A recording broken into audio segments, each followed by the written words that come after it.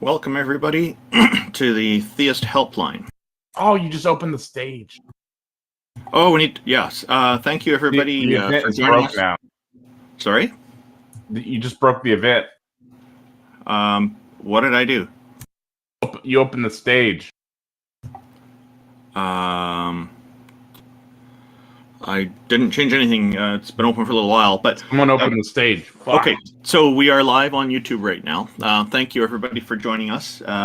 Your friendly and helpful hosts of the Theist Helpline are, in alphabetical order, Amy Newman, who is known for her trademark slogan, Sending Love, is a professional comedian and skeptic who hosts debates, interviews, and conversations on her YouTube channel. She also creates educational and other important content. IX is a Tom Unboxes subscriber and former atheist community of Discord administrator who enjoys long walks through evolutionary, biology-inspired computer science, archaeological, academic, biblical criticism, and so on. Jack Burton, it's all in the reflexes, is a self-described middle-aged, college-educated nobody who drives the Pork Chop Express truck in his spare time. He's a deist and mostly non-committal to philosophical stances. Jefferson Spatchcock is an atheist inquisitor and intellectual who has particular expertise in thoroughly analyzing and reviewing debates, often from the comfort of his genuine lazy boy chair. J.L. Warren is an atheist activist, educator, and entertainer. He runs the Bridge the Divide YouTube channel, where he addresses irrational beliefs, the irrational behaviors that often follow, the societal divides they create, and how those divides can be bridged with education, rationality, and reason. J. Mike is one of the co-hosts of the Talk Heathen Show. King Xerxes is an atheist activist and political commentator who has extensive knowledge of the Holy Bible and Christianity, and the history surrounding it. Mubarak Abu Sharifa is an ex-Muslim who grew up in Saudi Arabia with knowledge of Islam and world history. He's also a co-host on Peter de Tucker's YouTube show. Peter de Tucker is an atheist epistemologist from the Netherlands. Inspired by Aaron Ra, Seth Andrews, Anthony Bosco, and others, he started a YouTube channel that mainly focuses on religion, but he also hosts shows on other topics, including interviews with other content creators and atheists he meets through social media. The epistemological conversations he believes with believers are loosely based on the atheist experience, with a slightly different approach. And my paper here. Okay. I'm Randolph Richardson. I'm an atheist activist from British Columbia, Canada, and I advocate for the equality and normalization of people who don't believe in deities, which entails advocating for fair justice, freedom, and critical thinking. I'm also the founding president of an organization called the Canadian Atheists, a national organization that promotes atheism and agnosticism as culturally common aspects of Canadian society. Taco, the visionary organizer of the Theist Helpline, is a #1 Discord debater who has never lost a Discord debate in his life. TJump, Tom Jump, is the founder of an atheist church called the Church of the Best Possible World, which is based on his model of objective morality. It has the goal of doing what Abrahamic churches should be doing, but are not, helping people by providing affordable housing. A noble effort indeed. Thank you, everybody, for joining us. And yesterday was April Fool's Day. Did anybody fall for any interesting pranks or jokes? And good morning to all of you. What is up, everyone? And I enjoyed the large amount of atheists who found Jesus or Muhammad under their bed this morning or the other day, and by today have recently refound atheism. Welcome back. Oh, that's excellent. Morning, all. Good to see everybody. Mubarak, TJump, Randolph, Amy, Taco. Good stuff today. Good morning. Hey. What's up? So what was Taco saying Good about morning, all. we broke the stage? All right. You guys ready to get started? Yes, I'm ready sir, to get we are. started. Hopefully, we got some new people up. Hopefully, Yeah, we've got Centurion in queue. He's been in queue for a little while. Let's go. Actually, before we started here, let's go ahead and pull him up. Good morning, Centurion. Welcome, and thank you for joining us. What do you have for us today, sir? Full disclosure, I've got a username change. My name's Islamic Space Program. I'm not trying to cheat anybody. I'm just retiring my old thing. Oh, Islam. space program. That sounds so interesting. They retired their space program? No. Yeah, I mean, it turns out they got a space program, so it's an outdated username. Ah. It's St. Thomas Aquinas and Aristotle. Things come into existence and go out of existence. If time was infinite, then things would be out of existence. Therefore, there had to be a beginning. Therefore, time cannot be infinite. Therefore, it's logically necessary that there was a creator, and that creator is outside of the bounds of the laws of nature, laws of physics, and can create miracles. That gets you to deism in my mind.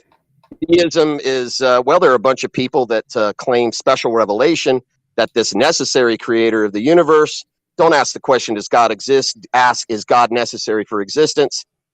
In my opinion, Aristotle answered that.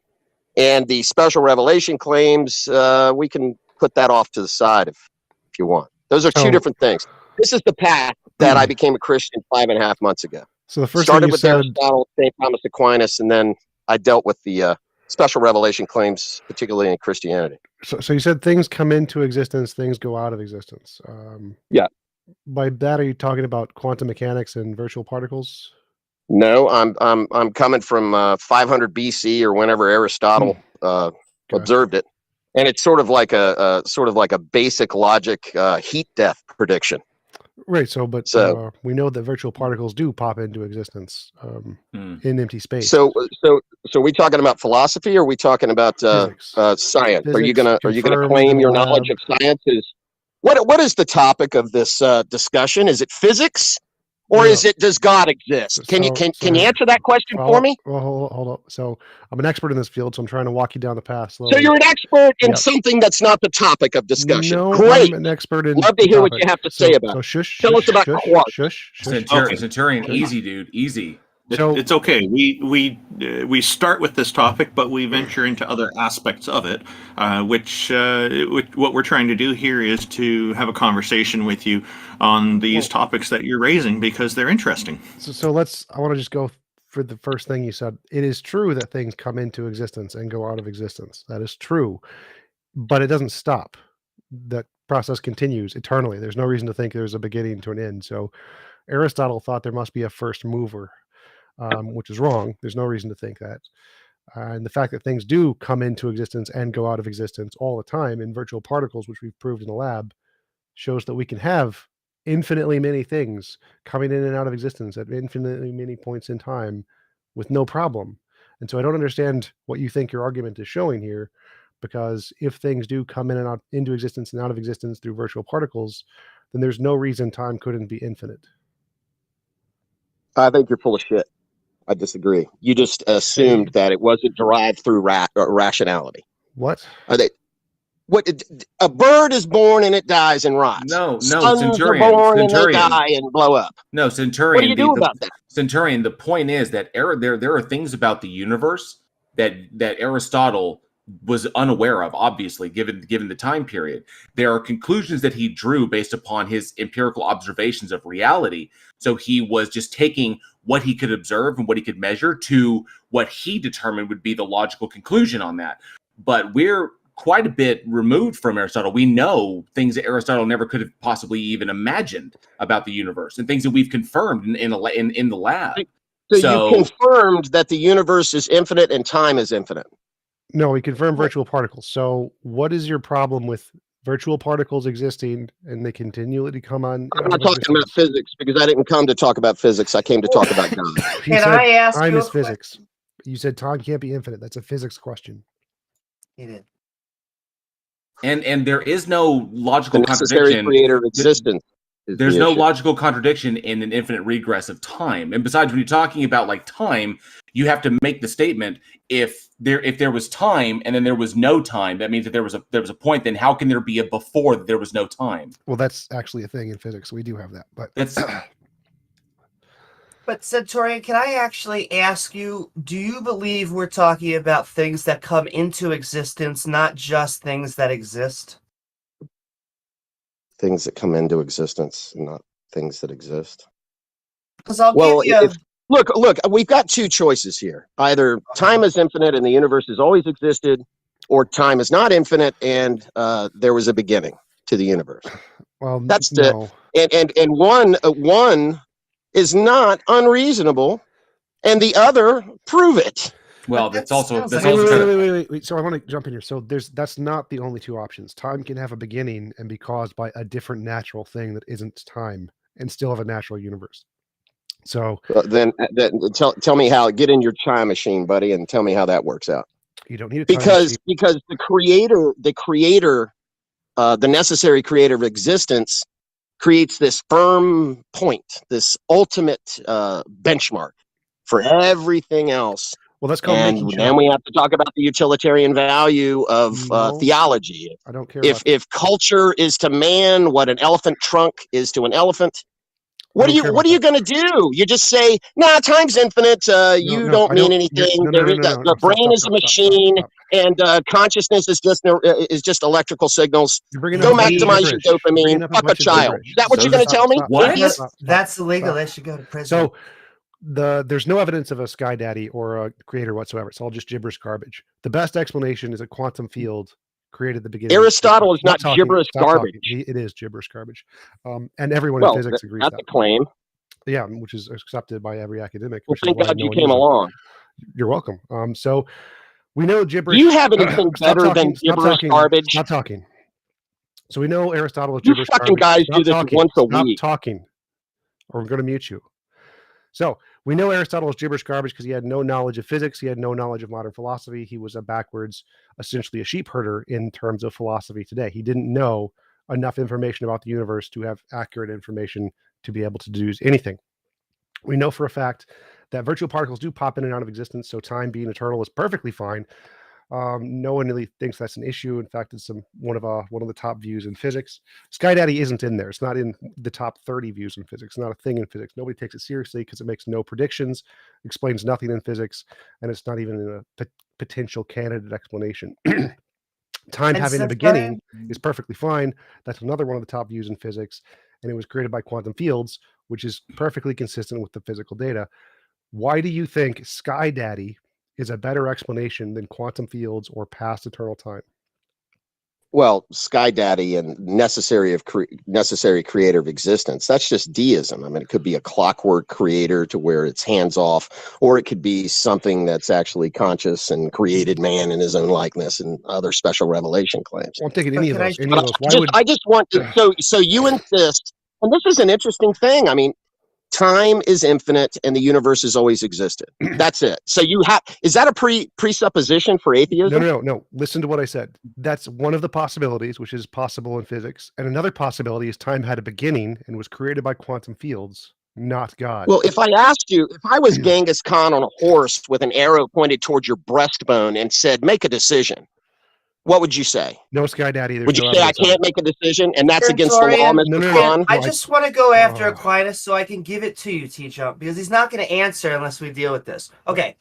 Premise 1, everything that exists has a cause. Premise 2, God exists. Conclusion, everything that exists has a cause. God exists, therefore God has a cause. So please That's not now Aquinas. answer. No, I'm trying to get him No, that is not Aquinas. Aquinas is everything that came into existence. I took out the came into existence clause because I think it's bullshit. What I think is you need to And there another just address. bullshit. I think you need What to did he say address. before? Hogwash or something, and now I you say think- it's bullshit. Great I argument, think you need gentlemen. to. Thank you, ladies. I think that you need to address T-Jump's question. I'm trying to actually give you over to T-Jump because you're not answering. We have something that can come into existence without being caused. He is saying quantum fluctuations. You're saying God. Why is your deistic God any better than quantum fluctuations? There's a bigger story, and there's utility, and such as the operating system, an anchor for the imagination, for society, and then you have special revelation that creates theology, and the theology is forged through the fires of evolution. Bad theology doesn't survive. Yes, it is a tyrannical, multi-generational power game. capturing the imagination, forcing Wait, I'm people lost. I'm to lost a little bit. So, conceive something that's based in simple He's- rationality that No, that was Centurion. available for 2,500 years. What Centurion minimum. is basically appealing to is that that theology in and of itself, or religious ideologies, have a form of utility throughout human existence. And so, That's right. while I that's actually an agree with appeal you to to it, consequence fallacy. you're right. TJump is correct, and we were going to get there. I was going to say, I will agree with you on this, that at a certain point in time, religious ideologies did serve a purpose for humankind. They kept us united into groups that had a singular focus and survival in numbers. That's an important thing, especially in our most primitive nomadic times. Now, just because it held a utility, people believing a particular thing helped to aid and aided them in their survival long term. Do I have to have 145 IQ, and basically I have to defer to the technocracy to whether or not I eat the bugs or live in the pod? It doesn't make any sense. Centurion. No, here's the thing. I don't like ideas that that people say I'm not smart enough to perceive. No one here said that about you. Appeal to the technocracy. No one. I have to get a physics degree in order to participate in morality and ethics. Taco, boot him. No, don't. I wanted to have a conversation with him. He's not interested in having a conversation. So let me talk. He's not interested. Let me talk. He's up here. Of course he wants to talk to you. So come on. Why do you think utility? Don't poison the well, jail. Why do you think utility indicates something being true rather than it just being useful? Well, no, it's reasonable to assume that time is not infinite based upon the first three of the five of Aquinas. The first three are Aristotelian. Physics and that's good enough. That's good enough for me because the other option is I have to get a physics degree. No. So I have option one. It's right in front of me. It's reasonable. It's been reasonable for 2,500 years. And then option two is I have to defer to a guy like you. No. I don't trust you. I don't care. So why should I trust you? Stop talking. Stop talking. So that's like a flat earther saying, I can go with my intuition and I can look and I see everything looks flat. Is it intuition or is it a logical process? Did Aristotle, is this intuition? Did he just come out of his ass? Just mute him so I can keep talking. What you said is as stupid as what a flat earther says. To me, the world looks flat. Great. And in order to take your position, I have to learn science. Science is complicated and hard, and it's too big for my tiny brain. And so I'm going to go with what's obvious to me because that's the only thing I can do with my tiny brain logic. Guess what? The way evidence works, it doesn't matter what you think, what you feel, what you comprehend means nothing. What matters is which ideology can accurately predict the future before we know it. Science gets it right. Physics gets it right. You don't have to know all of physics to understand that they can predict the future and get it right, and you can't, which means they're probably a better understanding of reality than you are. So the model, they can't predict the path of an asteroid more than stop talking.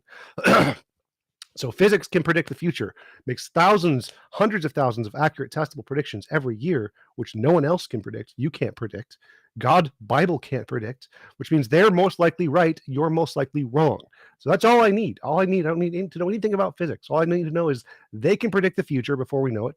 You can't, which means their model is more likely correct than your model. They have evidence. You don't. Their evidence is they can predict the future accurately. You can't. So until you actually have some evidence for your God, all you have is you imagined it. You made it up. It's a poof, fart imagination in your brain. They can predict the future. That's more than an imaginary fart in your brain.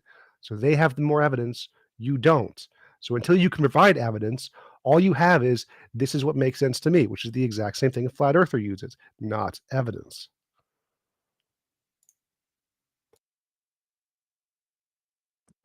Oh, he's muted. But I will say, Centurion, just to back up what TJump is saying, to me, it sounds more of an epistemological debate. We're talking about what evidence we do accept. Are we going to accept scientists? Are we going to accept philosophers? I'm not saying Aquinas was a dumb guy, but we do reject a lot of his arguments, like his first cause argument.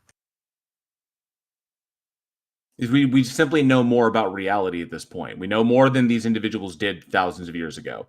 You predict the path of an asteroid for more than 250 years, and I'll be impressed. Of course, we're going to have a time machine in order to verify that. No, We people do in the predicted- fossil no, record and other That's things. that's orbital mechanics. That's literally orbital mechanics. All we have to do is apply the mathematics, and then we can determine where it's going to be. You really don't know that they can't do that over 200 years. They You don't can know do that, do you? They have done that. Yeah. So you're enjoying the present value of future human unraveling of mysteries of physics, No, and you think that on a long enough time horizon, humans are going to be able to achieve this. what? But you're not going to be able to achieve the attributes of the logically derived necessary creator of the universe as a concept. Let's just, but it's not. There are you no didn't such pull it out of things. ass. There are no. I such have things. I have a quick question. Why would have a quick why would I question. trust you if it's falsus in unum, falsus in omnibus? If I have a ever question. been Just- lied wait a to minute. by Wait a men minute. using science, why would I Doesn't trust matter. you? I have a question for you. Does the sun revolve around the Earth or Earth around the sun? Quite frankly, it doesn't make a bit of a difference to me. Answer the question. Personally. Does the sun revolve around the Earth? Can you create a model where the I didn't Earth is ask the you center anything of the about galaxy? creation. I asked you about. Can you create a model where the Earth is the center of the galaxy? No. Or Does the do you sun insist that we revolve bring in around the? gravity wells? Does Is the that sun necessary? revolve around Earth or Earth around the sun? Based on gravity wells or something like that? Just answer the question. No. I'm asking you a straight question. What do you Earth think? is the center of the universe for conscious beings that have the capacity to perceive future time and their own death. Just answer Okay, the question. answer the question. Sun around Earth, Earth around sun. It doesn't matter, but It Answer they does. the thought these question. It does. they Answer thought the Earth question. around sun. Senator, I promise does it you won't matter? lose any constituents. The You can Earth answer is the question. center of the universe. I don't care. So the Why sun is that revolves. unreasonable? So wait, you saying the sun You revolves build a around the model Earth? where You build saying? a Wait model. a second. Wait a second. Are you saying that the sun revolves around the Earth? What are you trying to trap me in here, man? I'm not trying to trap you in anything. I'm trying to understand. See, I will tell you what's going on here. Because if you look at it logically without using any physics, you could look logically and look at the sun industry, and look at the god of sun and say, materialism, bow to your "Shut god the of fuck dopamine up. maximization. I'm talking. Shut the fuck up. Just mute him. When you look at the sun, you could logically introduce that it is revolving around Earth, and for many years, people thought that way and believed it, and they had the evidence. Every day you wake up, the sun comes out, and you see it. And we found out through science that it's the other way around. So, if you look at people who lived before we found out that no, Earth revolves around the sun, they will argue that the Earth is the center. But their idea is false. So when you talk about Aquinas and Aristotle, when they talk about ideas that have been proven false, because it's not just the simple fact that, oh, because they're smart, because they said something, then we have to believe them. We know that their ideas are false. You just want to go back thousands of years and stop there, not advance. That's your problem. Yeah, you got nothing. You got nothing to replace it. You got nothing to replace the. There's plenty of things to replace it. Wait, hang on a second, Morris. The Centurion, what are you gonna just to replace give you the heads up on that, you're also wrong on your previous claim. 2018 AG 37 is the designation given to the furthest object in our solar system. It's about 132 AU from the sun, which is an astronomical unit, and requires, in order to make a lap around the sun, requires about 1,000 years. So, yes, we can make these predictions. We do understand them. We'll say, This is literally how we put people in space. The mathematics are irrefutable. So Now, there's just one very important point here, Centurion. Just because something gets defeated doesn't necessarily mean a replacement must be provided. Those are two different things. Well, see you. I look forward to you guys waving your peer-reviewed studies at Genghis Khan as he comes over the hill for your women. But he's dead, so Genghis he can't. Khan doesn't affect truth. My peer review said he would still be right. Genghis Khan would still be wrong. Truth is the opinion of the powerful, my friend. No, truth is a fact. And with this model, that truth is something omnipotent and omnipresent and beyond human endeavor. Your Now, we need, can- Your We psychological can need bow for this to the- thing to be we true. can bow to the British Your petroleum scientists. You guys used to have criticism for them. Centurion, your emotional and psychological need for this thing to be true, to give relevance to your own life, is not something that affects us, and it's now not he's something of any interest. psychopathologizing. But Now We're his talking single about- mother taught him we're how to talking argue with a about what man. we're I talking about gotcha. what- we're No, talking I about don't what deal. I don't deal with. I'm crazy. You're speaking. I didn't say calm. that. I didn't say that. You have a I don't need for deal this with that. thing That's to. a bitch You ass have a move, need for bro. this thing to be true, and we're telling you, you don't need it to be true because, in number one, the evidence doesn't It is even true. point to it possibly being true. So It there's is no true. point. But It is true.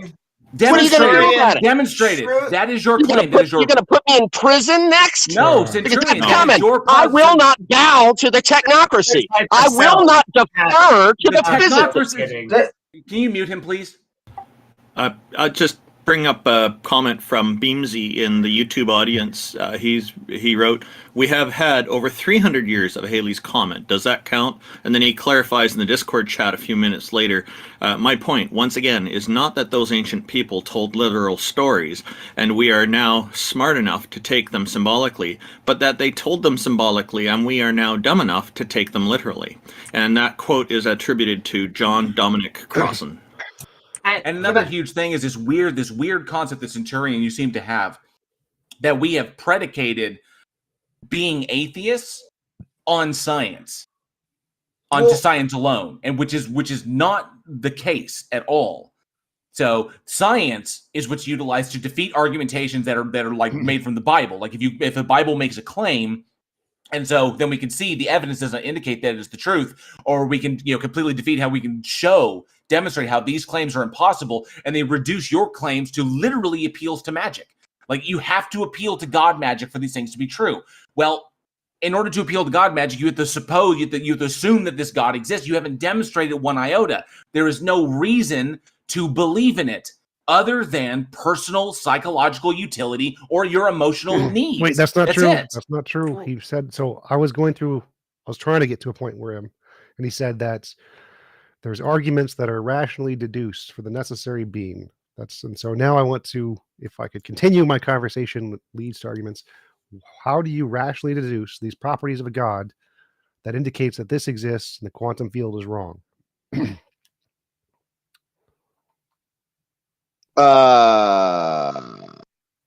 Because I don't believe you, because I've been lied to by scientists before, and because your conclusions are not intuitive. I'm not asking your conclusions are special, and the conclusions that you make after you prove that God is not necessary for existence are that everything that came from theology is fake and gay, and you don't need it. And I guess go to the hamburger. Stop. What I asked was, what is your evidence for God? What I do doesn't matter. What I'm saying is, how do you? Dude, it's the first three things in Aristotle. That's in the first three of the 5 ways of Aquinas. That's good enough for me. I'm gonna roll with that. Okay, pick. And then what you're doing is waving. Pick one. What's the argument? Well, I just made the argument. No, you said things come into existence and go out of existence. Therefore, on a long enough time horizon, everything would be out of existence. Therefore, there had to be a beginning, and if there was a beginning, there had to be an unmoved mover, and there had to be a necessary creator of existence. And then you start dealing with the special revelation stuff. That's an invalid argument. Do you know what an invalid argument is? Well, then prove it. Well, Okay. No, we already. Wait, Amy, don't. You already proved it by waving some statistics and some models. Stop talking. So, an invalid argument is an argument that the premises do not lead to the conclusion. You said things come into existence, things go out of existence. This is true. Does this mean that thing must have an ultimate beginning? No. If things come into existence and they always come into existence and go out of existence, that's eternal. So your first premise does not indicate that there was a beginning. What you're trying to indicate is contingency, that things can be caused by other things, which are caused by other things. And that could also be eternal. There could be an eternal amount of contingent things. So nothing in anything you presented gives us a reason to think that there isn't a past infinite universe. You just assumed it based off of your tiny brain.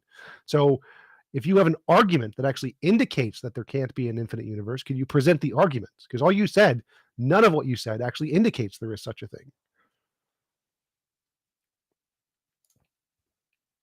We don't accept we don't accept first cause arguments. I went into why coming into existence could have been quantum fluctuations, like TJump was saying. Well, I don't but- want to talk about that because I just Well, want to talk about I- literally what he said. Literally what he Okay, said I isn't the wanna contingency talk argument. about- But he didn't give the contingency argument. I also have a contingency argument when if he decides to bring that up too. But I want to go back to what he actually said, which was science can't predict comets, but that seems to imply I said religion. asteroids. Okay, so science can't. They can predict that. Science can't predict asteroids, but you're saying religion can predict asteroids, and that gets to Well, the what are you crux doing, of man? this. don't play games like this. That's so dumb. Look, Oh, no, I'm gonna I'm not- leave. oh, I'm gonna can I at leave. least- I'm can I gonna at least leave, finish and my without, sentence? Can I you look at forward least- to seeing you in those wild streets down below at the channels down below without your mute button to win. I look Oh, forward. Centurion. Y'all take care. Speaking Okay, of playing games, But when truth, I didn't Go get ahead, to Amy. finish. Well, no, it's just his main claim is that truth is what speaks to power. That is categorically false. So that would have made truth subjective, and truth is what corresponds to reality, and that is why science is about describing and not prescribing, unless it's your doctor trying to give you pills.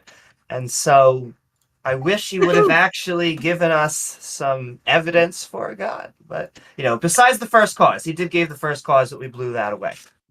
Yeah, and there was one point that he made that I just wanted to confront him on, and I suspect he knew I was going to do it, and that's why he kind of rushed. Part of the reason he rushed out, but he did make one point about how a scientist lied to him, but he's had that problem before, so now he doesn't trust any scientist, and that's not a really great approach to use in life, because if somebody from every possible category, one person from every possible category lies to you, then you can't trust anybody. That's because that's where it ends up. Just because one scientist has lied to him doesn't mean that all the other scientists are going to lie to him. It just means he had a bad encounter with one person, and so he needs to work on coming to a better understanding in that aspect, I think. Good morning, Barth the King. Barth the Kang. How are you? Thanks for joining us. What have you got for us today? If you're talking, we can't hear you. You might need to exit Discord and come back in. Or set the microphone to the correct setting. Well, just give him a moment. He's got to come back. TJump, you were trying to complete a point there with the previous guy. Did you want to sum up something quickly while we get Barth back up? No, I wanted to actually have a dialogue with him to try to explore a little bit more of what he believed. But no one gave me the chance.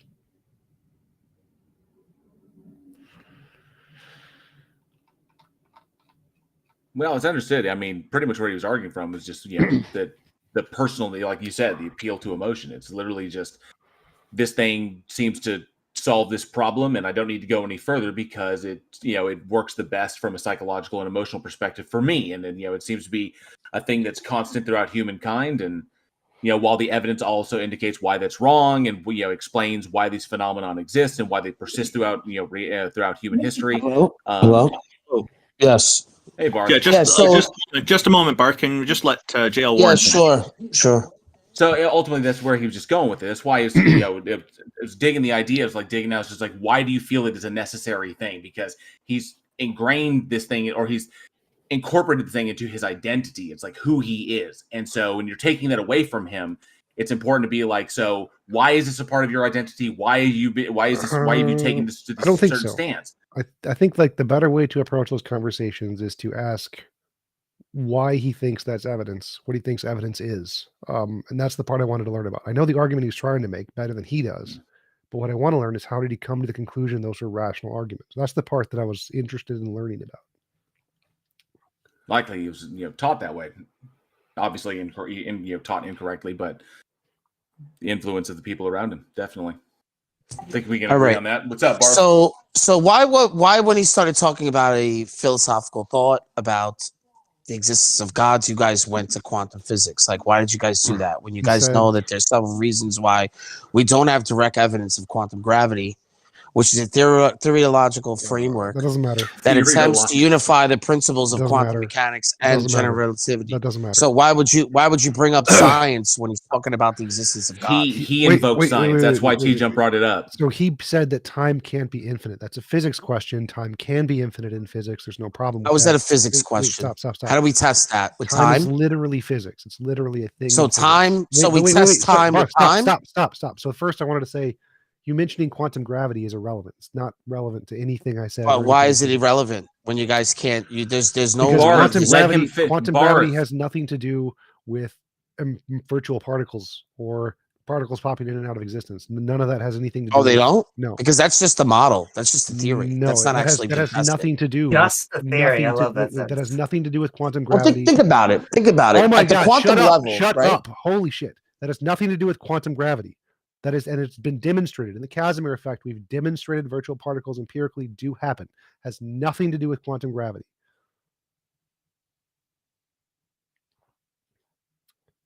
Quantum gravity is like how we unify general relativity and quantum mechanics in singularities. Has nothing to do with virtual particles. Okay.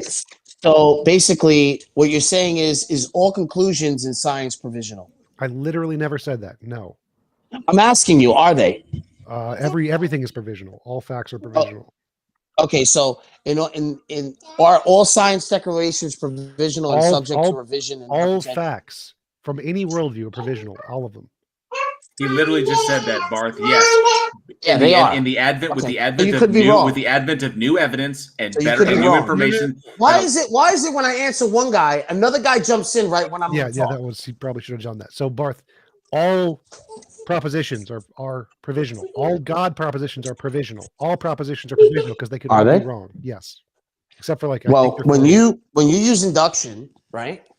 It's a probabilistic, a non-deductive probabilistic inference. I don't care right? about induction. When I use induction, right? It's a promise from God. Never failed. And that's Doesn't also fail. That's what we understand science to be. We understand science to never change, right? Because if the uniformity changed, all of science that you know would be garbage. the uniformity Right? did change. So it is a promise from God that the the world is uniform in such a way that it is intelligible. So Now, uniformity if things has been start to proven be false. random, right? Barth. If things start to be Barth, random Barth, and stop, different, stop. there would be no way of being Stop. intelligible. Your argument is already wrong. Why do you guys need to do this? Like, Because I was you've in the already middle of said something talking. wrong. Why are you stopping? Barth, stop. But So- but you say wrong things all the time. I'm not stopping you. Mute him. Stop being mute him, obnoxious, mute him, bro. Mute him. So, Barth, uniformity is not a thing in science. We don't accept that. No, it's changed. Gravity used to be repulsive. It changed. It's not the same. No one cares about that. It's not relevant. Induction isn't relevant. All of the facts in your worldview have even more likelihood of being wrong than the facts of our worldview. All facts in every So worldview all are your provisional. observations. Go ahead. Because existence is not a predicate. You do know that. All Yes. observations. So you're saying all your observations are grounded ontologically? Is that what you're trying to tell me? That means nothing. That means nothing. So you don't want to answer the question. It's not a relevant What are they question. grounded on? If all of your observations are not grounded ontologically, what are they grounded on?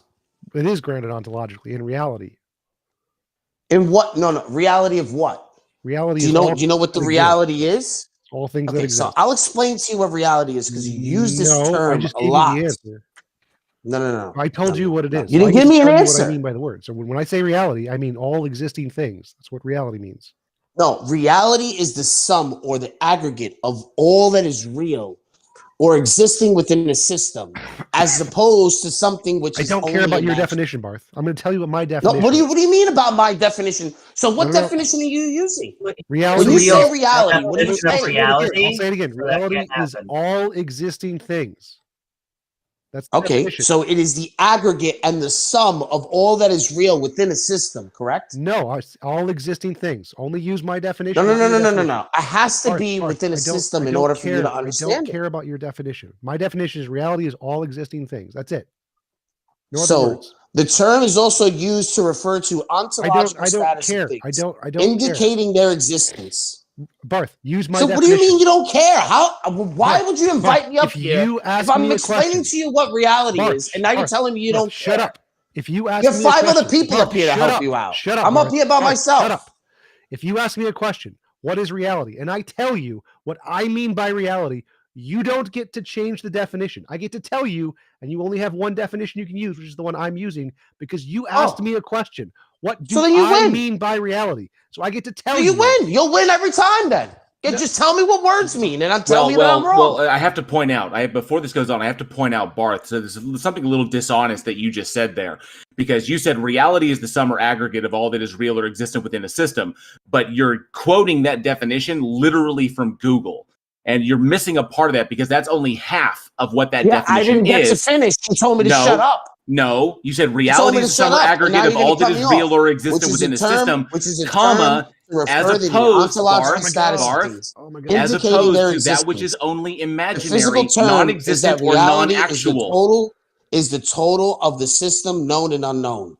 I Okay, don't care. that is exactly No, as opposed, Please stop. as Please stop. opposed to Please that stop, which is only Taylor. Please imaginary, stop. non-existent, Please or stop. I non-actual. don't. Please Yeah, stop. it's opposed. That's what I said. Please stop. He cut Please me stop. off in the middle of me I speaking. don't care about your definition. We're going with my definition. What Going is your with argument? the Google. No, we're your, going with your my colleague definition. We're just going said with it my was the definition, Google Barth. definition. We're going with my definition. So Wow. what is your argument? Your definition. Yep, my What definition. is? So it's Reality provisional. is all It existing could change. things. Go on. Nuts. So are you saying that your definition could change? Is it provisional? I can change the definition whenever I want. Exactly. So then you're only What's going your to argument? use this definition. Well, what is the argument when it can't be intelligible because it's constantly changing? I never changed my definition. I You're told you it's using same the thing. probabilistic inference, Definitions and are you're now probabilistic, using it Barth. as an argument. That's the problem. Make an argument. My Definitions argument are not is that, probabilistic. My definition has not ever changed. It's always the same thing. Reality is all but you're things telling me that exist. it's provisional and that No. it will change. No. I'm telling you that it hasn't changed. Your God is provisional. all of the human Bible existence. is provisional. All facts are provisional. What is the argument? No. Why is this a bad thing? Now, why do you believe in a God? Because you cannot invoke an actuality and intelligibility out of given a fact without context. You have to give me what the context of what you're saying reality is in order for it to be intelligible and actual. You're not doing that. So God's a context? I am trying to give you, Amy, can you give me a minute, Amy? Because there's 6 of you up here and there's only 1 of me up here. Okay? If you wanted, I could bring 6 of my friends up here. Keep And I you guys believing would was just mod abuse waiting. us. I could have Okay? actually, but you So had now, a Amy. pause and I asked the question. Well, Amy, I'm going to breathe. Can I breathe? Can I breathe? Answer the question. Can I Just breathe for go. a second, Stop Amy, before you wasting jump time. in? Stop wasting time. How can you invoke the actuality and intelligibility of any given fact without context? How are you telling me that the reality and the word that you're giving this definition to reality without context, what does the reality of your definition actually mean then? You don't need context. If you just Yeah, I don't pop into understand. You don't need You context. don't need context. So if you just So pop it's just into, an stop, axiom stop, for you. stop, let me answer. So if you just pop into existence, you know nothing about the universe, don't know if it's a God, whatever, and you say, oh, look, I see a tree. That's all you need. You can say you see a tree. The context is your mind. That's it. Words don't need some ultimate context to have meaning. All the meaning they need is the fact that you see it and you use the word to reference it. That's it. No And he's bullshit ultimate context matters. And I don't understand. You're supposed to be the one giving us your context and giving us it. Generally, this is how the conversation goes. Atheists say slavery is immoral, extremely brave position. And then Christians come to us and they go, oh, you need to understand the context. That's your guys' thing, not us. By context there, he means you have to reference an ultimate, like the fundamental nature of reality. That's what he means by Oh, context. for an ontology and everything that needs to be actualized. I would like to know what his context is and why he thinks that it needs to be a God. He, in fact, came in here and began basically saying, why are you trying to appeal to physics? Why? And my question was, why can't we appeal to physics when you're appealing to God? I've always been of the mind that all of this stems from the desire to like have an intentional like purpose as to why human beings are here on this planet, and us being able to perceive and have experiences the way we and reason the way we do. That there's got to be that because we're the only species on the planet that observably can do what we can do, cognitively speaking, and so there must be a reason as to why we are so vastly different from everything else on the planet. When in actuality we aren't. We just reason different. That's just how we evolved. And so trying to come up with like this reason for why this is like, we can sit here and understand pain and suffering and joy and all these other beautiful things, and that all of this seemingly ends. It's like, what is the purpose of this? It means so much to us, but if it just ends, that's all there is, then what is the point of anything? And the point of all this is merely to determine these values for ourselves, to determine our own meaning and purpose. The universe doesn't give us one. And besides, being handed a meaning and purpose by an external, like, Sky Daddy is completely worthless. It doesn't say anything. It's basically, this is what you're meant to do. Well, how do I know that? If it's just given to you, that's pointless. But the journey is finding out what your meaning is. And all of these things stem from that. Is because if everything changes and everything is a result of these random occurrence with no agential interference or intention, then of course we're just a result of natural process, and they can use that to justify this concept where, well, then there's no morality and it's all chaos like that. But that's obviously not the case. Obviously not. Okay, we can derive order from chaos. That wasn't it's not that hard. I didn't bring up any of that stuff. I know. I'm going to the heart of where you come from, Barth. No, you don't know where I was going with any of my conversation. I didn't say where you were going. I said where you were coming from. When I gave the definition of when I was explaining the definition, which you even knew the definition was, TJump doesn't want to go with that definition. Well, his arguably TJump's use, or basically his definition of that, is kind of the same. It's just easier. It's less wordy, and it's easier to understand. It literally is everything that exists is reality. Within a system, we're in this realm of understanding. Bart, container. Yes, go ahead. There is Bolyai Lobachevsky from our Discord chat raises an interesting question. You had stated that definition can change, but that your definition hasn't changed throughout all of history. And he's saying English hasn't existed for all of history, and the meanings of words do change over all of time. TJump did provide a definition of reality, which seemed pretty reasonable, that, in my view now I'm adding here, that reality is all things that exist. So I just wanted to clarify those points and bring up Bolyai's comment from the chat there. I mean, no, because I asked him if it was subject to change. In other words, that it is, and we know it is. All right, so then you're not. So there's nothing that's going to be intelligible about you understanding. Okay. So this is weird. So Bart, this is where something I need we need clarification on, right? Because you say that nothing is intelligible, right? So, what do you think the definition of intelligible is? If it's constantly changing, right? Then it's not going to be intelligible. No. It's not. So what do you think intelligible means? So since your friend brought up the geocentric model, right? The geocentric model, there was still the people that did the investigations and had any outcome from it were justified because you know why? They thought that this model was the model.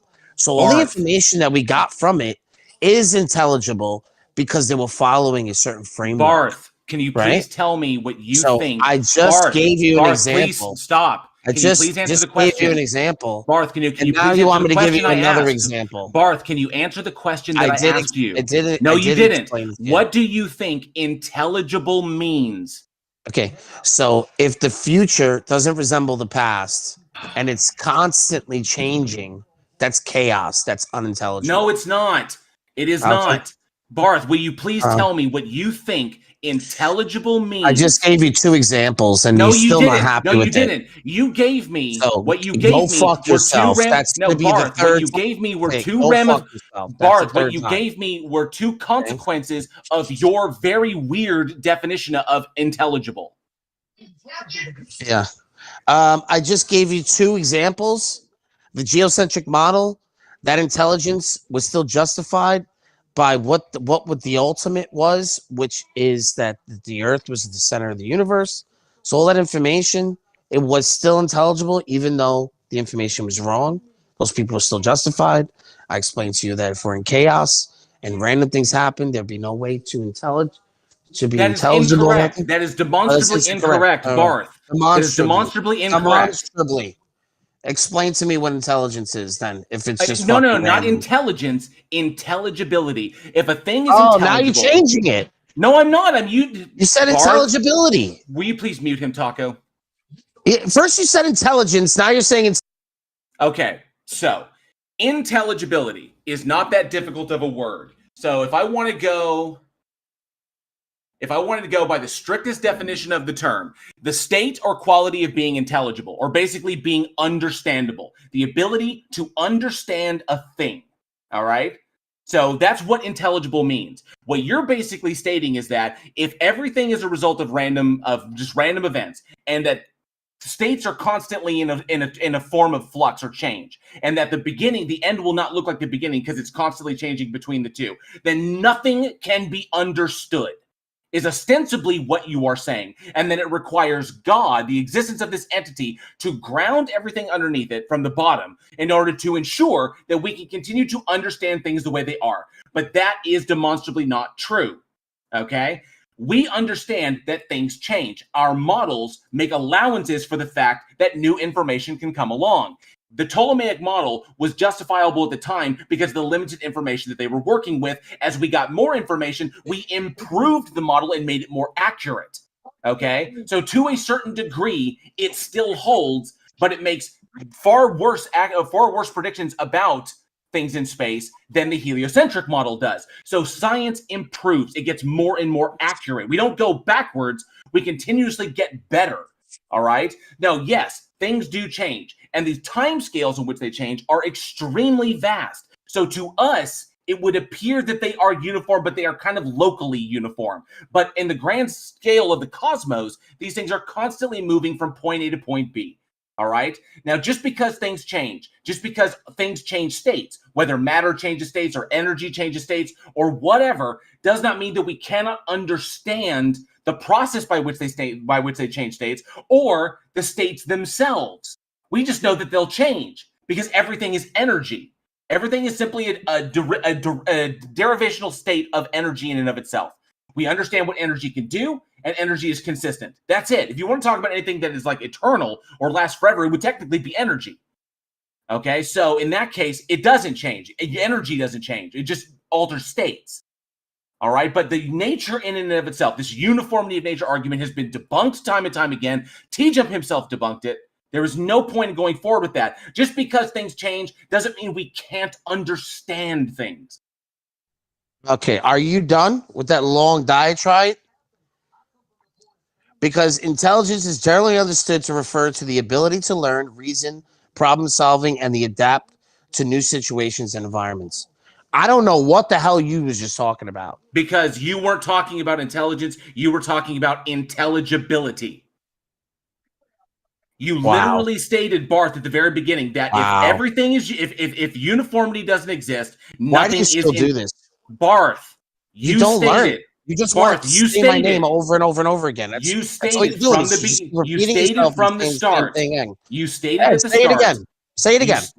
You stated at the start that if everything was random, if everything is just a recurrence of random natural events, and that if everything changes, then nothing is intelligible. Yeah, I'll explain this to you. That's what you said. Let me explain something to you really quick. Okay. Break it down. Barth, just so you know, somebody, Sexy Kirby in the audience in Discord is asking if you can state your argument again because they're having some trouble understanding it. So if you want to tag that onto what you're about to say, that'd be great. That'd be great. They keep interrupting me here, so they keep over talking and interrupting me here. Well, I don't know why you're lying. So what do you mean? I'm not lying. You are lying because your initial statement was that if science is provisional, if nature changes and there's no uniformity, then nothing is intelligible. You said nothing about intelligence if your itself. array of particulars are brute facts, then they're not ultimate. Brute facts, by definition, are facts that simply exist without any intelligibility, identifiable explanation whatsoever. They just are. They just happen to be. right? I think you're equating intelligibility with reason. Well, no. How am I equating the two? We just went over what intelligibility is. I don't know why you're switching it.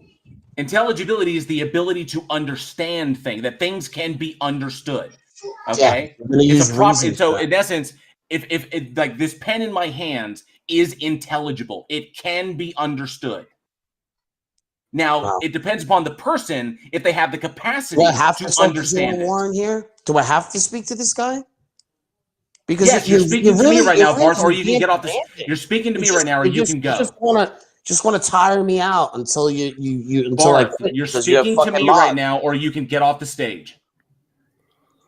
Okay, so in order to have intelligibility out of an array or plethora of particulars out there, you're gonna need something in existence that's ultimate, static, Why? the grand unified, Why? that divides Why? any unity amongst different. Why does he keep doing this? Because I'm just gonna asking you repeat why. myself. I I'm understand your actually just claim. going to repeat myself again since you didn't hear Barth, what I said the first I time. understand your Okay? claim. And I'm going to lower you because all you're doing Okay, you can is get him just off over the stage talking now. me.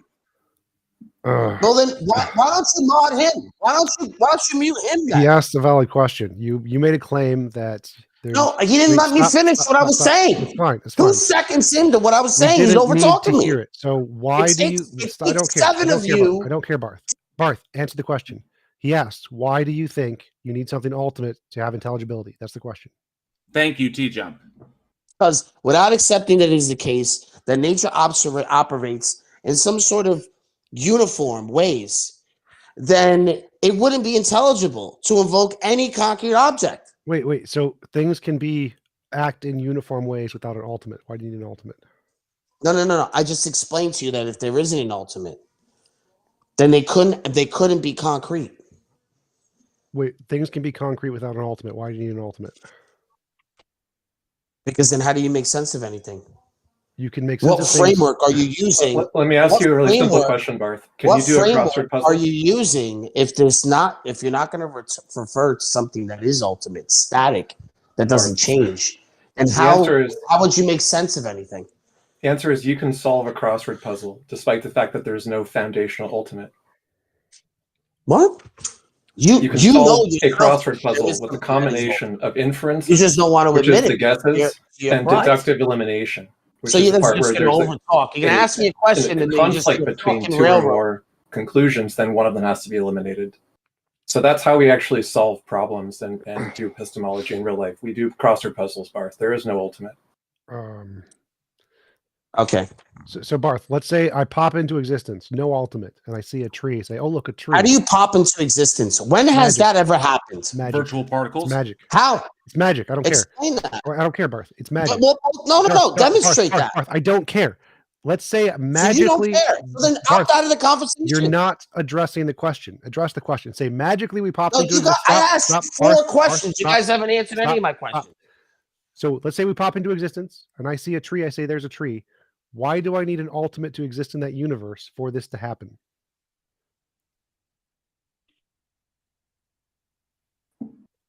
What? What? Do you even know the answer to that question? Well, no, that's why I'm asking. That's what I'm saying. So you don't know the answer to the question. How are you going to tell me that I'm wrong? I didn't. I asked you a question. Yeah. Do you know the answer to that question? Answer the question you just asked me. I don't know. Answer it. You don't. You don't know. So then how are you going to tell me that I'm wrong? I didn't say. So you how were do you wrong. demarcate any particular sequence? Barth, what are you doing? Right. That's what are you the chain talking of about? events. You're telling me right now, right? You're saying that the chain of events of what I'm going to explain to you is wrong. How do you demarcate that one from the other if you don't know what the right answer is? I didn't say any of that. So I said, yes, you did. Barth, you're making a claim that you need an ultimate. And I said, you just asked me a question that you don't know the answer to. I love how he's completely any question that I give to you, I know the answer. Barth, you're dodging. So I'm not dodging. You're dodging. So I asked you to answer the question. fucking Let me ask you again, and let's see you not dodge. Let's show me you're not. No, dodging. go ahead. I'm going to answer it my way, and then you're going to tell me I'm wrong when you don't know the fucking That's answer. great. That's great. Okay. So the question is, why is it not possible for a thing to pop into existence, like a mind, see a tree, and say, "Oh, look, a tree," if there's no ultimate there? That question, first of all, doesn't make any sense. Wait, did that make sense? It doesn't make any sense. JL, did that make It sense? doesn't make any sense whatsoever. Yes, it makes sense. Taco, did that Well, make then sense to answer you? the question, JL. Answer the question, JL.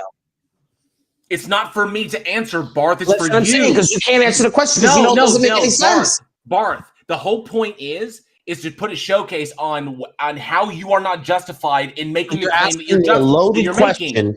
that can't be answered, and then you No, tell it, and then you're I can taking a answer it, win I can from answer that. it. JL can answer it. So JL, let me ask you. Do you need an ultimate being for something to pop into existence to see a tree and say that's a tree? No. There you go. Oh, it's no. Okay, so what's your answer, Barth? Don't dodge. Go ahead. Why do you need an ultimate being? You can only invoke a fact as a fact if there's going to be something in existence that's ultimate context that it derives from. Well, this is the part I'm not understanding. You say those things, but that's the same claim you made in the first statement, and I'm trying to understand why you think that's the case. Why do you think you need an ultimate being to do those things? I don't follow. Because even in naturalistic pantheism, you're going to appeal to something that's ultimate. Well, no, I'm not talking about naturalism. Energy, motion, Barth, I'm not talking about naturalism. matter. Barth, you're still appealing to something that's ultimate. Barth, I'm not talking about naturalism. No, I'm talking about I'm saying in any worldview, no ultimate. You said a tree, and then you don't want to appeal to naturalism. Nope, I'm not. Can you get somebody else up on the stage here that knows what the fuck they're talking about? Well, I'm pretty sure I'm demonstrating I know what. Well, you haven't left yet, Barth, so we can't bring someone else up. Well, so the question, Barth, this is not atheism. This is not naturalism. This is not materialism. I'm saying I pop into existence. I see a tree. The tree could be idealistic. It could be pantheistic. I don't know. I don't care. I'm not arguing for materialism. I'm saying, why is this not possible if there's no ultimate? Because you can't refer to anything unless you do have ultimacy. Well, we use why. science. How do you? Science Why do you think that? Repeating the claim. Science is permeated on the uniformity of nature. The No, laws it's not. I didn't say anything about science. Barth, I didn't say science. Do you have an alternate science? Do you have an alternate Barth, science? I didn't mention science. So pop into existence. I'm telling you. See a tree. Why is what this pops not into existence? How is it pop into existence? No Did idea. it exist before it popped into existence for you? It didn't exist before. Nope. A fully grown tree just popped up right in front of you. No. I pop into existence. And that's not a miracle? I don't care. Why is this not What possible? do you mean you don't? I'm asking a question and you're telling me you don't care. The question is that a miracle? It doesn't matter. Any port in a storm, huh, Barth? Wow. So the question is why is this not possible if there is no ultimate? And you simply saying you need an ultimate to refer to things, that's the claim we're asking about. Why do you need an ultimate to refer to things? Because it's necessary. It's necessary to have these things in existence in order for us to understand what the aggregate of all that is. If it's necessary. If it's necessary, then how do you know the future will be like the past? I don't care. If it's necessary, what imposes and secures it doesn't make a difference. It doesn't make a difference. Let's say it's not. Let's say it's not like the past. I don't care. That's fine. Do the laws of logic stand in cause of relation? No. Or all the laws of logic. Now you're just repeating Darth. Now you're just repeating Darthism. Well, he's a precept. He's a precept, but I don't care. Go back to the question, Darth. I pop into existence. My mind. I pop into existence. I see a tree. The tree may not be there. It might just be a part of my imagination. It may be the case that everything changes in 5 minutes. I don't care. Why is this not possible? Well, then that would be a very unintelligible place for you to be in the universe. Why I see a tree. And nothing. You're not going to make sense of anything. Wait. I saw a tree and I said, "There's a tree." That's intelligibility. How do you know it's a tree? How do you know it's a tree if it doesn't remain? Intelligibility. A tree needs to be a tree. Barth, stop. The only way the facts of trees are trees. Barth, stop. I don't need to know it's a tree for it to be intelligible. For it to be intelligible, all I have to do is be able to have an intelligent understanding. I see a tree. I say it's a tree. That's intelligibility. I don't need to know it's a tree to say it's a tree. Also, I just want to put a claim on the board that pre-suppers never defend their actual claim that a God exists. They go on a philosophy. Are we even bred in vats? How do you even know the tree is there? Well, we know your God's poisoning not the there. well. Yeah, I would disagree. You're poisoning the well here because I never mentioned any of those things. So, and you're just inserting things that I never said. So I think now I have to fight my way out of that. Why don't you invite? Wait, stop, Barth, shut up. So Amy, you're incorrect. Precepts do defend the existence of God. Their argument is typically that any alternative worldview leads to contradictions or inconsistencies. therefore God is true. So they are trying to defend their God claim. They just do it badly. And yet every time that we ask for a clear and precise answer. No, it takes six of you to do it. It doesn't take you alone, Amy. Because if you and I wanted to have a one-on-one, I would own you on any given Sunday. Sure. Okay? Why does it God exist? So come to my channel. I'll give you mods. You don't have to. You can prove your God and we can exists do it here. one-on-one He's instead of you everywhere. having TJump. So are you going and to answer my everyone else question, helping Garth? you. Are you going to answer my question? Yes, I'll answer your question. Go ahead. Why is it impossible for me to pop into existence and see a tree and say that's a tree if there's no ultimate? Because you wouldn't know it's a tree. So Why? it's a loaded How? question because a tree wouldn't be a tree if things just pop in and out of existence. There would be Wait, no law of Garth, identity. Why do I need to know anything? If it thinks, how do you know a tree is a tree if things are random that way? Shut up. See, you guys, Garth, shut you guys up. just do Oh this. my God, shut up. Why do I need to be able to know it's a tree? I don't care. I don't care if I know it's a tree. I see what I think is a tree and I say it's a tree. I don't know it's a tree. I don't care. I know it's a tree because that's not intelligibility. Intelligibility is just the ability to intellectually understand. That's it. So if I look at something and I understand that what I'm looking at to me seems like a tree, that's intelligibility. I don't need to know it's a tree. Why do you keep bringing up irrelevant things? In order for Because I'm telling intelligibility, you that God is what is fundamental and ultimate. That You cannot demonstrate that to be true. You cannot demonstrate that to be Why true. is it that in the middle of me talking, JL Because we've heard it a thousand why does he times. always have to cut me off? So I'm Because just going we've heard it a thousand times. And God is what is fundamental and ultimate that institutes and secures all possibility and impossibility. So in order for that tree to be a tree, it has to be instantiated and secured by something that is ultimate, that sustains it, that's static. Incorrect. And if you're Incorrect, gonna Bart, say that it's incorrect, because and anything that comes out of your fucking mouth is unintelligible. That's it. Incorrect, sir, because TJump could pop into existence, see the tree, or see the object and say, that's a tree. And then I could pop into existence and say, that's a flarg. So do you have an ultimate foundation? No. That is a frame of reference to place facts in. Yes. So I'm going I didn't say that word. Sorry. Go ahead. I'm going to restate my claim that precepts do not defend their God. They go through a philosophy 101 course. What makes the reality and tangibility is our brains, is our minds. It is not a being. Why are you talking right now? All you're doing is throwing foundational or ultimate. And so that's all you're doing is insulting me. You want to insult? You don't even know what an ad hom is, man. Come on. I mean, she's basically saying because she wants to insult me. How right? does your God make the universe? Now she wants to change the conversation. How does you? No, actually, that. I mean, what is it with you, Amy? Why can't you just mind your business? Let the men talk. Because I don't think that your God exists, and I don't think that you can defend your God. I think that you actually want to do anything but defend your God. Amy nailed it.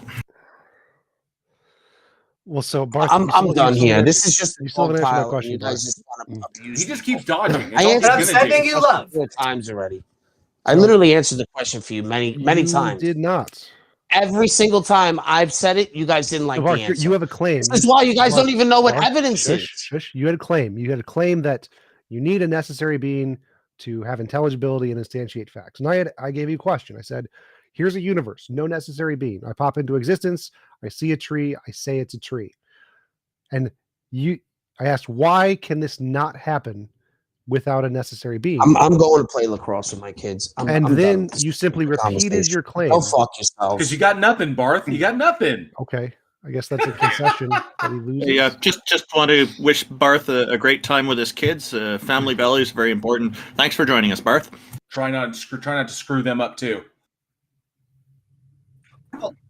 He's a blatant misogynist. I'm going to say what I say. Come on. Well, actually, funny enough, he did not misgender Amy.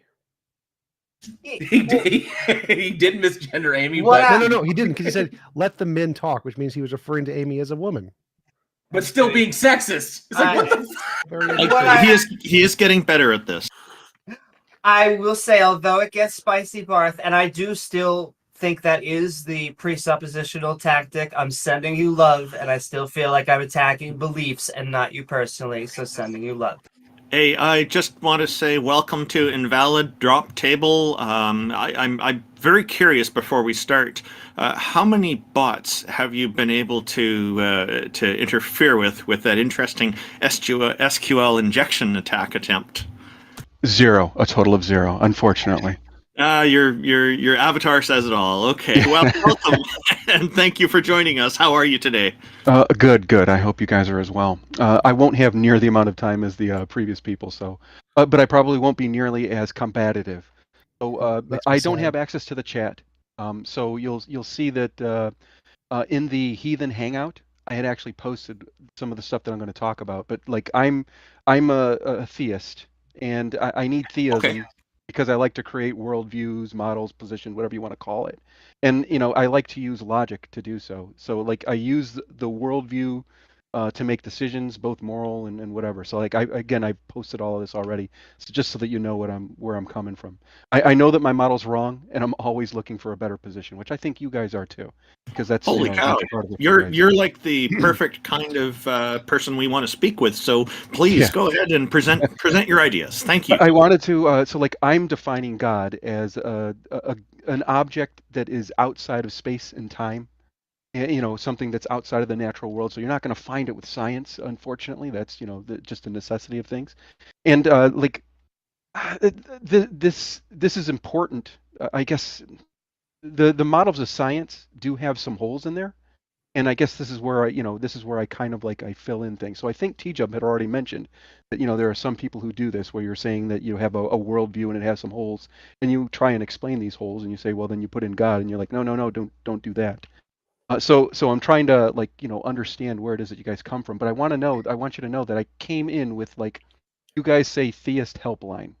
So I came in under the guise of you guys are the theists, or Sure. you guys are the atheists who are going to try and help me, the theist, kind of get out of the problems that I'm in. So like I look at Okay. theism as like a logical position, and I'm trying to understand, if you guys got something better, please help me. Could I I think ask that's you questions and for to you. the table, what is your best? Why are you even convinced, or what are the best logical arguments that convince you that a God exists? Okay, so just Before we do that, before we start, we are mostly atheists here. There, Jack Burton, who is in most of our shows, is a deist, but mostly non-committal to philosophical stances.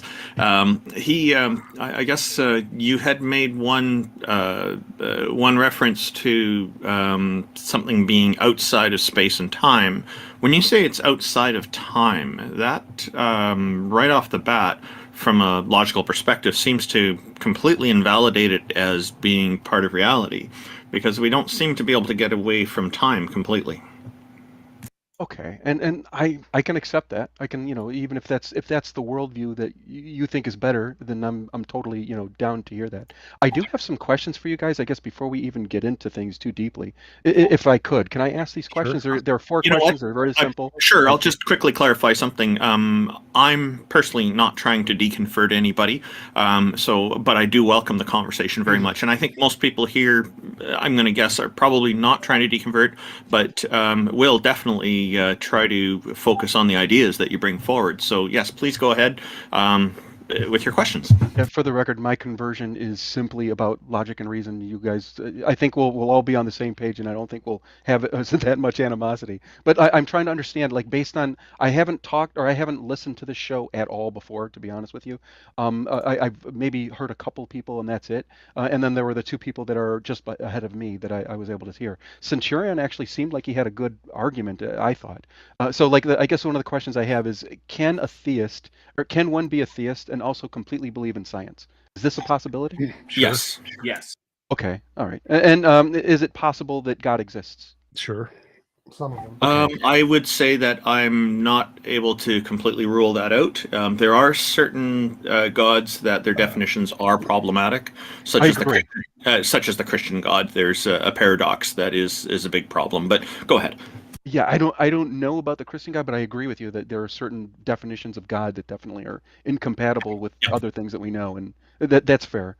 And I would say the same. I would say the same applies to goddesses. Go ahead. And if there's anyone who can kind of sum it up for everyone, or at least as close as you can to for everyone, is there a difference between the atheist belief and agnostic's belief? 'Cause I'm agnostic as well, And Okay. you know, yeah. So So we need. it's atheism. Atheism is not a belief. What it is the absence of belief in any deities.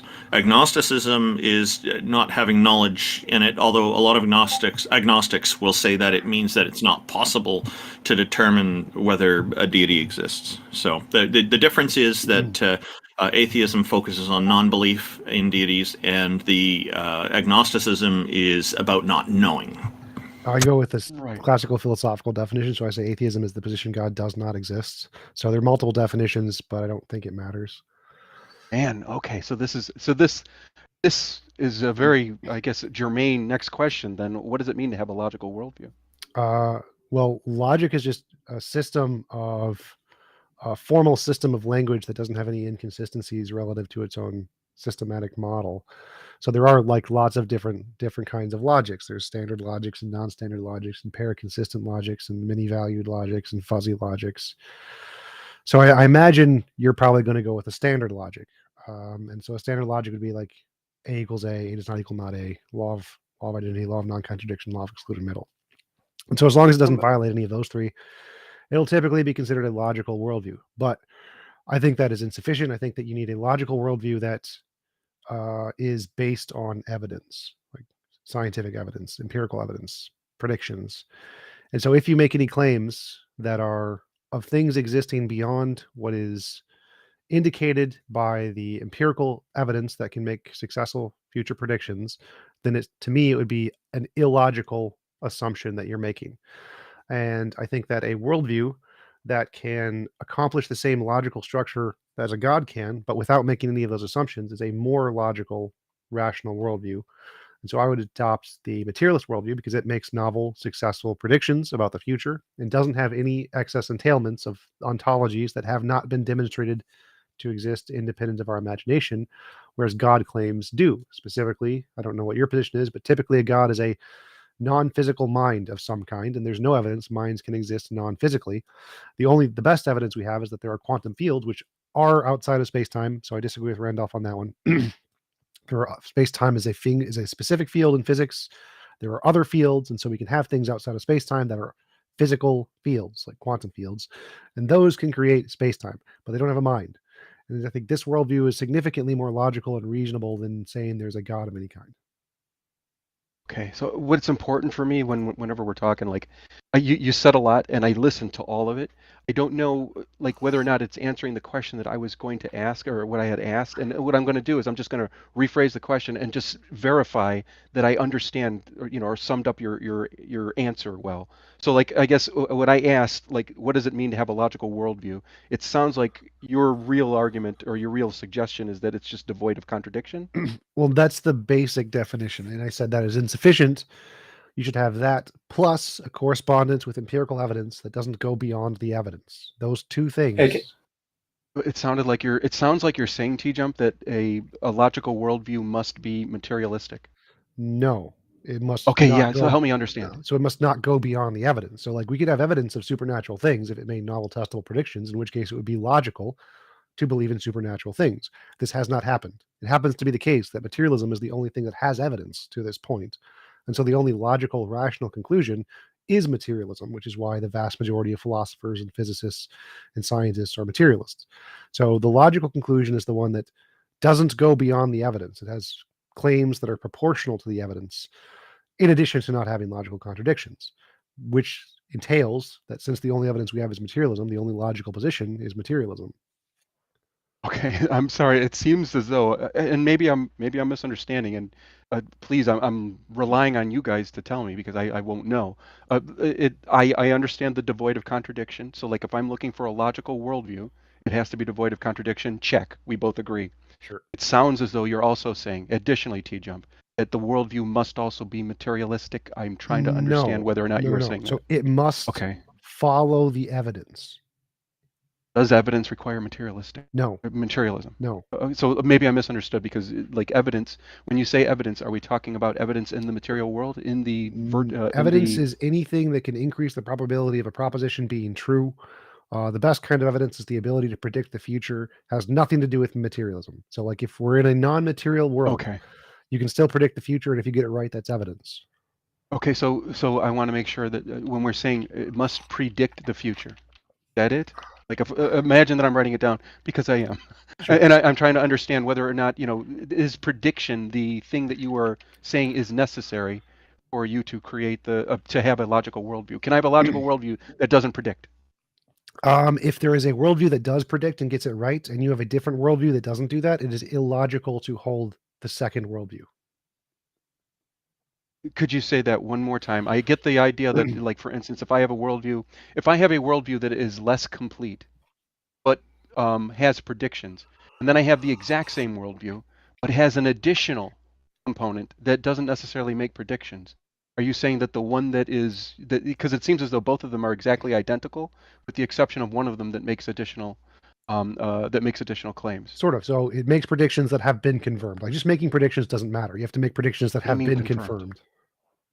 I'm sorry. What do you mean by confirmed? Like, you predict the I don't know future what and then you wait and see if it happens, Okay. and then it happens. So I was asking you whether or not what I'm trying to figure out in order to have a logical worldview. Again, devoid of contradiction, we're okay. It sounds as though you're saying now it also must predict. Yes, that's the second thing I said. So at the very Okay. beginning, the first answer was must have no logical contradictions and has to conform to the evidence. And now I'm just giving you a more comprehensive definition of evidence here. So a logical worldview is one that has no contradictions and follows the evidence. Right. Evidence is things that can accurately predict the future. Right. So yeah, and that's the weird part, I guess, to me. So, like, I believe that you can have a logical worldview, and it may not predict anything, or at least anything that you can actually verify immediately, or within our lifetimes, or within, I don't know, the lifetime of humanity. Well, just to So, jump in for a second, is it logical to yeah, believe in pink unicorns? I would probably say you could say, like, for instance, pink unicorns exist. Yes, you could say that, and that would be a logical worldview. You could be wrong, and most likely are, but you could say that and still be logical. So Logical worldviews can be false.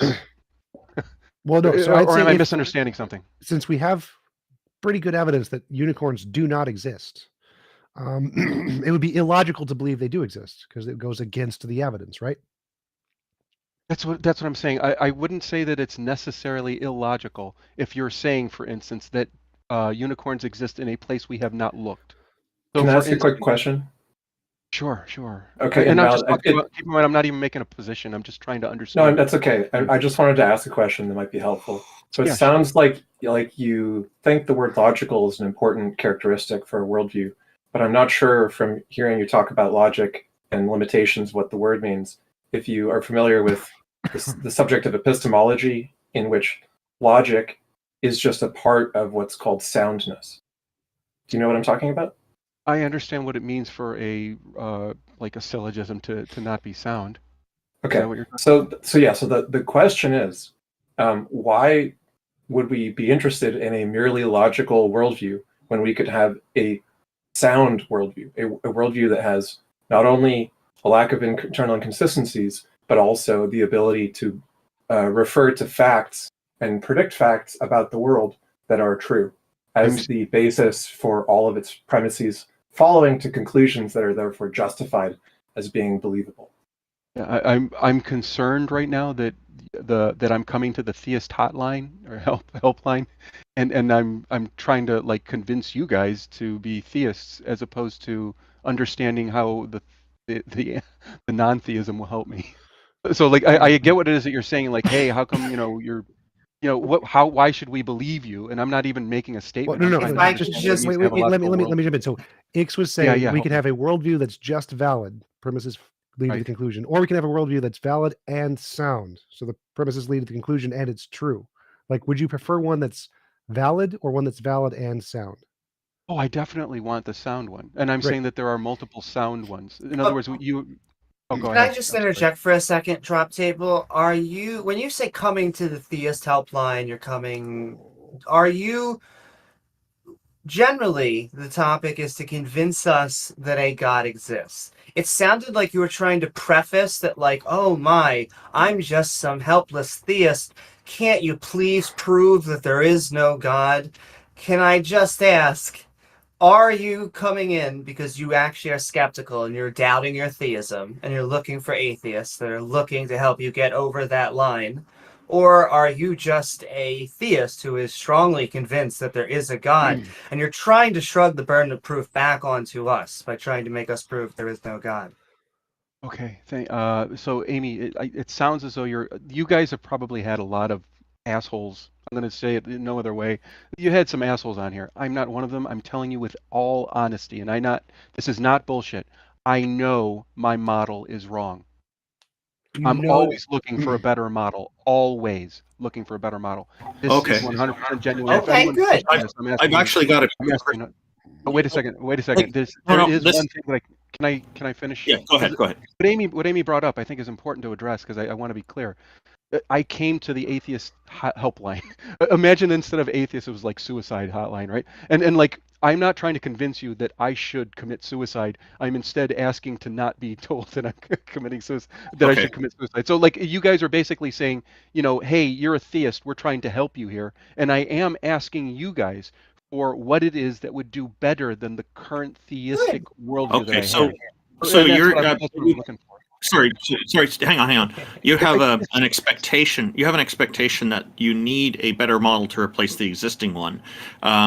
Where does this need come from to have a better model? What is wrong with? Do you have any problem with abandoning the current model that you're admitting is problematic, and just not having a model at all in the interim? Well, I'd like to answer that. If a model works to some degree, like if it works at 1%, it's better than 0%. Not having a model at 0%, so sticking with 1% is perfectly fine. So it's perfectly rational. If you have a partially functioning model, to stick with the partially functioning, looking for something better. That's what science does. Perfectly fine. But I do want to get back to the I topic. agree with that. Really want to get Well, back hang to on. that. No, I need to respond to that. I agree with that. But what I'm saying is, what is the problem with abandoning the model altogether and not having it? Like, what I'm getting at is why do you find it necessary to replace with something better? Because if it works to some degree, that's better than working to no degree. So if you have an axle that's half functioning, it's problematic, but it works to half. That's better than having no axle. So he has a worldview that works functionally. Even if he sees some problems, he still does some things that he likes, like it's logical. So he's keeping it for that reason. It's perfectly right. Yeah, and yes, I that's fine. I'm asking invalid why why that necessity is there, because do you find such a necessity burdensome at all? I don't want to say necessity so much as I'm going to say that there are benefits to one over the other. So like, for instance, if I have, like TJump had said, we both agree on the science. Me and you, most likely, I don't know exactly what your theories are, and there were maybe some weird things that I had heard, but I don't even know if it's worth it to get into it yet. But like, imagine that we completely and totally agree completely on the science, and that most of my claims are much like that unicorn that I'm saying is on the other side of Saturn that we've never seen. And my claim isn't necessarily even that's. I'm not even saying that this is true. I'm just saying it seems as though a model that would explain something a little bit more, even if it is not necessarily 100% verifiable, may have some benefits, and I can explain those benefits, but I'm just trying to understand when we say, that this logical worldview must predict. This is the part that I'm currently challenging. I don't know that it necessarily must predict, or that the prediction is something that you may be able to see in your lifetime. There are many things that we have to live in a world of imperfect and incomplete information, and it makes, I'm not just saying makes sense, it is useful. There is a lot of utility to having the ability to make logical distinctions, logical positions on things, even if you won't have enough information. And I don't understand why, I should abandon a model that does have these additional pieces of information. Great. That might be Okay, wrong. that seems reasonable to me. Okay. That seems reasonable to me. So Can you back to tell the- us what your model is? Oh, no, please don't. I want to continue with my line of questioning. So the question was, is there a more rational worldview? A more rational worldview is one that's both valid and sound, not just valid. So logically, we should go with with a model that is both valid and sound, right? Not Can I just one pause that's you, valid. T-Jump? What? I didn't understand. Were you talking about rational? Logical, rational synonyms. So here, we can go either Oh, way. I didn't know that. Okay. I didn't know that. So Okay. is it so wait a more second. logical Help me to distinguish. wait, is it logical to I don't go understand what that means. Okay. Is it more logical to go with a model that is just valid or a model that is both valid and sound? I would definitely want the valid and sound, which I Right. agree in science. That's exactly what you have. I'm totally in So agreement. if we have a model that's both valid and sound, and then a model that's Uh-huh. just valid, which means they have some premise that hasn't been demonstrated to be sound yet, which one should Right. we logically go with? If does one encompass the other? No, because also there's, like, say there's 6 premises. 5 of the premises are verified, 1 is not, and the other one just has 5 Right. premises, all of which are verified. Which Right. one's better? Which one should we logically go with? I would go with the one that has the additional premise, if that additional premise was allowing you to make, additional decisions. So, like for instance, I don't think that unicorns on the other end of Saturn are very necessary for me.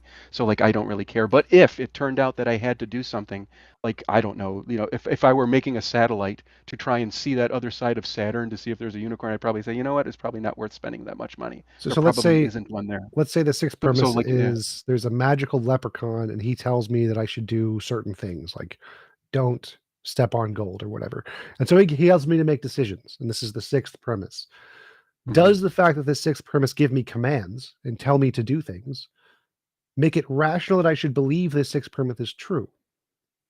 Ah, that's a good question. So yeah, like for instance, TJump, if you have to make decisions in the world, and like let's say that there is like a piece of gold that you either have to stand on or you can't go to Yep. work. You have to, Yep.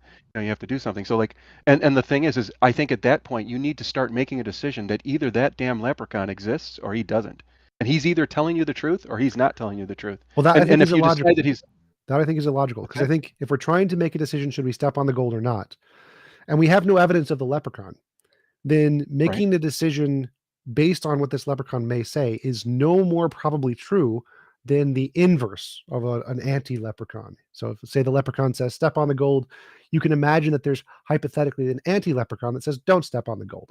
And both will send you to hell for eternity if you do or do not do what they say. To make a decision based off of this hypothetical leprechaun is no more rationally justified than to make a decision based on the anti-leprechaun. And so until evidence is provided to differentiate a particular hypothesis from imagination, then all of the infinitely many possible alternative explanations are all equally as justified, which is to say, not justified at all.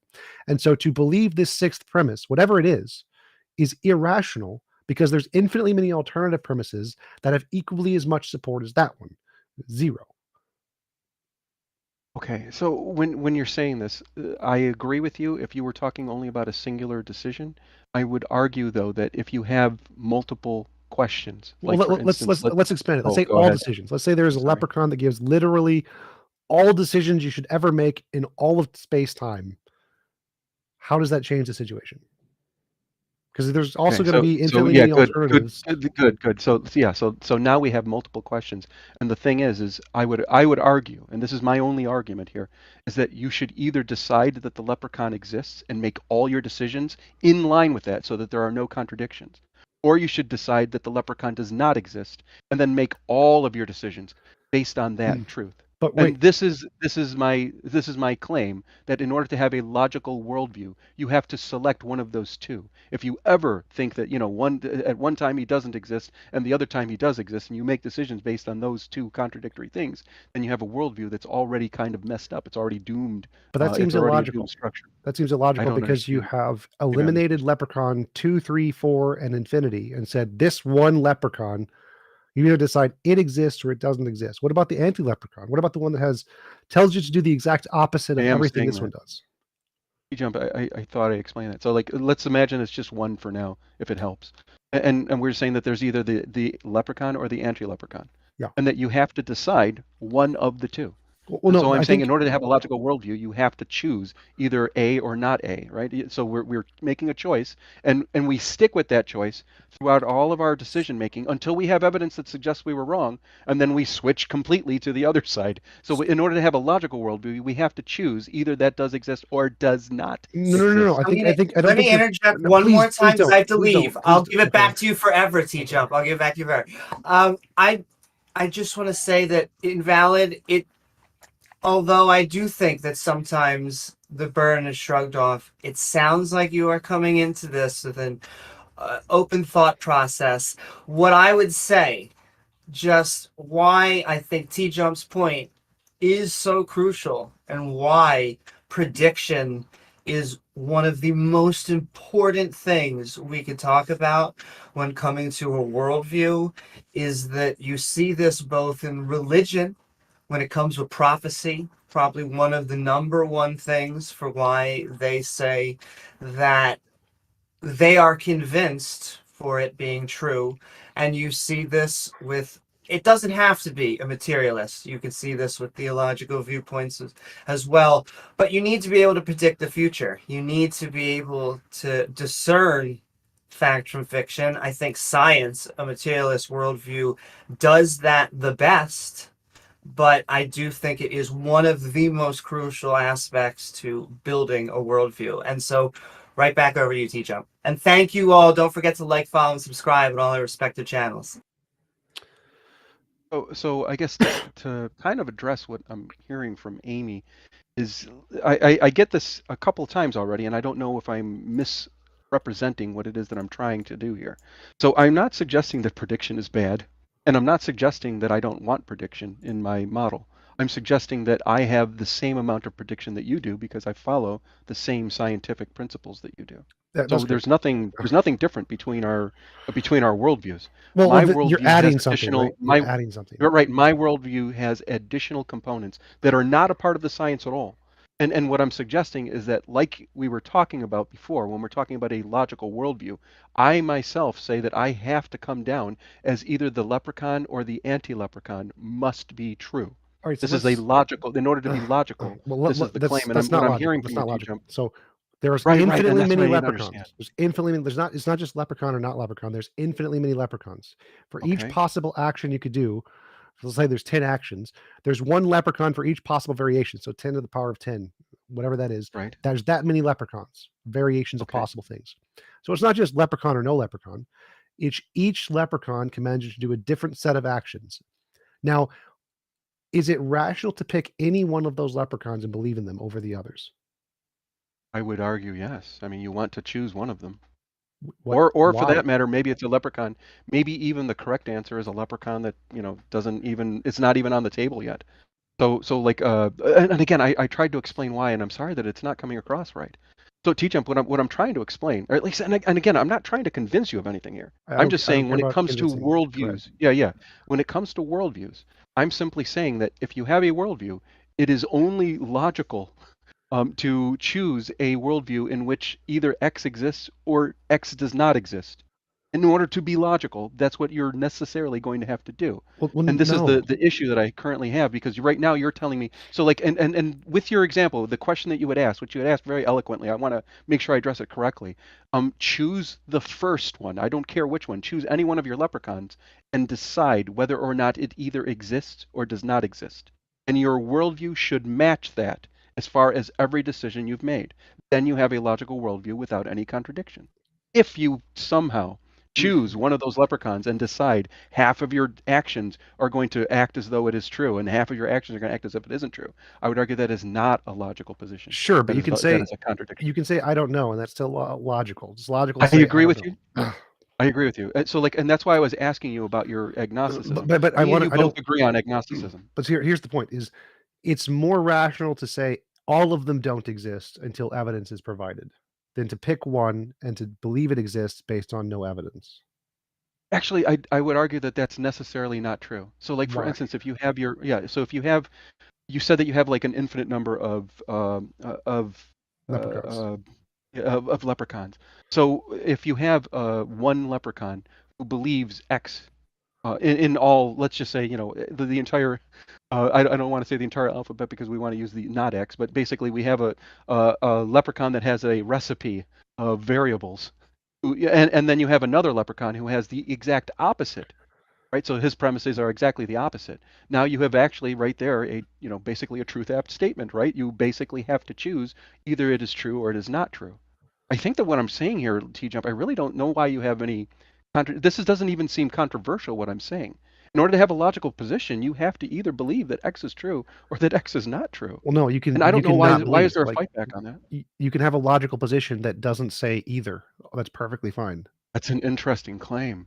I don't know why you're saying it. Maybe you could help me. Like it sounds as though you're saying. It sounds as though to me, this is what it sounds like. It sounds like you're saying Well, there is obviously, X or not X, and then, the universe has to be one of the two. But you could also not know. Well, no. So it's Which like if there's an apple in I front agree of with it, you. and you say Yeah. it's possible there's a leprechaun that created the apple. It's possible there's no leprechaun. I can say neither of those are relevant. They're irrelevant facts. I have no position on whether or not there's a leprechaun because my position is only based on the evidence I have. And since there is no Are evidence you for sure? leprechaun or not leprechaun, it has no value whatsoever. Could you say that again? It sounded like you said your position, blah blah blah. Could you say that again? Yes, sir. No, seriously. I'm not trying to. I don't care. I don't care. Insults are fine. So I have I'm not an trying to apple. insult you. I don't care. Just want to be clear. Apple is here. It's possible there's a leprechaun that created the apple, and it's possible there's no leprechaun that created the apple, or there's a anti leprechaun apple. Who cares? All of those hypotheses, none of them have evidence. So the rational thing to do is just to discard with all of them. Say the leprechaun consideration is an irrelevancy to my worldview. It has no relevance. Do you remember what you said? What? I'm just curious. When you said that your position was, could you say that sentence again? What my position was about what? You said that your position was, and like you It's said, irrelevant to my is. position. So the apple. There's an apple here. Okay, what is your? So yeah, you say in this analogy, the apple is your position logical?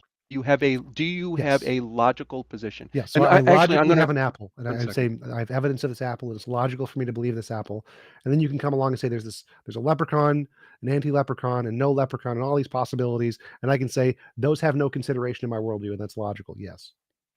TJump, I'm gonna do this, and please forgive me. I'm not trying to mess around with you here, but for some reason I feel like we're dancing around each other, and I want to make sure that we're actually landing here. So what I'm going to do is I'm actually putting it inside the Heathen Hangout, and I'm saying, do you have a logical position? I'm trying to understand that particular component.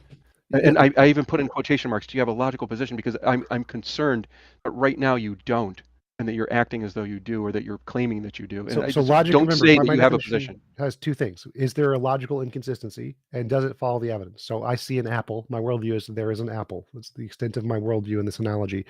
That is illogical. There's no logical contradiction in the existence of the apple, and it's based on evidence. I have an empirical verification of the apple, so it is perfectly logical. Now, considerations of these alternative leprechauns and whether or not they created the apple, or alternative pixies and whether they created the apple, or alternative Santa Claus, or unicorns, or the infinitely many things, I don't need to take a position on any of those. I don't even need to consider them until evidence is provided for them. Whether they exist, whether they don't exist, it's all irrelevant. I can have a perfectly logical worldview. Say, here's an apple, and I see it, and I'm done. I don't need to mention the leprechaun. You can say there's a leprechaun, not leprechaun. I can say I have no position on the leprechaun. It's irrelevant to my worldview. That's perfectly logical. Okay. Now I'm so you're saying that you have a logical position. Yep. And your logical position on X. Do you have a logical position on a particular subject? So like I'm not trying to question, like you may have a large number of variables, and I'm right now only trying to focus on one, which is the theist, right? So this is is there a God, or is there not a God, or whatever. Oh, my like, personal we're position is talking there about is no theism. God. I'm a hard atheist. I think God does not exist, but I'm Okay, that's a good logical position. But no. So, like, No. That's that. So it's a logical position to say there is no value in that question. So you can say, I believe the world exists, and be completely agnostic on God and still be a perfectly logical position. You do not need to take a stance one way or the other to have a logical position. You are simply wrong on that. Logic takes these positions all the time. If like you can have a premise conclusion. Socrates is a man, or all men are mortal. Socrates is a man. Socrates is mortal. Does that say anything about women? No, it has no position on women. It's irrelevant to women. It says nothing about them, whether they're mortal, whether they're immortal. Doesn't care. The argument is completely irrelevant. It's a perfectly logically consistent argument that says nothing about women. So you can have a worldview which is perfectly logical that says nothing about a different topic, like whether a leprechaun exists to create it. So you do not need to take a stance one way or the other to have a logical worldview. That is simply false. No, I take a hard stance, so you be open about that. But you don't need to do that to have a logical worldview. That's the point I'm trying to get across to you. So you're when you're claiming that in order to have a logical worldview, I want to be clear that because I don't want to conflate certain things. I have a worldview that has obviously more than just theism in it. So Sure. and as do you, right? We Sure. have we all have a scientific worldview. Yeah, I'm a materialist. We both share a scientific worldview. So we have this same component. Now there are certain components of our worldview that may not be logical. In other words, I may be completely logical in my science and then go fucking off on some weird, tangent, and I start to believe that there's, leprechauns and shit. And that would obviously be an illogical component, despite the fact that me and you would totally agree on all forms of science and just about everything that would exist otherwise. Okay. And what I'm trying to figure out is if the component of the worldview, in other words, I'm a theist right now who has an additional component that by definition, that means that I have additional component that obviously is never going to have any kind of scientific evidence, right? So I have to Yep. I have to make decisions in the world. And as I'm making decisions in the world, I'm saying that in order for my worldview to be useful to anyone, I would argue that you want to be able to make logical decisions. And if you're going to make logical decisions, you want to make logical decisions based on whether or not a particular premise is true or not true. And in particular, the only premise that we care about right now is whether or not God exists. Right. We can define that in different ways, but it's. Yeah, so that's a good point. I hope I'm not saying something crazy here. No, it's perfectly fine. So Okay. if there is no evidence one way or the other, the only logical, rational position is to just make it irrelevant from your worldview. That's the Okay, only I don't know logical why you're position. saying that. I don't know why you're Because saying that means there's equal evidence for that hypothesis or that premise and all of the alternative premises. There's infinitely many of them. It's a problem of underdetermination. There's always infinitely many empirically equivalent explanations that can explain all data. And so if there isn't evidence for one, then you should never take a position on any of them. Now, I think there's evidence against God. So I take a position atheism is true because I think there's more evidence for materialism. But if there is no evidence, it is irrational to pick one that has no more justification than any of the infinitely many others. It's irrational. So it's illogical. Right. And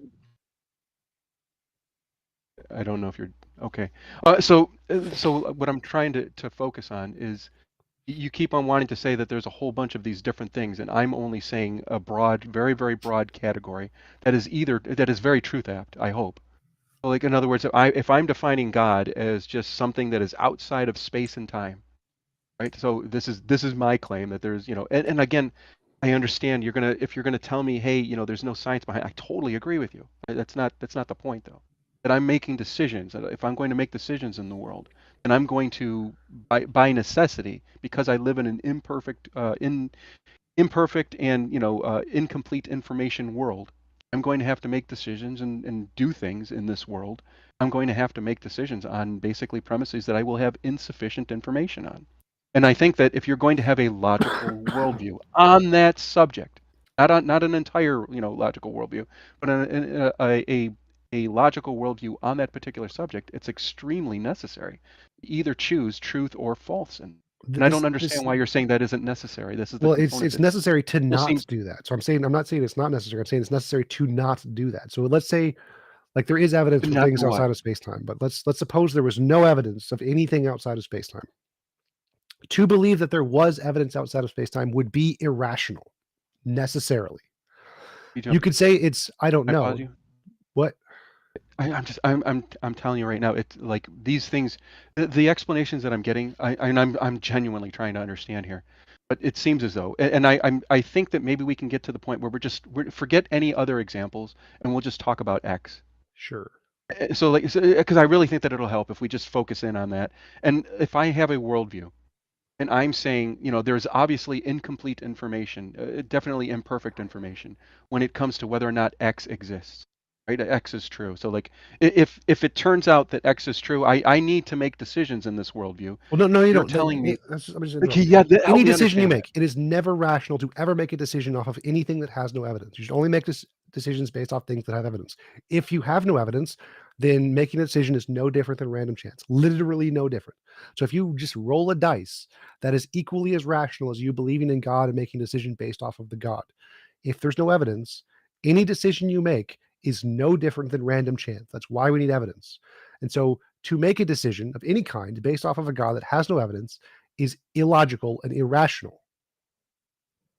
Okay. And that's the part that I think is that right there, I think is probably a good thing. And don't get me wrong, I have sympathy for your position. I really do. But like when you say that you have no evidence, then you shouldn't be making a decision or anything else.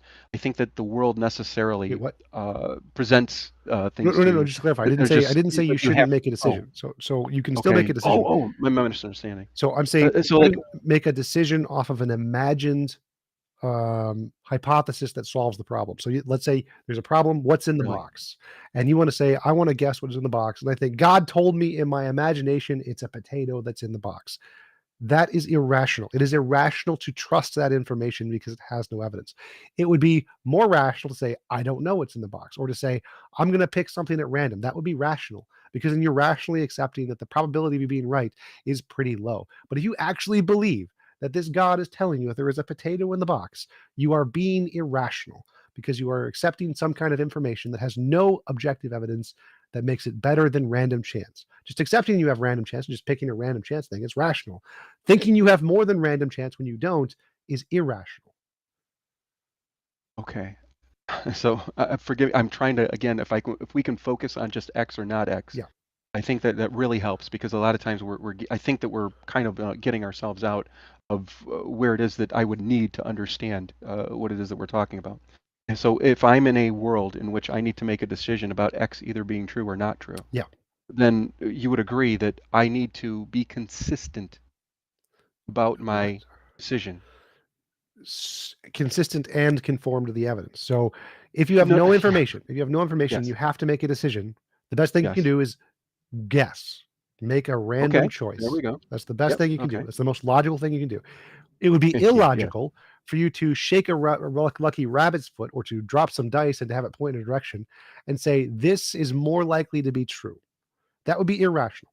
Premises do not follow from the Okay. conclusions. So if you think you have access to some information that tells you what the correct decision is in this case, but have no evidence of that, you are being irrational. Now, you're still going to make a decision either way. Like let's say you have to make a decision. And the decision is equally likely to be correct in all cases, whether you just drop a random dice or you pick it based off of a god or whatever. But the rational thing to do is to acknowledge you're doing random choice making, and there is no increased probability of following this new routine that you have of believing in God. So the rational thing to do is when you have to make a choice and you have no evidence, to make a random choice or Okay. base it on previous Yeah. evidence. Those are the two things you can do. So TJump, you made a very, very good point that I think is kind of like, now we're getting to where I'm talking about. Yeah, in order to have a logical worldview, you are necessarily going to have to choose one or the other. Even if it's random, you need to choose. And then once that decision's made, all of your decisions are following based on that either being true or not true. So you've got a truth app statement, and you have to make a decision based on the evaluation of that truth app statement. All of your decisions should be based on either its truth or not truth, and anything in between is logically inconsistent and necessarily problematic for a logical worldview.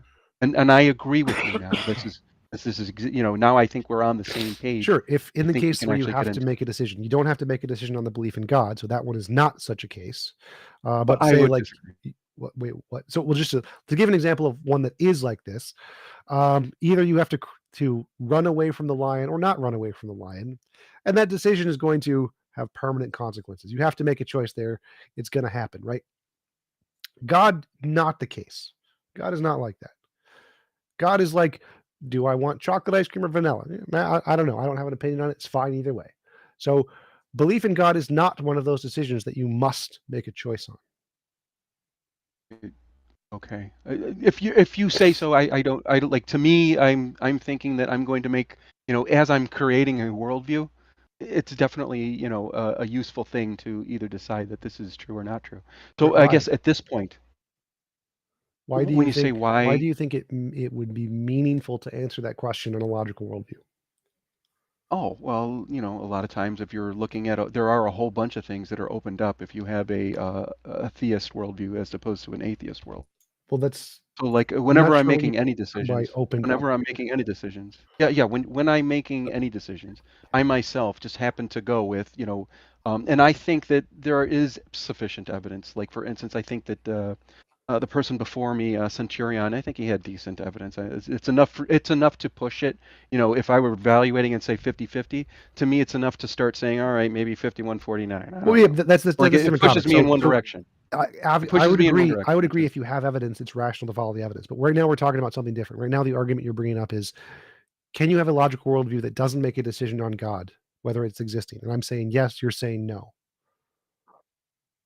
Oh yeah, yeah. So like in other words, you cannot have a logical worldview based on the like what I'm hearing from you at least as the atheist component, because you're necessarily saying, well, I only just don't believe, and like belief isn't really important to me. I'm not like Well, it's, to be honest just with you, I don't clarify. even I'm a care. hard atheist. I Just talking believe about. God does not I exist. agree. But Yeah. I'm trying to take Randolph's position, who's more of an agnostic atheist, and I'm saying that you can perfectly have a logical worldview and not take a position on whether or not God exists. That's perfectly rational.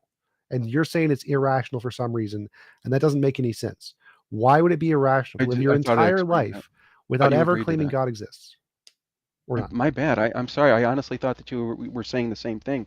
We had just gotten to the point where you had said that Well, yeah, you have to make a decision. forget. So let's just take for the sake of Okay, the argument that I'm like I'll exactly forget like it. Randolph.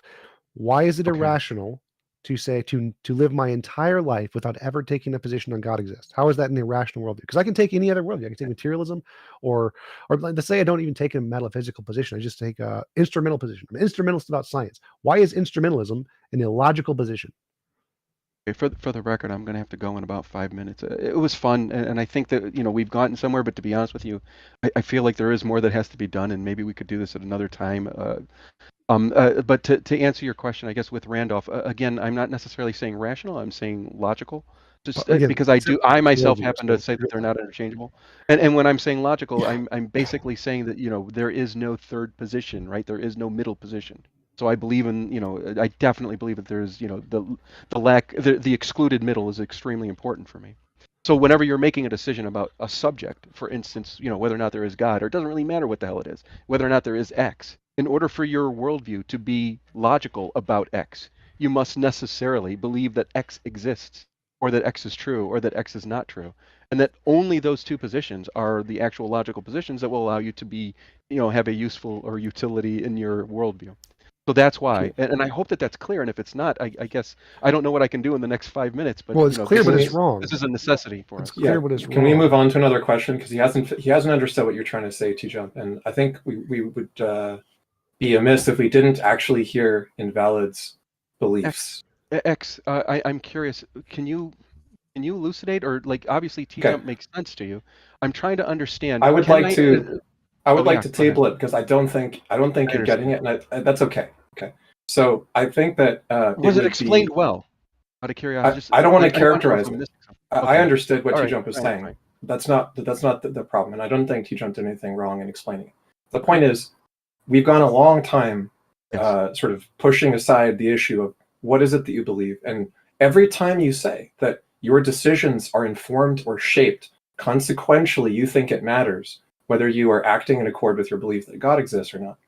When you say that you just believe in science the same as everybody else, but then you say that your decisions are shaped by the belief that God does or does not exist, I'm assuming that you have specific beliefs about God that make it so that certain actions would be in accord with your beliefs about God and certain actions would not be in accord.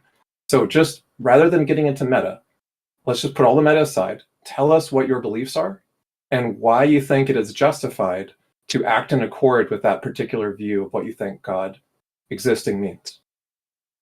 Okay. So to be clear, Ix, I just want to be clear when I'm saying that I believe something.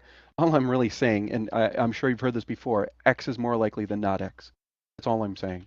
So So just for Invalid, just for clarification, just for my own kind of clarification, sure. this because I got the sense. Do you I got hold about more 3 minutes, guys. do you hold to more of like a classic deism standpoint where it's kind of like the creator entity, but it doesn't interact with us, and it was just kind of out there? I Like, think so I can you hold the answer. I think I can answer. So when I'm saying X is more likely than not X, you're going to find that obviously when it comes to a deist God, I'm going to put much more, what would you call it? I'm going to put much more like possibility of being true. Like for instance, that might be a 51 versus 49. Whereas if I were going to a Christianic worldview, I might start getting a lot less sure of my claims, and I might be more right. like, I all want right, to hear your view. this is more of a light, a light version. Well, Invalid. And I'm just giving ideas of likelihood of yeah, something being true. the And that's reason all for I the sake have. of time, for the sake of time, the reason I was asking for clarification on that is because if we're going like just if you're just looking at it from just I'm going to look at classic deism, okay? ostensibly it's an unfalsifiable hypothesis. It's literally just hypothesizing about states of the universe that we don't have access to, and there's no evidence to indicate that this is the case, but there's nothing to indicate it's not. So it literally is just kind of like a hypothesis that's just out there. It's like we could posit this, but there's no way we could prove or disprove it. So from a methodological naturalist perspective, I can say, well, it provides no explanatory value. It doesn't improve our understanding of the system, and if we even try to input that variable, it doesn't advance anything, and it doesn't do anything. In fact, sometimes it can even screw it up, make it worse. So we can take that unfalsifiable hypothesis and we can say, I'm not going to even, it's there. I acknowledge that the hypothesis exists, but I'm not even going to entertain it, because entertaining it doesn't do anything. It doesn't add anything. It doesn't improve anything. It doesn't give a better understanding of reality. It doesn't make better predictions than the naturalistic systems, the unguided naturalistic systems that we currently have. So we're just going to leave it over there. So we don't need to make a decision on that, because any decision that we did make wouldn't be backed by any evidence, and it would be purely, in like a personal thing, like an emotional thing, or like a psychological utility. Like, I'm going to hold that it likely does, because it provides this for me, but not because it provides any additional understanding about reality. Right, sorry, guys. I'm going Thank to you. have to leave. Thank you. I sent you a private message with the link to our website that will find the archive if you're interested in our previous, because you seem to be interested. I really enjoyed the conversation with you. Yeah, I won't have time to go through a lot, but I hope that we can do this again sometime, even if it's not, I know that you guys have you're trying to sell stuff here, and I get it. No, but we're not selling.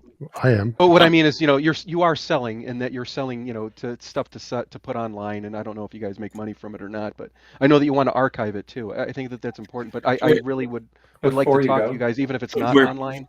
We're can you just archiving tell these. us what you believe, like but- in 1 or 2 sentences. Yeah, so the Kalam. Let's not end the call without argument even is- hearing it. Just a sec. The- We the run every Kalam- fortnight, so in 2 weeks you'll find us here again. Feel free to join us again anytime. Go ahead. Okay, so the Kalam cosmological argument, I think, is enough to push me, 51 to 49. So is the arguments that Centurion was bringing. I thought think those he's were asking, just, like, are you a theist? Are you a deist? Pantheist? What do you believe about God, and what difference does it make in your decision making? That's what I'm asking. I thought I tried to do that already, since I'm only considering like X is more likely than not X. The closer I get to, and I only view things as like more likely or less likely. So Okay, I'm looking the at right question- now, and I would simply say that God, I would say, is more likely. No, than he not. wants the definition when of it God. comes to- Definition of God. Mind, I'm no sorry mind. if I didn't give that already. I already wrote that down. So I'm defining God as an object that is, outside of space and time, that is responsible for the creation of the world in some way. Do you have So it any has a other causal properties? relationship. Does it have a mind? I'm Okay, sorry, so our it- guest is running out of time. So Additional properties to that, I would argue, are going to be less and less likely. The second question was, if you think that is the case, how does that change your behavior? You said it makes all your decisions for you. Tell us one example or several. Oh, that's going to be a tough one. Let's do this when I get back. Okay, But let's try to cover for it the and record, not for the go record, the I entire happen to call be without doing so. I happen to be a moral realist, but I don't base it in my theism. So That's fine. It's a different. That's argument. So sorry, guys. I wish I had more time, but it was interesting, and maybe till next time. Enjoy. looking forward to it. Thank you very much for joining us.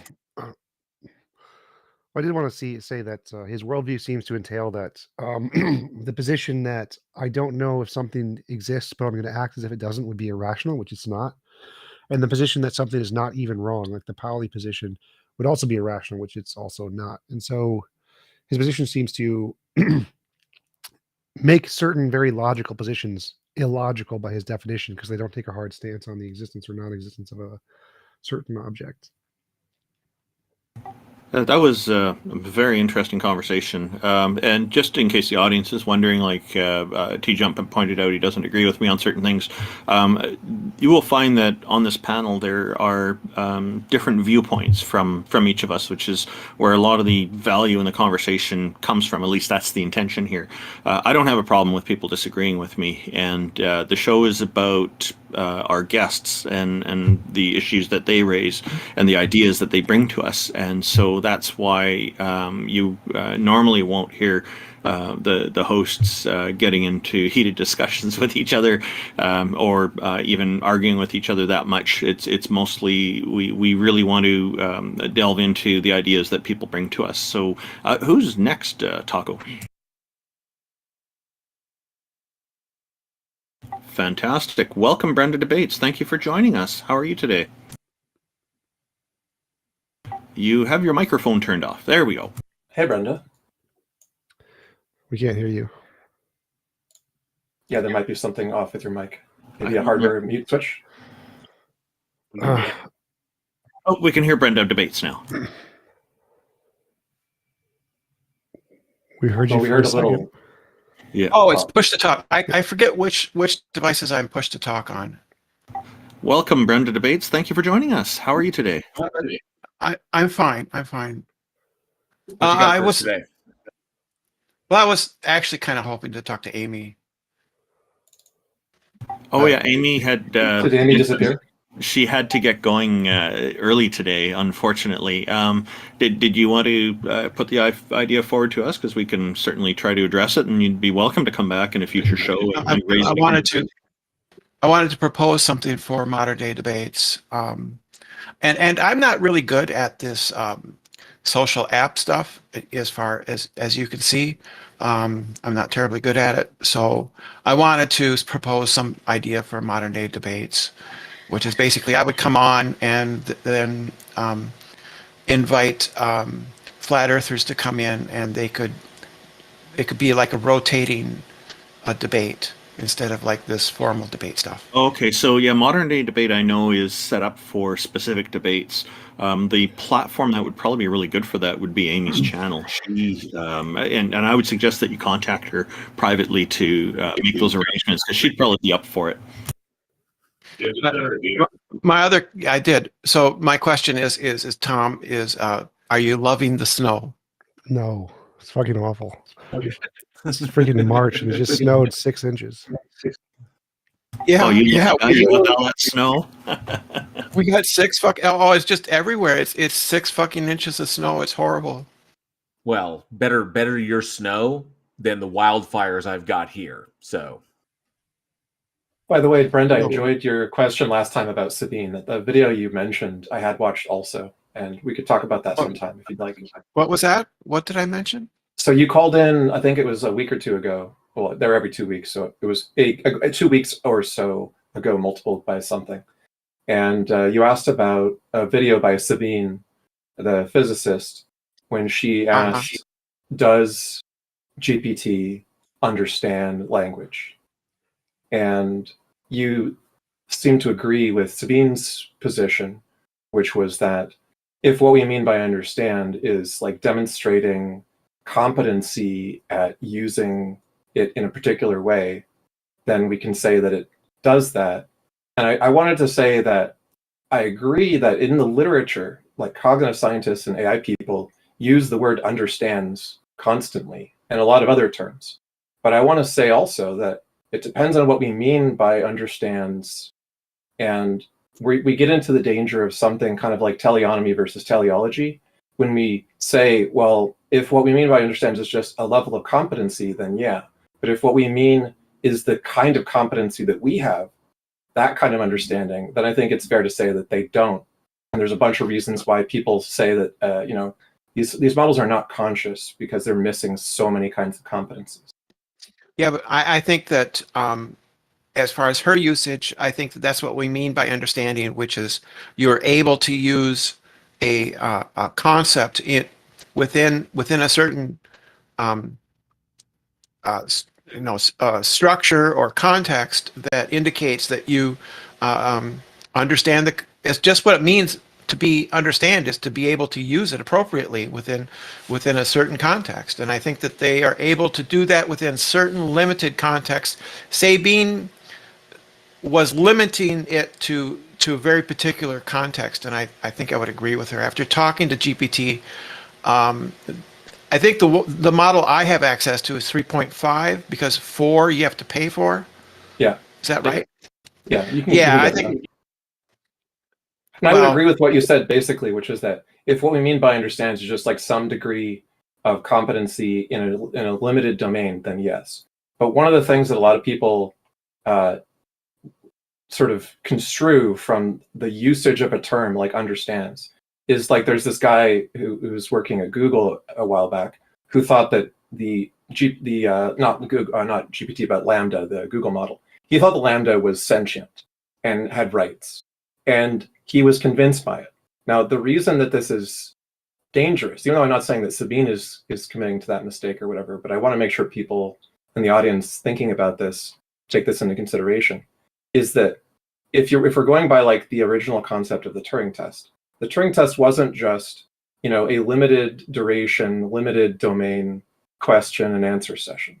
The idea was that you could endlessly interrogate the thing in any way whatsoever, and it would hold up to all of that. Not just that it would get a very like, you know, constrained set of limited understanding criteria. And a good example of this is Eliza, the very first chatbot that was popular. Eliza understood people and asked them Rogerian psychotherapy questions that convinced people that it understood them. But it didn't, in the modern sense, have very much competency of understanding, because all it could say was, oh, interesting. Is that because of this, or is that because of that? It tricks people. And I think a lot of what GPT does is trick people. It hallucinates, it makes stuff up. And if you ask it, do you know what this means? It'll say, yes, this means blah, blah, blah. And then if you do like a logic problem involving it, it will fail because it doesn't understand it the way we do. That's all I'm trying to say. I agree with X on this. And Eliza, the first implementation I ever experimented with was when I was a kid playing with the Commodore 64. A very limited implementation, but it was interesting. It didn't take long to figure out that it is not real, not a real entity behind it. I suspect that the biggest challenge for AI is going to be not just simulating emotions, but actually having real emotions, and that to me is going to be the big problem, the big conundrum for AI in the next, at least over the foreseeable future, anyway. What does it mean to have an actual emotion? I think that There you I go. think it could possibly. That's part of the problem right there. I think part of the problem is people can run afoul of the homunculus fallacy. You know, Dennett has brought that up with consciousness and stuff.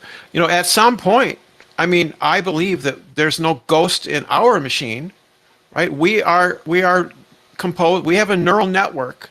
It's extremely large, but we are a neural network. And if you model that in a computer, at some point, it's going to match us.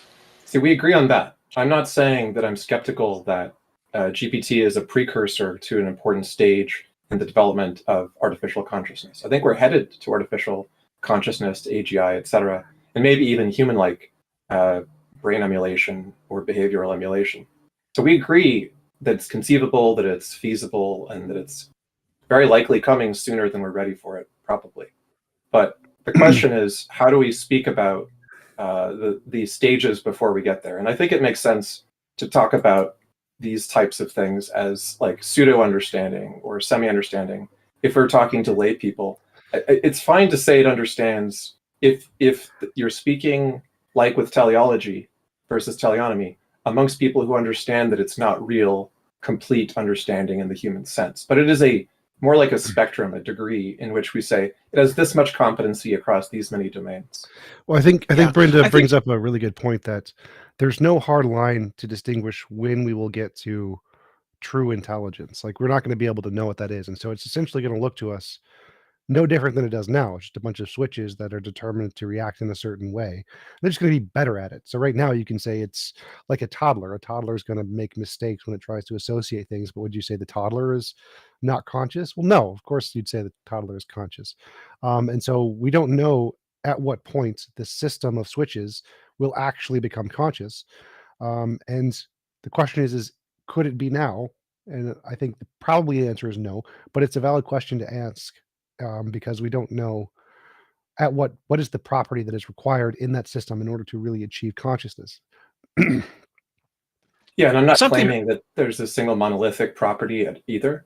I'm in agreement that there's a whole bunch of different competencies that make up the very complicated and messy capabilities that the human mind possesses. And when we say consciousness, we're usually talking about something close to our level. We're talking about sentience. We're talking about something which has a lot of those competencies all put together in a certain combination. That's a threshold. And we could argue about what that threshold should be and so on. But we're not just going to say, like, rocks are conscious because they have some arrangement of atoms that have some information in a physics sense, and that makes them like a computer or something. Now, there are people who think that. There's like the panpsychists and so on. But I want to be rigorous about trying to say, like, if we're going to be developing intelligences by degree, we shouldn't just jump to saying we're at the end just because we have accomplished one of the competencies that's a constituent part of the whole picture. So what is the distinction we make between like sentience, intelligence, and consciousness? Because I think that some plants might be, I don't know, it might be somewhat intelligent because they have. Yeah, they're intelligent if they do stuff like exchange signals and so on. We would say that, like, so in the some of them do, don't they? Yeah, they do, because what they're doing is so-called learning, which is to say their behavior is adaptive, right? And so-called communication, because they're exchanging chemical signals which trigger changes in the other plants and so on and so forth. But so I read. Sorry, go ahead. I was getting excited. I'm sorry. That's okay. All I was going to add is that, like, this is like there's a distinction between the word communication and language, and there's a distinction between intelligence and sentience. So you can say that a thermostat is intelligent if it's adaptive, and you can say that a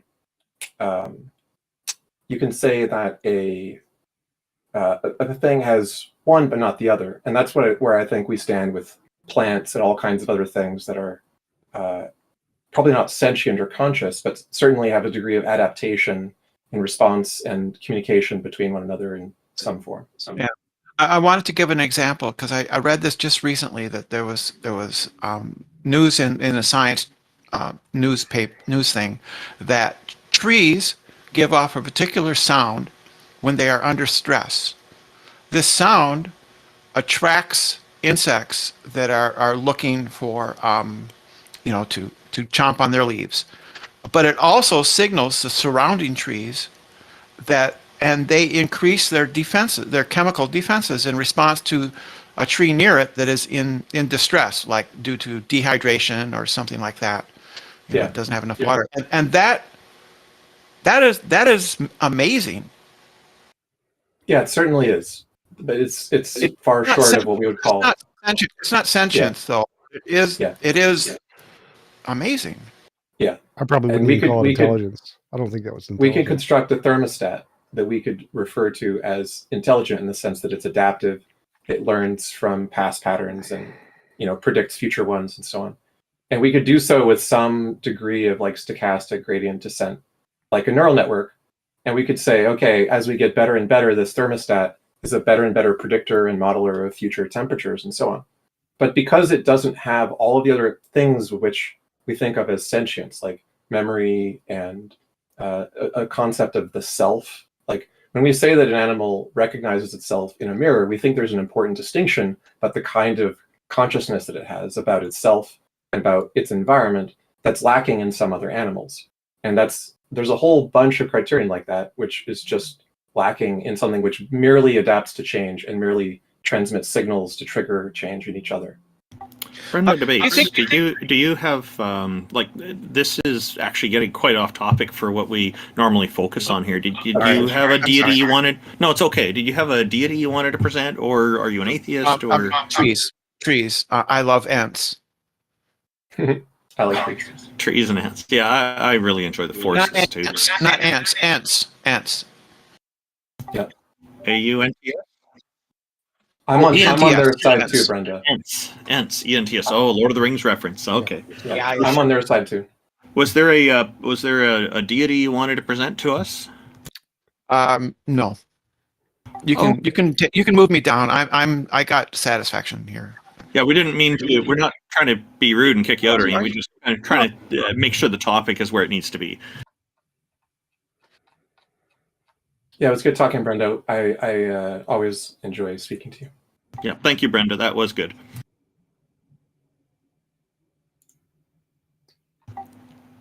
Hello, Tunamon. Welcome and thank you for joining us. How are you today?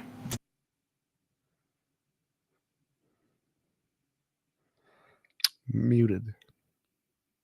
Can you hear me now? Yes. You can't hear me. Yes. There you go. We got you. What you got for us today? I wanted to ask you a question because I grew up an atheist. I am still an atheist.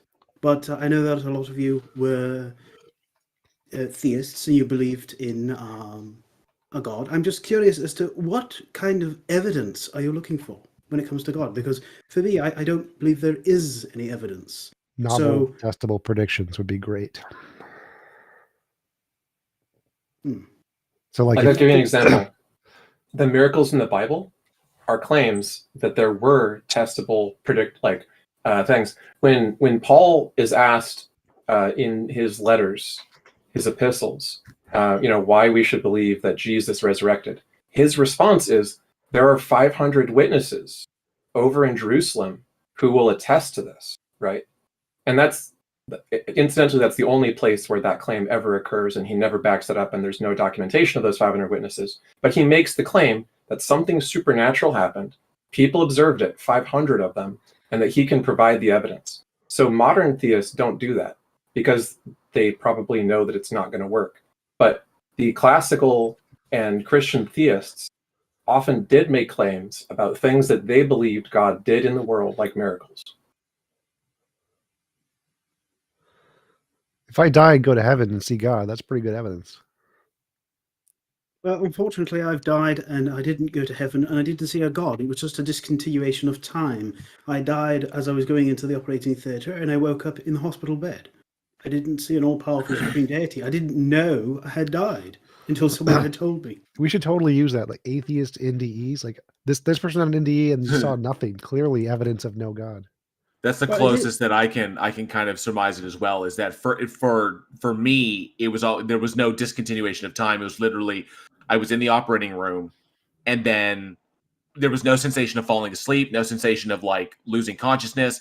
There was just, I was in the operating room, and then I was waking up in recovery. So it was a weird continuation because it was like, well, I never felt like I fell asleep, and I never had a sensation that I was asleep, and there was no. So my time literally goes from operating room to waking up in recovery, which is really weird. I had no concept that there was like 4 hours that passed, and that was only because I was told 4 hours had passed, but nothing afterwards. It was just like the discontinuation, the non-existence. So yes, I can agree with Tuna. That's about as close as I could get to describing it. Well, when I died, I had a reaction to the anesthetic. The anesthetic that they were supposed to give me, they didn't give me. They gave me something else. And I hadn't been tested for it. And because I hadn't been tested for it, I had a reaction. And as I was going into the surgery, I found myself waking up in the operating table, and I was told by the surgeon afterwards that I had died. I was dead for a minute and a half while they tried to resuscitate me. So I didn't see anything. Do you have any cravings for brains at all? Oh. I am curious though as to why people who are theists, because like I said, I grew up as being an atheist. Why they keep saying that they have evidence, but they can't provide any evidence. They keep simply saying, well, I have evidence because I believe. Part of their indoctrination is essentially includes a misrepresentation of what evidence actually is.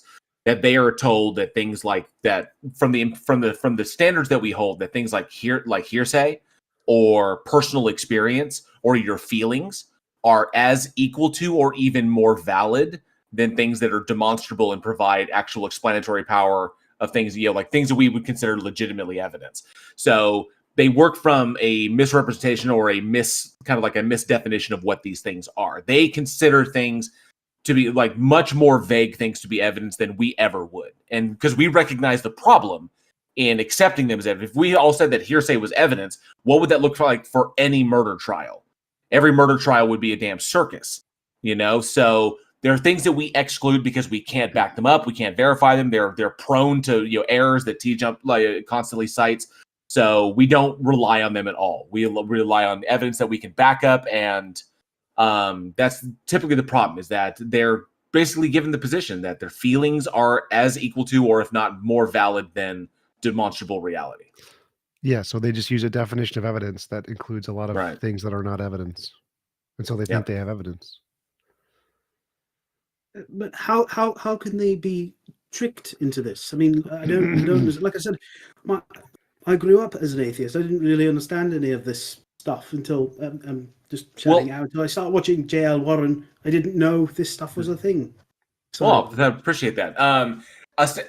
From where I come from in this, there is, with the way reality has been essentially presented to these individuals as kids. This is the whole big thing. The cycle is, you have people that are indoctrinated, they indoctrinate their kids, and the cycle perpetuates. Okay, that's how the church in and of itself, or the religious ideology, survives, is the indoctrination of the next generation. You've got to have the continuous spread of the ideology. And then, of course, that's how the church survives, that each new progressive or each new successive generation then comes in, provides money to the church, and the cycle begins again with each new generation. Now, the idea is that it comes from where I come from, or where I conclude, is that there's an inherent fear in there of non-existence. It's kind of a primal thing. The idea of not existing is kind of scary to some people. There's an existential kind of fear there. It's like, what does all this mean? If it just ends and then there's nothing, then what is the point? Well, that's the difficulty in that. And you look at where I look at it from this kind of psychological perspective is it easier for someone to come along and tell you all these important things? There is an afterlife. Your life has meaning. This is what its meaning is. The meaning has been given to you. And all you got to do is follow these steps, and you can get all these great rewards. And you can avoid all of these bad things by doing these things as well. It's all been laid out for you. All you got to do is follow what we're giving you. Or is it easier to do that? Or is it easier to do the work, knuckle down, experience the world, and derive these things for yourself? I think it's slightly differently on that. I think that it's true that they're indoctrinated into I'll believing. finish that later, but I think it's true that they're indoctrinated into believing religion, but after you adopt a belief and you like that belief, you tend to have motivated reasoning to establish what you think is good evidence is the kind that will justify your position. So you're going to draw the line of what good evidence is at exactly the position that supports the belief you like. So, like, what's your favorite football team?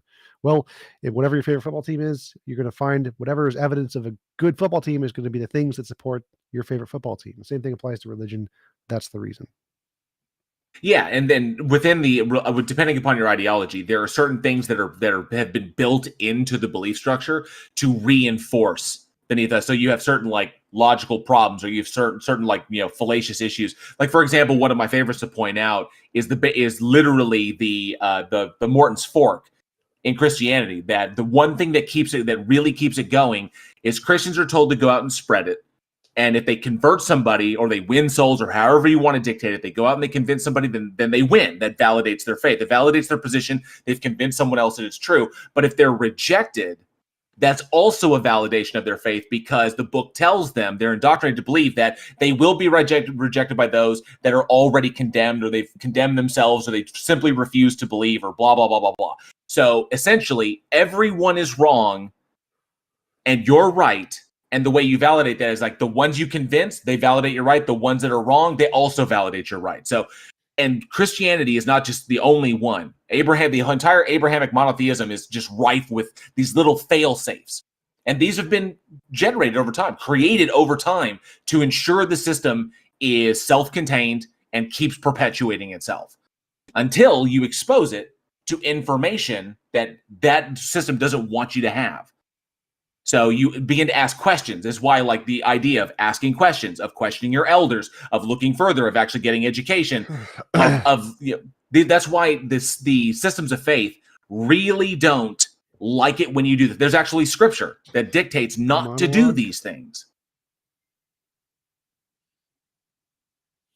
So, okay, well, if I'm just going to get interrupted there, so... You have been talking for like 2 minutes straight, so we should try to keep it concise, please. Thank you.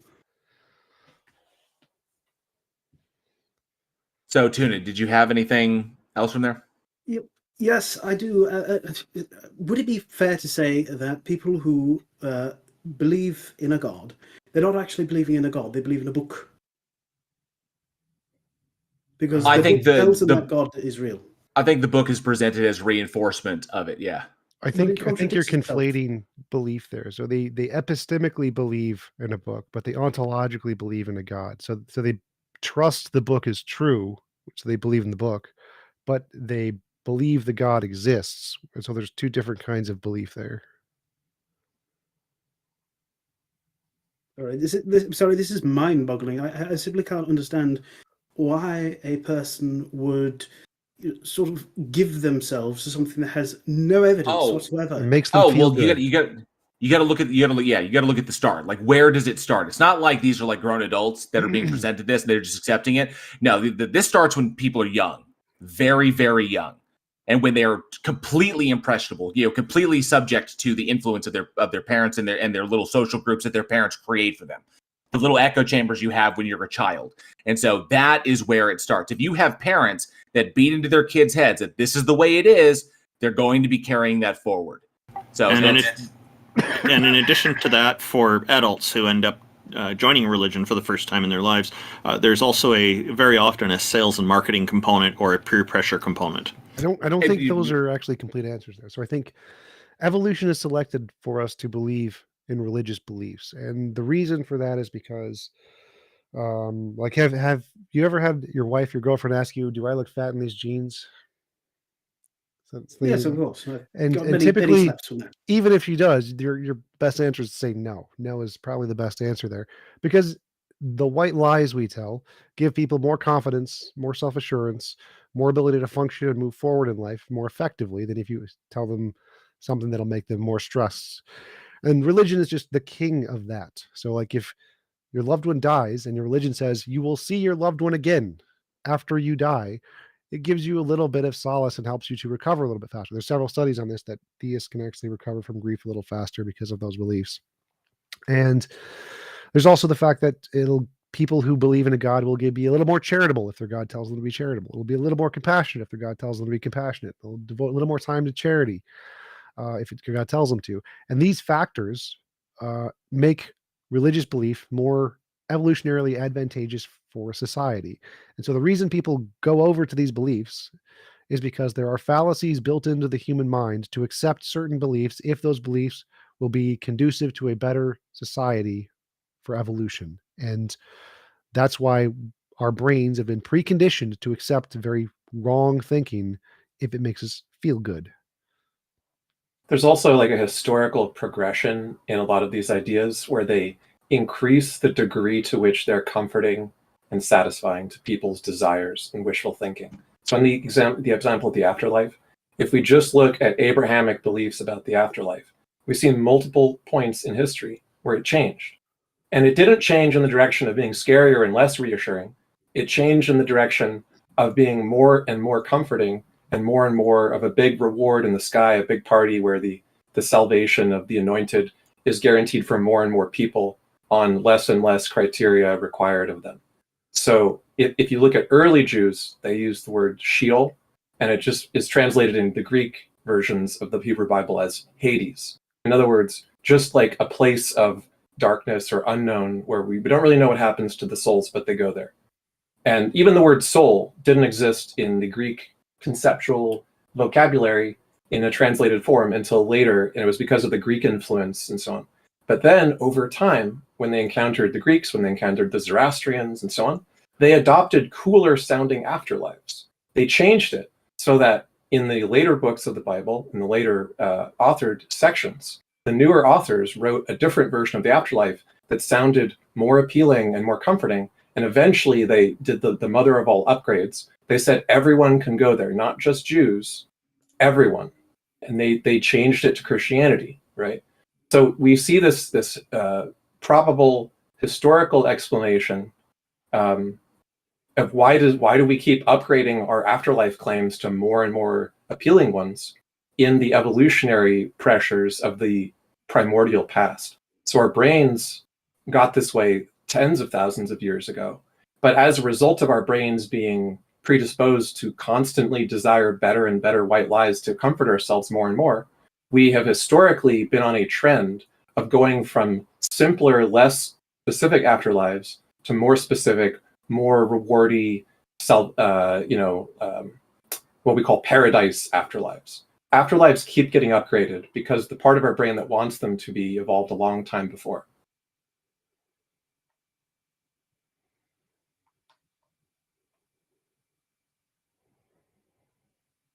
Make sense? Any other questions? No, I still don't really understand why people believe. I mean, I can understand if they've been indoctrinated since they were children, but well, my mother was devout Catholic, and I never understood the religion. I just thought it was something that was dying out. It makes them feel good. And That's the answer.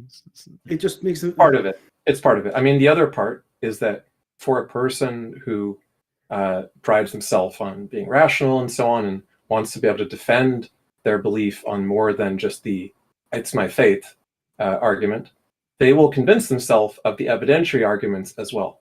So when you talk to like an apologist, you're talking to someone who has memorized a lot of very detailed attempted defenses, such as the 500 witnesses, minimal facts, Christianity arguments of Lee Strobel and others.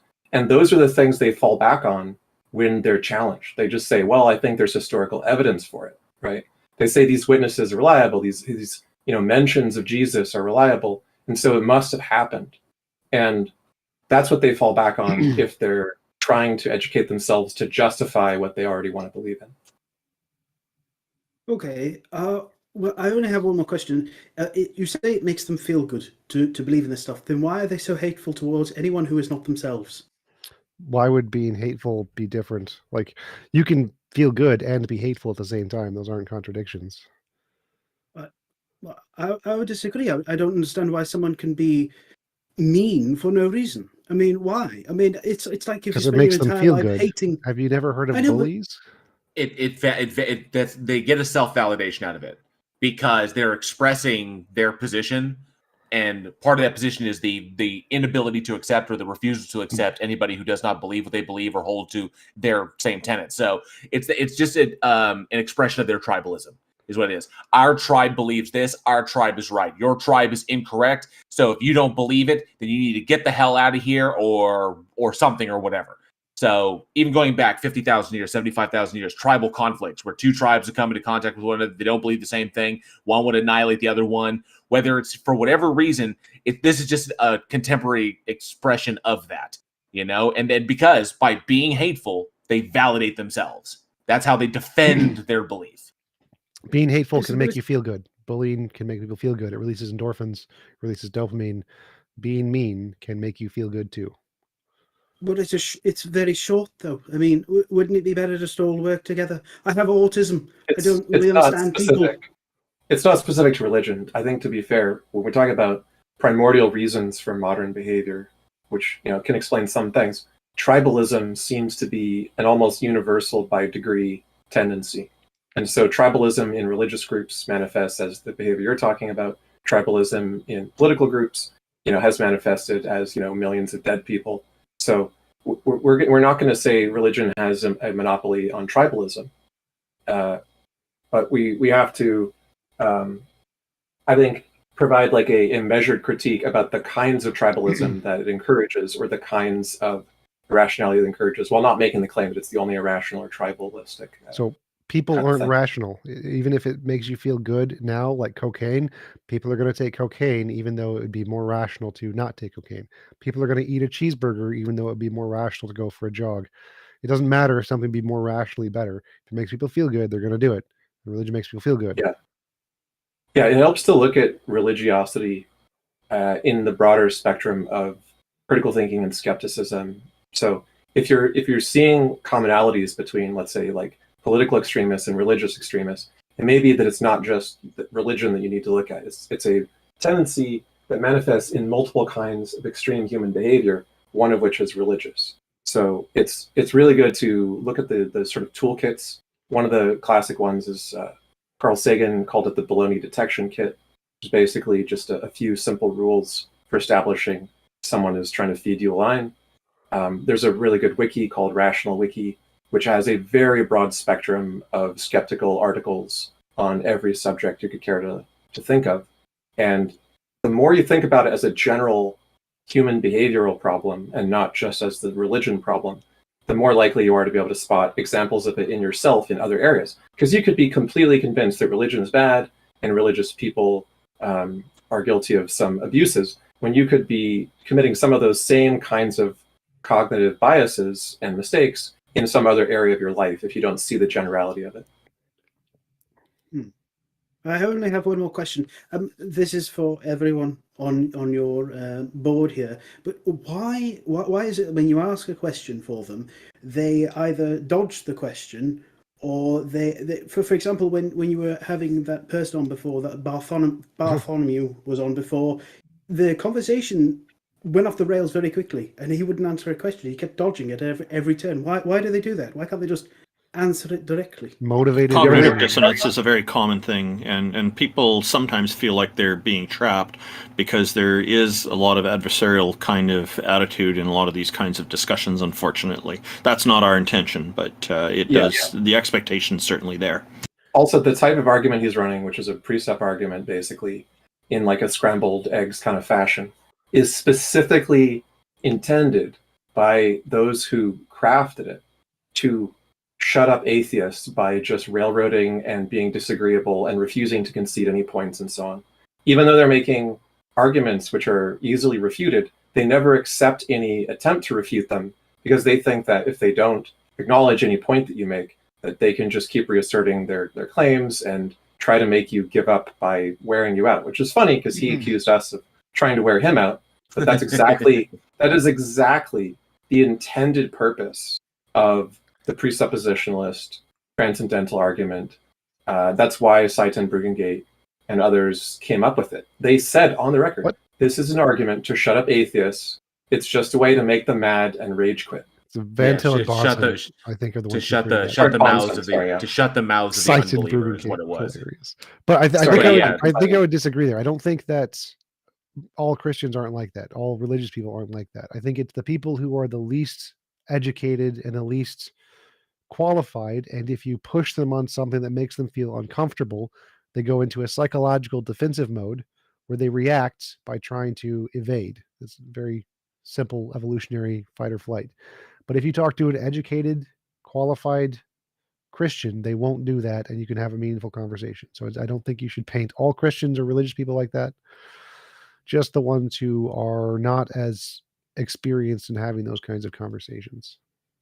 And I could add that it's been my experience, and I'm not equating this all over, but it's been my experience that the vast majority that are like that, like TJump was saying, that are, unqualified to speak about these things, is because they have been taught to eschew that all that information that they're ignoring, all that willful ignorance, that they are that way deliberately because they have been taught that all that information is how, in their worldview, the devil kind of pulls you away from God by pointing out all the weaknesses or pointing out things that demonstrably show that show that their arguments are fallacious or whatever. They ignore it all because that's how the devil does that.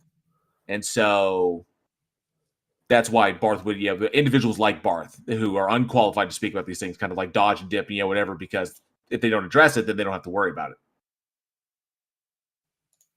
Can I ask a question? Are you looking for a way to engage with people in your life that you talk to that are theists? Is that something you're trying to work on?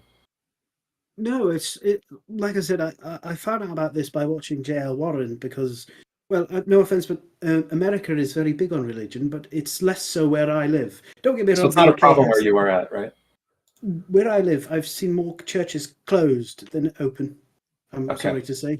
But so the concept of religion is not something that I have in my life. But like I said, I've seen churches that are closed. I just assumed that it was dying out. And it's an unusual thing to say, but obviously America is very big on religion. Mm-hmm. When I watch J.L. Warren, it comes up in my YouTube recommendations of all this theistic stuff that comes up out of America and extremism and stuff like that. And I didn't realize that it was very much still alive. It's actually growing worldwide. If you want to engage with people of different ideas and learn more about their beliefs. And you want to be able to ask them, not just their critics. Like, we're going to tell you, of course, a certain point of view because we disagree with these people. But if you'd like to be able to have conversations of your own that are somewhat productive, or at least less of a train wreck than tends to happen, I would highly recommend, as a starting point for getting into these type of subjects, looking at street epistemology. And in a nutshell, street epistemology is just a way of having conversations based on relatively non-confrontational and less leading questions, at least to start, where you say, okay, you tell me, what it is that you believe and why you believe it. And you don't present your own opinion if you disagree or agree, as much as possible if it's helps to just ask them more about what they believe instead. There's a whole bunch of YouTube channels. I would recommend one called Cordial Curiosity. It's a really good channel. And they diagram in some of their videos in real time, having conversations with people and being able to understand the connections that exist between the statements people make, between their beliefs, what's called a web of beliefs. And it's a really, really useful framework to have a conversation about someone with very wildly different beliefs than your own, without it just turning into an argument where neither of you wants to talk to each other again. So even if you don't talk to a lot of theists, maybe you're just interested in eventually talking to them, but you could practice street epistemology by talking to like Brexiters, right? Whichever side of the issue you're on, you could just talk to someone about their different opinion about it, using street epistemology as a framework. It's not specifically religious in subject domain. Does that make sense? Another good one to look at is Anthony Magnabosco, and all this started with. I'm trying to remember the name. I just had it. There's a professor who started this. He wrote a book, a manual for creating atheists, and that one gets into that. That was not the original intended title of the book, but the publisher wanted it, so the author made that the case. I'm trying to remember the name of Peter the Boghossian. author. Manual for Creating Atheists by Boghossian, yeah.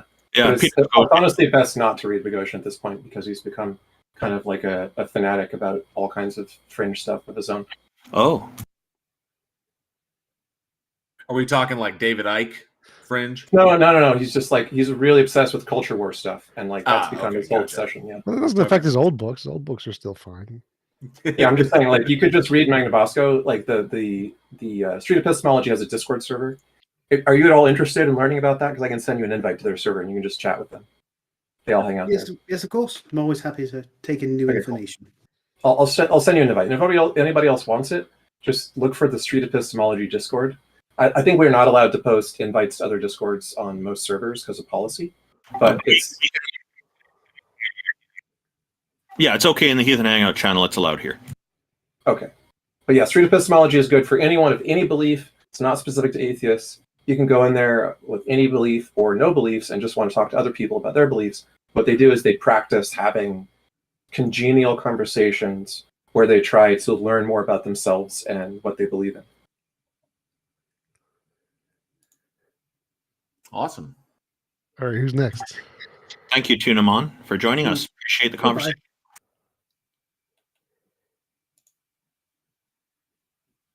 Welcome, Lulz. How are you? Thank you for joining us. Your microphone. Yeah. Hello, can you hear me? Yes, sir, we can. How are you today? Yeah, I'm good. How's everyone? New Zealand. I recognize you. How you doing? Yeah, I'm doing well. Yeah, I have a sort of, I don't know if you know of an argument against natural selection by Ray Fodor, but it's much maligned, and I think unfairly so. Does it have something to do with God in your mind? Fodor is an atheist. No, right? no, it's not. Okay, so we're pretty much talking about, despite some tangents into like consciousness and so on, but consciousness and the idea that disembodied minds may or may not exist has a lot of bearing on whether or not we should believe in God. So that's why I think that topic is related. But I don't think Fodor's arguments about naturalism and natural selection are germane to this unless you have some specific connection to your belief in God or not. Right, okay. I mean, I thought this was just sort of, it said other topics as well, given that you're all sort of, I think Sounds a lot of you seems ascribe to sciencey enough. sort Go of, go for it. What is it? Sorry, what's Fodor's full name?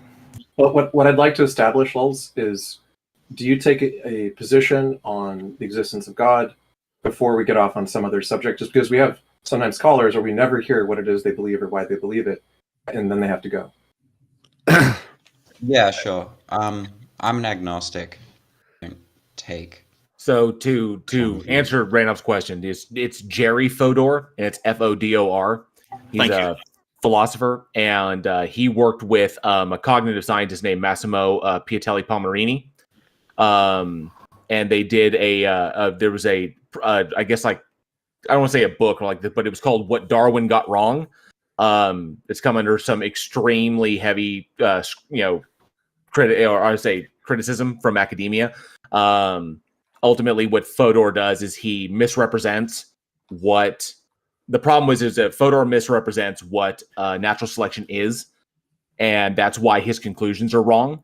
So essentially, it's just a straw man, is what Fodor was doing. That's the critique there. That Fodor presented a straw man. He attacked the straw man. He didn't represent it correctly, and that's why he's incorrect. So, Oh, okay. Thank you very much. no problem. So I don't think that Fodor constructed a straw man. Do you want to present the argument, Lulz? Just tell us what the argument is.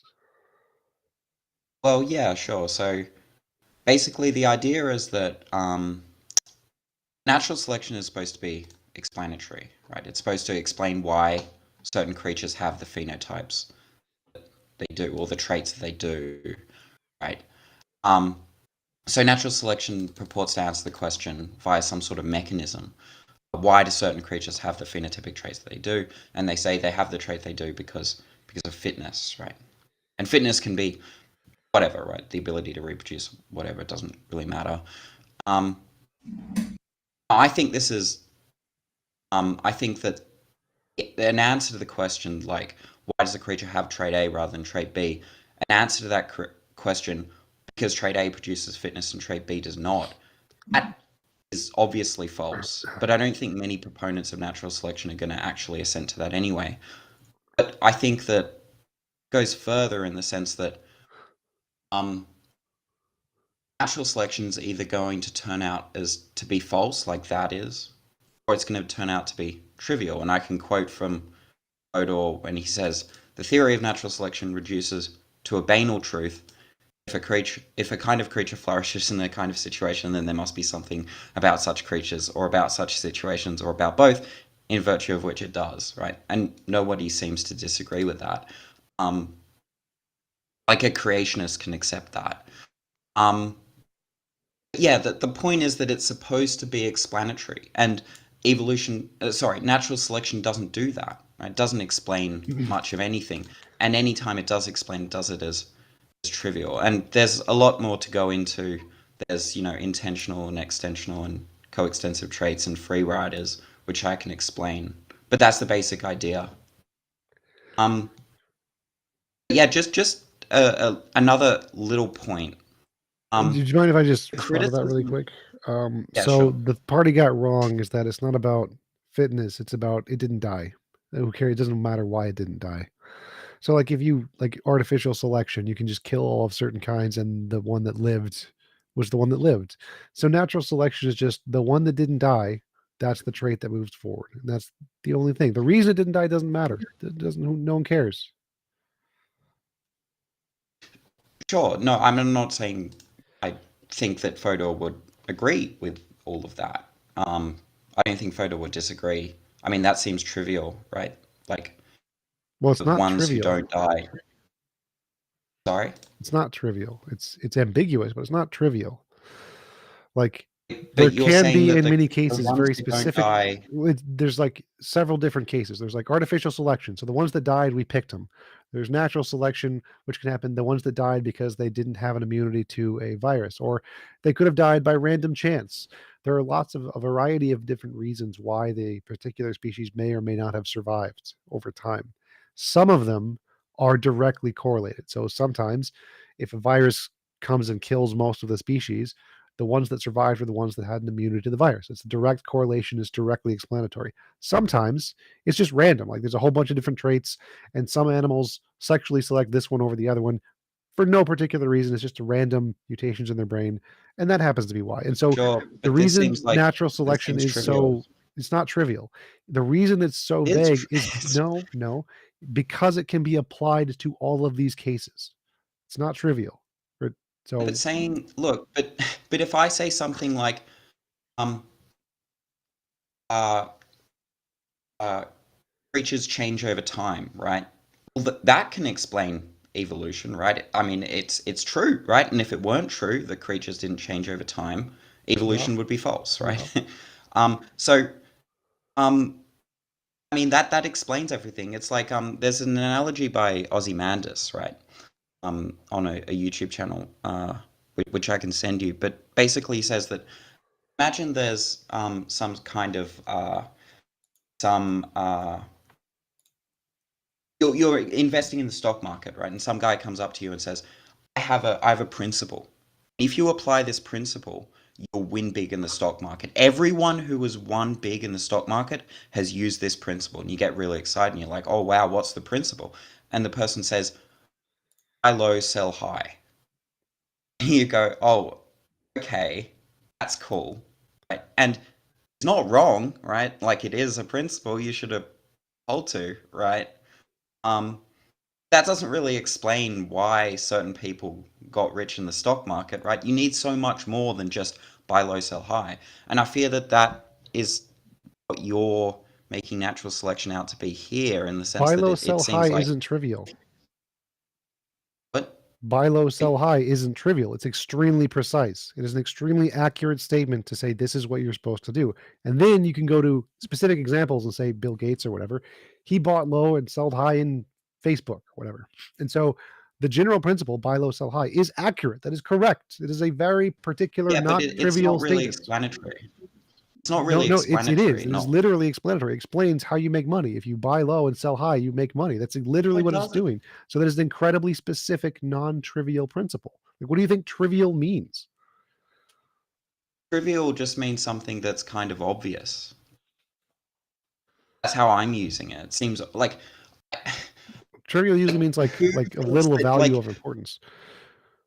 Sorry? Trivial usually means like of little value or importance. Like obvious, evolution was not obvious. Most people didn't even believe in evolution until Darwin came along in like 200 years ago. So it definitely wasn't obvious. No. That's not what I'm saying. I'm not saying that evolution is trivial. I'm saying that natural selection as the mechanism for evolution is trivial, as Also you not trivial. presented it, right? Well, You said the problem is how you're fitness describing. Wait, just the problem. 1 sec. You said that fitness is like just the ones who survive, right? And natural selection selects for fitness. Natural selection. I said not fitness. Selects natural. Sorry. I just said the one that I didn't use the word fitness at all. I just said the natural selection is the ones that survived. So you're just saying the ones who survive pass on their genes. Ones who survive. Yep. Natural selection says the ones that survive, and you're saying that's not trivial? No, it's not trivial. So the traits that are Ones that properties. survive is No, not that's wrong. trivial? That's wrong. That's wrong. The What are you traits that saying? shut up. The traits that are passed on are the traits that survived and were not killed. That's it. It's also The saying traits more than that- that, right? the It's saying that traits they that rise survive- to fix. Hold on a second. It says that they rise to Yes. fixation. In other words, if you have a group which has some trait initially, and the population may be small, the prediction is if they're continuing to survive, they will rise to fixation. In other words, those groups of successful survivors are going to permeate with their genes the population over time. And this gets into mathematical models, gets into what we call evolutionary and natural selection-based algorithms, which Right, are but those- understandable in terms of math, right? So when we say that it's models are done after. When we say that it's not just after. The point is we can do prediction, and we can deliberately But with natural incentivize selection, any given outcome just by having some pressures and guaranteeing that with enough mutation and time, the natural selection tendency will be to produce a fixated population that has a successful survival rate over time, that is adapted. And that's what we mean when we say fitness. We just mean that over time, those traits which are able to rise to fixation by continually surviving over and over and over repeatedly in increasing degrees are the ones which are going to eventually become the stable species of that environment in the future. So it's predictive. We use it in all kinds of stuff, including computer science. Look, I fear that this is still trivial. What do you mean by know trivial? I mean, either tautologists, like the ones who survive, that's tautologists, or just simply like obvious. Well, Like, that's because that's what I was trying to say previously. It's how Fodor, the reason why Fodor gets it wrong, and the reason he came under such heavy criticism was because he was utilizing the context in which he was utilizing natural selection was incorrect. So Jerry Fodor argued that Darwin was wrong about natural selection because for two reasons. One, that Fodor claimed it was only a tautology rather than a scientific law that could support counterfactuals. Well, he's wrong about that because it's literally natural selection, what we call the mechanism. Okay, so natural selection includes... Yeah, no, he says that in his book.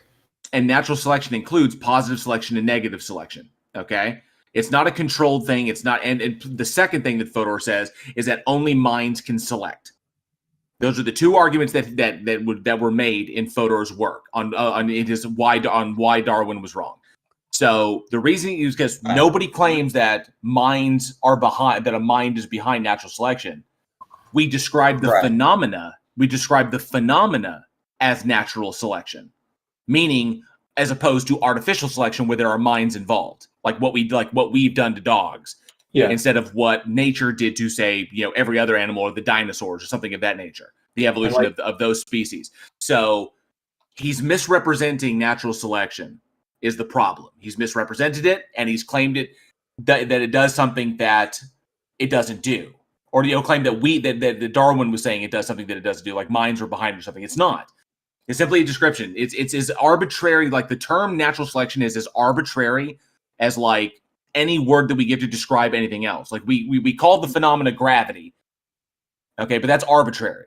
He called the phenomena of certain traits being selected for, or certain traits surviving and certain traits dying out, natural selection. That these were selected for, that's why they survived. These were negatively selected against, that's why they died out. That's it. So, but wait, you agree that there are some traits that were never, quote unquote, selected for that still creatures have now, right? Well, there are traits that have been selected for throughout evolution, because evolution is an ongoing process in all populations. So traits. There might be some traits. Let me just clarify. We had this conversation before. And what you were describing before, was what's called exaptation. I've never heard that term. Right along. Let me just coextensive traits that just happen to be along for the ride because other traits carry exactly. them. Like it could be the case that my cat, for example, my cat has 4 legs, but it could be the case that having 4 legs never provided any evolutionary advantage or advantage to fitness in the past at all. It could be the case. So. But how do you know that? That you can't possibly know that, right? There might be some traits that never provided. Yes, we can, Lols. Lols, stop. Lols, stop for 1 second. You and I already had this conversation before, and it's already been explained to you why 4-legged distribution in the vast majority of quadrupeds evolved that way. It is the most functional because of how the Earth is, because of the natural selection as to what gravity is. Okay, like literally the Earth itself and the Earth's gravitational, the gravitational pull of the Earth. These are evolution. These are literally evolutionary pressures. Quadrupedalism in the vast majority of species. Quadrupedalism was explained as something that literally came about very early on because of weight distribution in survival, in the ability for animals to survive. to distribute their weight evenly enough in order to maintain speeds so that predators could catch up with their prey, and so that other animals could more quickly, and so that herbivores could more quickly move between areas that they needed to feed on as they were grazing. That was very early selected in determining life. That just happened. That just works out that way. And because it is one of the best modes of locomotion, it has been carried on throughout all of history. But that does not preclude that animals that typically only four, cannot be born with more. And they do, but typically they don't survive, because being born with more, being born with less actually hinders survival. So Lols, what's your argument here? So that there are free riders. Just 1 second. Just 1 second. Clarify so something look, really quick. I never got my question out though. So, do you think that every single trait that creatures have now was at some time in the past beneficial for fitness? No. So what? Okay, good. Thank you. Okay, thank you. Well, at least that's not what I said. That's what I said. Okay, good. Well, that was the question that I wanted to ask. So that's good. So you can accept that, like, for example, my cat, who has 4 legs, it may be that in the past 4 legs never provided any, contribution to fitness in the past. It could be just a free rider trait. It might be. Therefore, what? It could be the case. Well, it could be the case that my cat's ancestors in the past. Therefore, what? So there's free rider traits. So what? Just 1 second. Just 1 sec. So it could be the case that her ancestors needed to be lower to the ground, and it just so happens that the creatures of her cat species. We don't need examples. So what? That were lower we don't to need the examples. ground So what? Had 4 legs. Yes, we understand. Right? What is your point? So, my point is that natural selection can't distinguish, right, between traits that are selected for as opposed to traits that are selected of. But that's not what natural selection is being said is doing. That's not this. That is not what natural selection is doing. Natural selection is not doing anything. It's not selecting for anything. No, that's not what we he's saying. describe the phenomena of That's what he's implying. No, he's not. He's saying that natural selection can't distinguish between which traits were specifically selected to benefit survival and which traits happened by random chance that didn't benefit survival. Yeah, we don't claim that it does. No, not quite. I'm saying that there might be some coextensive traits, right? And coextensive means that there's a trait that is a ride along. I'll give you an example. Yeah, that was not selected for survival. I'll give you an analogy. So let's say that. Wait. Just 1 second. Let's say we're at a party, right? And there are 2 bowls of punch, and we want to get absolutely hammered, right? And we go. I understand exactly what you're saying. Yes, there are multiple different variables that can lead to the same trait. I understand. It doesn't matter. It's called the problem of underdetermination. You know this is the case. No, that's not really what I'm talking about. It is. I'm saying that no. This is called the problem of underdetermination. This is not just a case in evolution, it's the case in everything. There are multiple different explanations that can lead to the exact same empirical explanation. No, I'm not talking about No, I'm not saying. I'm telling you, you don't realize it, but you are. You are talking about underdetermination. You're saying there is a particular trait. It's not an epistemic objection. This isn't an neither is epistemic underdetermination. It's not an epistemic problem. The thing is you're saying natural selection can't determine between if a property was selected because it was specifically something that benefited survival, or if it was an offset of something else that happened to benefit survival, right?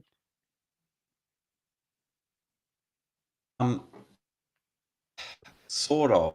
Yes, that's the problem of underdetermination. It doesn't make a difference. We can say, let's say everything. Let's say we say inductively everything is a result of something that was selected for in order for survival, and we're wrong 10% of the time. Who cares? Still works. No. That I think that if that's the thing that you're saying, it's actually going to come out false a lot more than 10% of the time. But that's beside the point. The point is that there are coextensive traits, right? There are coextensive traits, such as being low to the ground and we don't need examples. So what? Legs, right? That might be coextensive. They don't so have to be. What? It's not like. Dude, just land the plane, man. Come on. just what? So Sorry? there are coextensive traits. So what? We can grant that. Yes, there are. We don't care. Some of them still result by natural selection because it was selected for as a pressure. So what? This does not invalidate natural selection. How do you think coextensive traits invalidates natural selection? Supposed to be explained. Yes, It's supposed to be exaptation, explanatory. and And there's convergent no- evolution both occur. There's no general principles, right? There's no general principles of natural select. I mean, there might be general principles, but then you're not using natural selection to derive those general principles, right? One of the Yeah, criticisms well, we can be of wrong and still do that. We can be wrong occasionally and still do that. So even if acceptation happens, which it what? does, No, we can still be right that's and not what I'm derive saying principles either. of natural selection. Look, look. Just let me finish what I was saying. So, okay, where was I? We were trying to get you to explain why do you think this occurring is damaging to natural selection in any way? Yeah. Okay. Thanks. So, natural selection basically is supposed to be scientific explanation, right? It's supposed to be generalizable, and that's it's not gonna be generalizable, because let's say you think that okay, being able to run fast is, a good adaptation. You observe in the wild that the gazelles that run fast can escape lions, right? You think, oh, surviving, in being able to run fast is increases fitness in gazelles, right? We don't need examples. Then, Just of leave course, out all of the examples. might be Please leave out all the examples. We don't need them. So was Newton's theory of gravity generalizable? Yes, of course. But it was wrong, right? Einstein was like, it doesn't work. It's wrong. You got the thing wrong. The orbit of Mercury, the perihedron, completely wrong. Curvature of light on the sun, got it wrong, right? It's just completely wrong. Okay, Does that then stop it from being maybe it generalizable? wasn't. What? Is that- Okay, well then it wasn't. Sorry, I don't know much about physics, so I don't like. It was still okay, generalizable. then You it can was- still use it today and get many right answers. It will not get all of the right answers. It will get some wrong, but it still is generalizable. You don't need to get every single answer correct to be generalizable.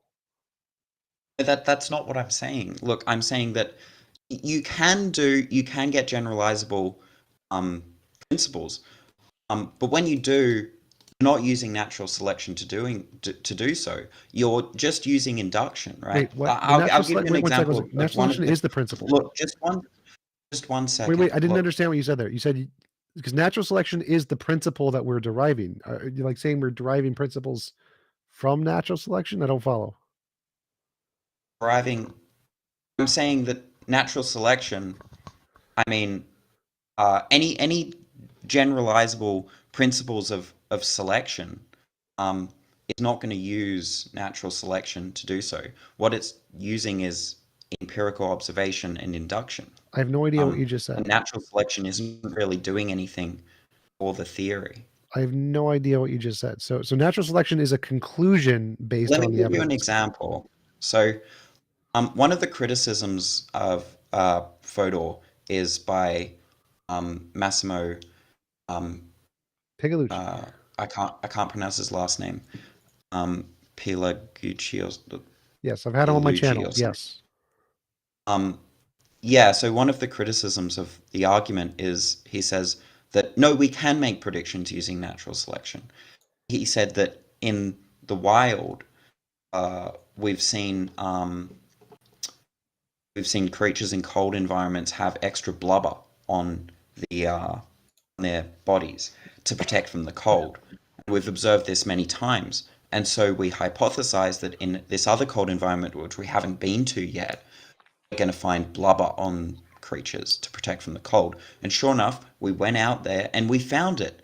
See? Great, we can make predictions. The problem there, and this is what Alex Malpass points out as well, is that that's not using natural selection, right? That's just an inductive inference. It's just induction. You're just saying you've observed something in the past, right? And you're probably going to observe it in the future.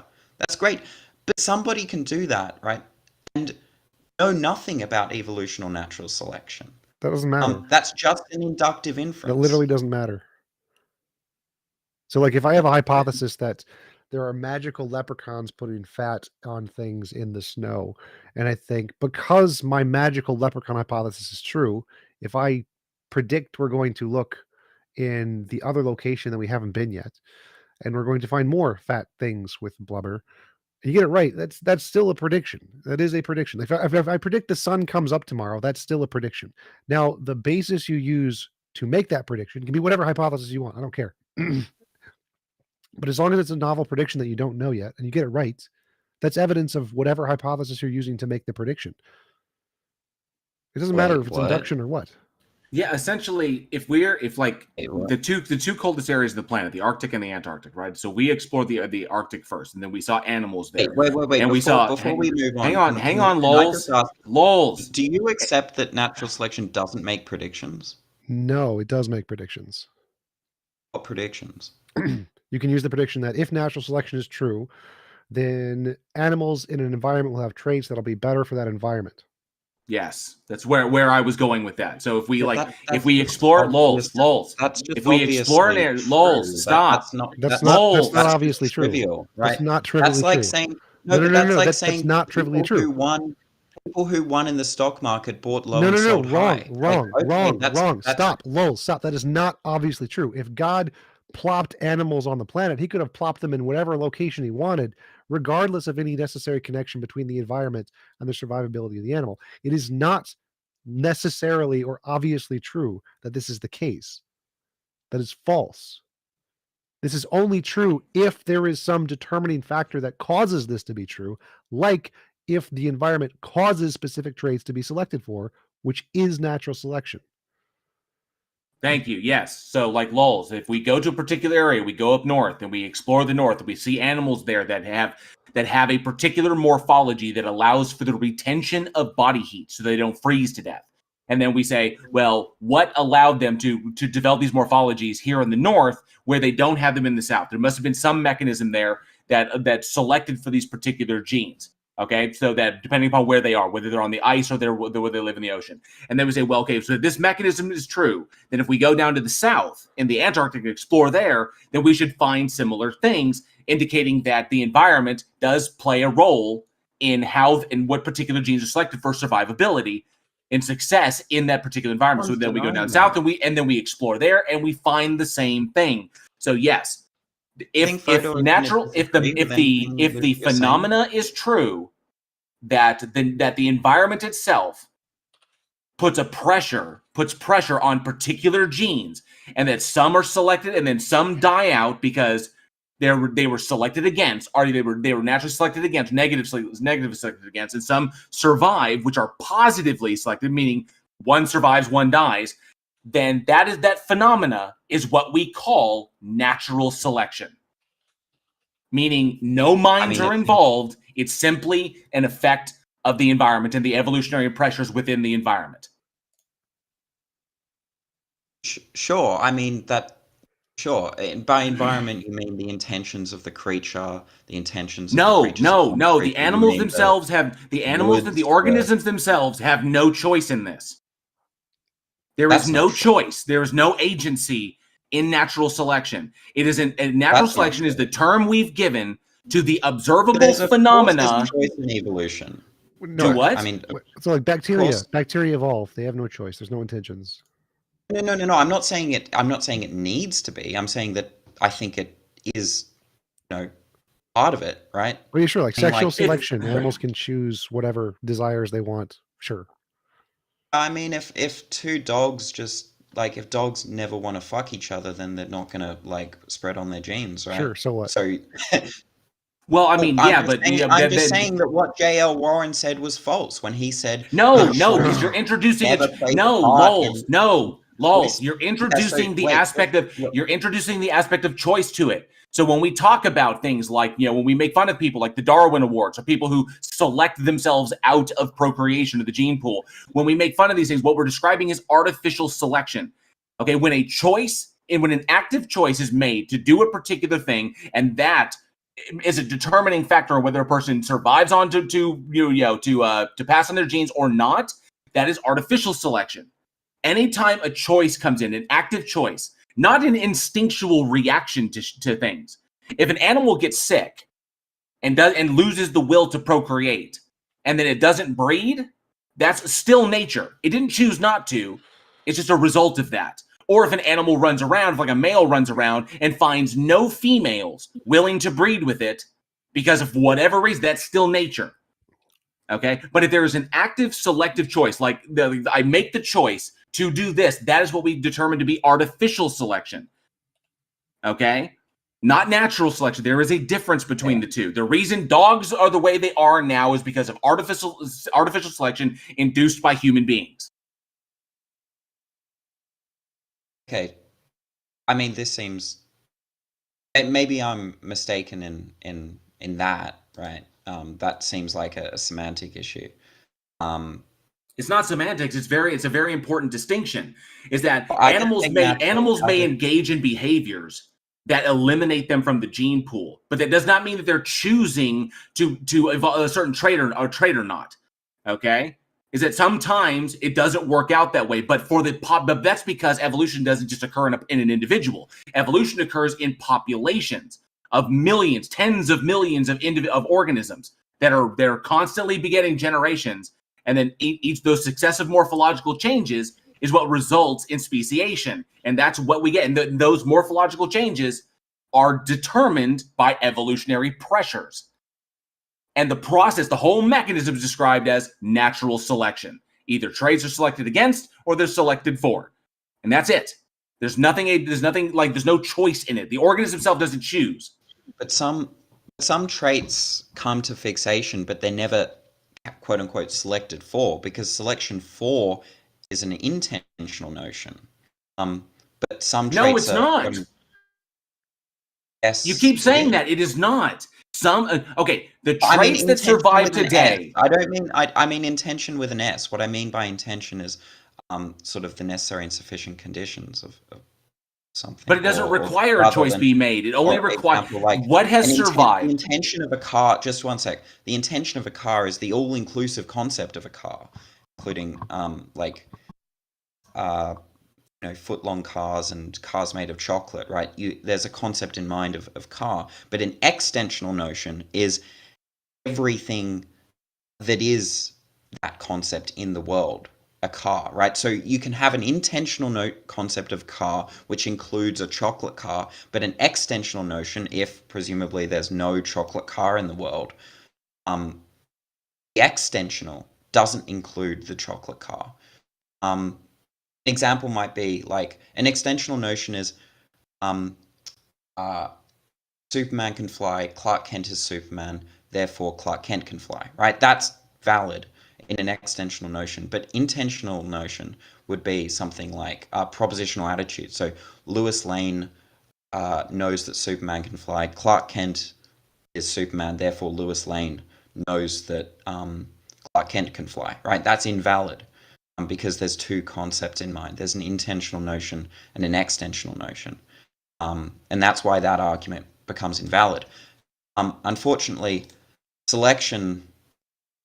natural selection, saying something is selected for is an intentional notion. No, it's not. Not in this context. No, not in the context of evolutionary biology. I can explain why I think it is. Not in the context of evolutionary biology. You're incorrect on this. Can I try and explain why I think I'm correct? So, let's say that there's let's say there are some lizards, right? Lizards in a forest, and some are green and some are red. Now the green ones blend into the background, and there are some predators, some birds,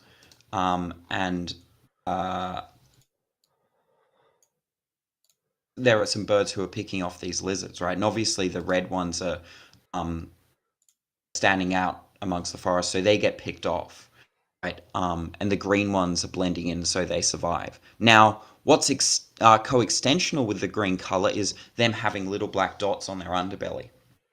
So, not only is it the green lizards that survive, but it's also lizards with little black spots on their underbelly. Now, of course, what's being selected, quote unquote, for is that specific trait of being green, right? But what's being selected of is I've having already little since black I've spots long on there. ago tried to Just one explain this to him. second. Just TJump. one No, second. no, Look, lulz, no, absolutely not. No, stop, Just stop. just Stop, let or I'm me going to have him finish. mute you. No, Stop, or you're going to be please muted. finish. Stop, or you're going to be Please muted. finish. Stop, or you're going to be Am I muted. allowed to finish? Lulz, no. This has already been explained to you at length. This is an old conversation. Okay, I literally just, like, when I was muted, told my live audience what you were going to bring up, and you're bringing this up again. Only it wasn't lizards last time; it was frogs. It's the exact same thing. Exaptation has already been described to you.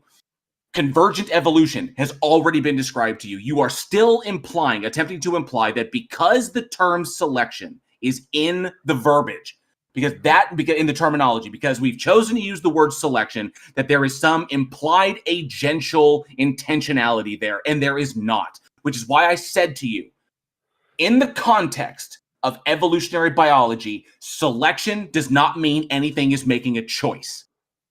It is not, flatly. This is the same difference between someone colloquially using the term theory and when we say, in science, when we say theory. Okay? When colloquially, what they really mean is really more along the lines of a hypothesis. Okay? There is a colloquial definition. There is the scientific definition. There are, contextual definitions. And in the context of evolutionary biology, which we are talking about here, you are using the term selection wrong. You're trying to imply that evolutionary biology is using the term incorrectly, and it is not. And that is because words are polysemous. I think Okay? it's also important that his example is wrong. Like, there are actual examples of excitation, but that's not one of them. So in his example, natural selection is selecting for both green and spots. It's not selecting for green; it's selecting for both in that case. But I think there are also traits that are maintained that were selected for in the past that they happen to carry on because nothing ever selects against them. So, for example, whatever in the past selected for this species to have those spots on their underbellies, whatever pressure resulted in that, then in turn was never selected against. So it was what you called a ride along, or essentially just a trait that just continuously gets passed. Now, it will continue to be passed in the population until something selects against that. Once those spots on the underbelly become a detriment to the species, then it will be selected against, and then that trait will be less likely to be passed on, so on and so forth, until those ones who have fainter spots, until no spots eventually becomes the deal. Whatever, like, for example, you said red and green, right? So going into the past, whatever pressures dictate or was selected for there to be red and green lizards, now the pressures have changed, and now the reds are more apt to be predated against, so the green ones survive. Okay? But both of them had spots on their underbellies. So it's going to be continued to be passed on. So what does this have to do with the predictions thing? So, like, let's take Darwin's prediction of he had a flower with a long nestle or whatever it's called, with whatever it's the gooey stuff in the middle. He said he predicted that there's going to be a moth or an animal that has a tongue that long. That was a prediction made by natural selection. How is that not predictive?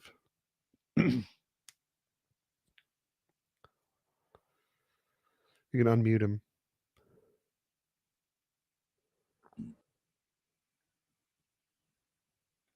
How was I muted? I was just trying to finish a point. I don't care. Because it's a point that you've made before, and it's been heard, and you're wrong. You're wrong. So look, let me finish what I was saying, okay? We'd rather not. I we'd lose rather not hear interest that when people overtalk me. So look, we'd rather not hear that. We'd rather not hear that. You've repeated yourself.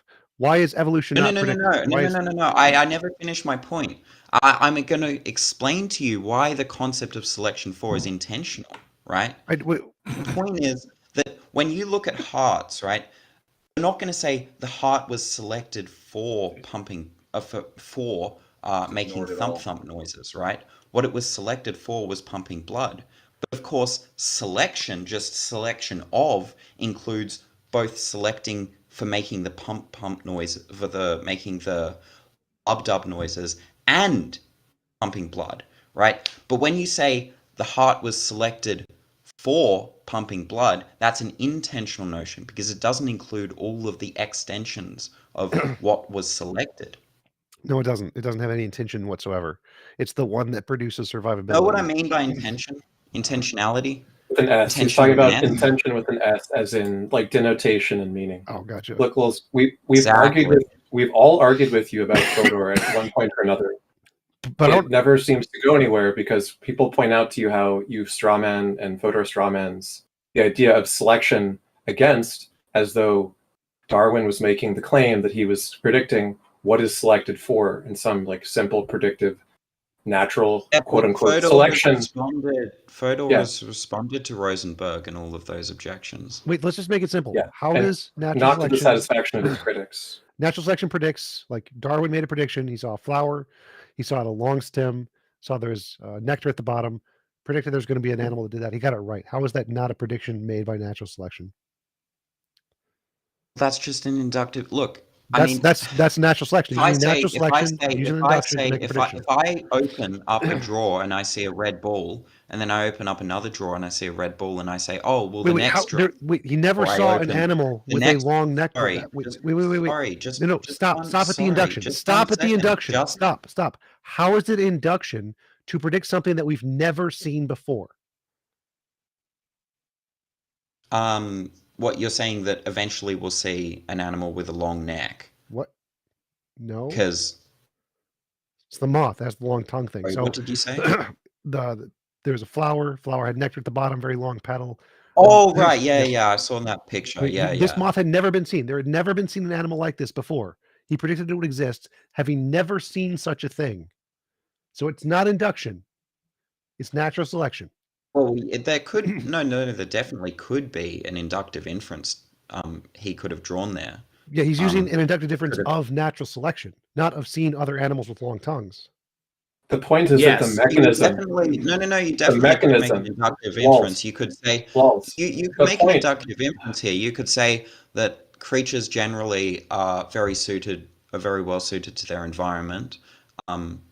Therefore, in the future, when we see something like a flower in which the only way to get their nectar is to have a long beak, then we're probably going to see an animal with a long beak to grab the nectar, right? You definitely can make an inductive inference and not know anything about natural selection and come to that conclusion. The explanation, the mechanism that's being posited as for why that is the case is what natural selection is, right? It's just saying that we know why this happens over and over again. We know why we can predict it. And that's because the traits which are not selected against rise to fixation. So we can do the kind of... Hold on, just let me finish.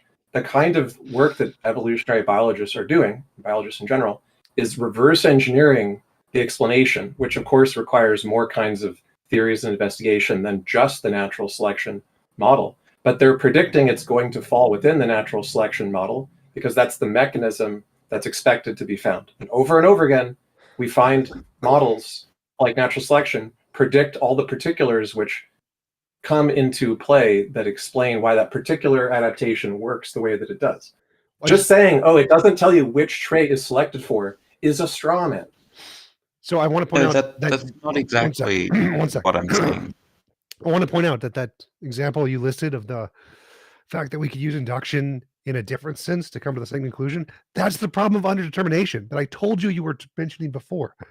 It doesn't make a difference if there are multiple ways. It doesn't make a difference if there are multiple ways to come to the same conclusion. What matters is if you use a hypothesis to come to a conclusion before anybody else does, and you get it right, that's evidence for your hypothesis and nobody else's because you got it right first. That's insane. No, it's rational logic. That's insane. No, that's insane. Look, perfectly rational. Okay, so imagine if I don't know, let's say the Bible said that there's going to be a double helix DNA, that the Earth is 13.8 billion years ago, that Donald Trump will be president. Says do this because God said so. Now, it's not the only possibility, but if it said this, would this be evidence of God? Would it be evidence of God? Yeah.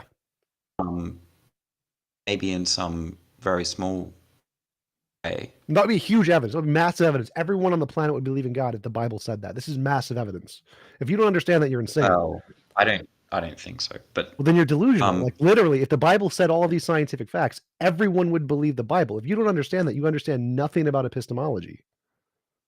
I mean, Well, literally, if the Bible I'm literally saying said, if the Bible said anything about like the theory of germ disease, you imagine how many lives would save from like cholera and dysentery and all of the manageable friggin' pandemics that we've endured. If it literally talked about washing Well, your it just hands comes because it just germs comes down exist, but it never did. It doesn't do that. But if it had done that, wow, because no holy book it makes just mention of comes this. down it just comes down because I think that there are other hypotheses apart from the triomni God that are more reasonable, that fits better with all of those hypotheses. That's the right? problem of underdetermination, which I told you before is wrong. Right, but the What makes one hypothesis better is if meaning it is predicts wrong. the things first, it gets the evidence. So if the Bible predicted these first, the Bible gets the evidence.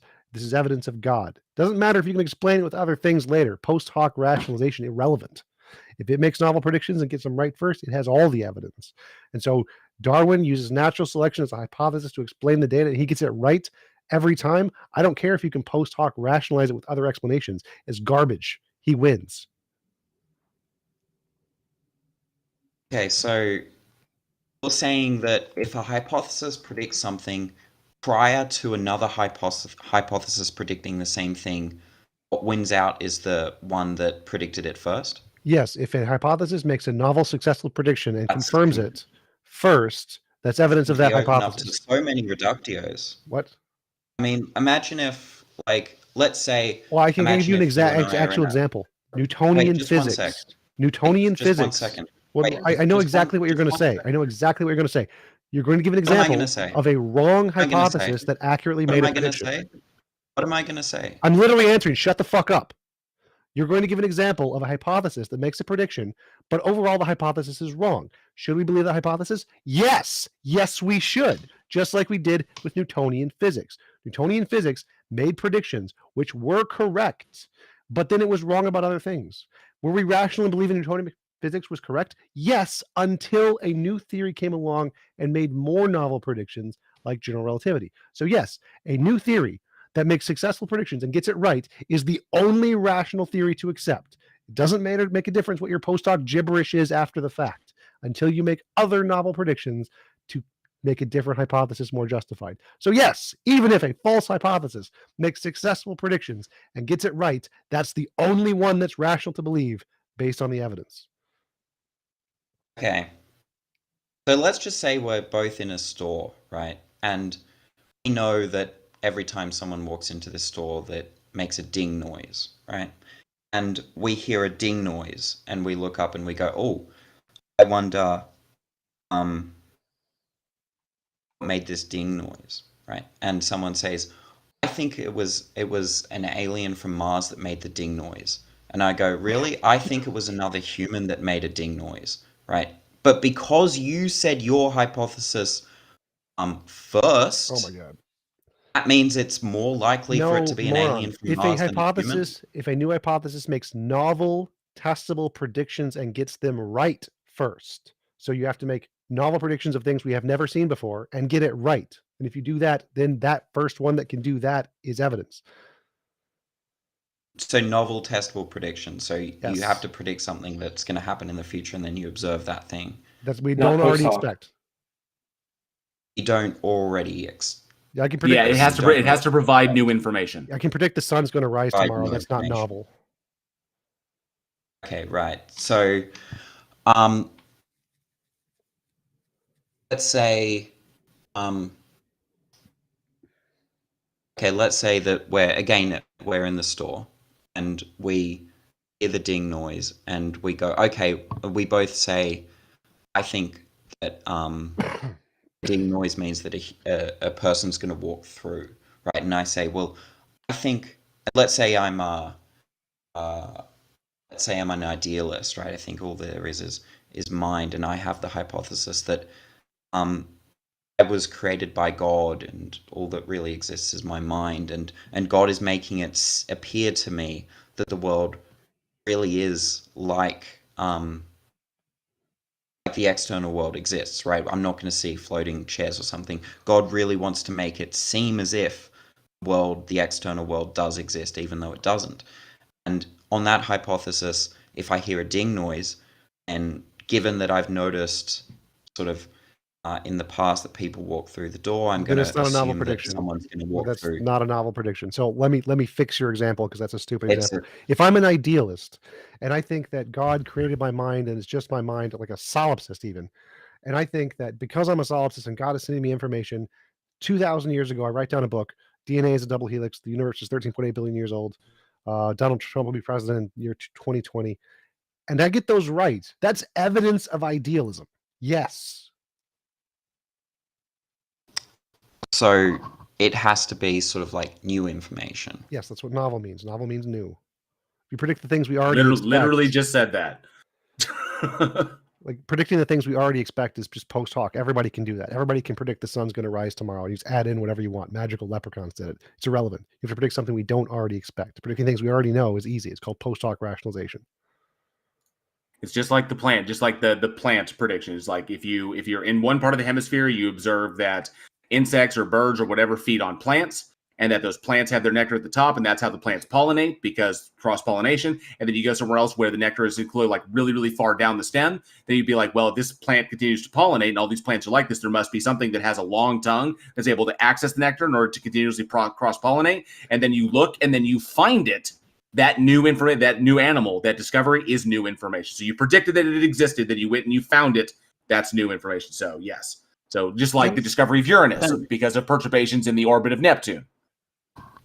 Didn't someone say that, prior to evolution, and somebody probably has said this, right, that God has sort of inserted creatures to be adapted to a given environment, right? And so given that we see, let's say, this plant with the nectar at the bottom, we would assume that God has created a creature with a long tongue to reach down into that plant.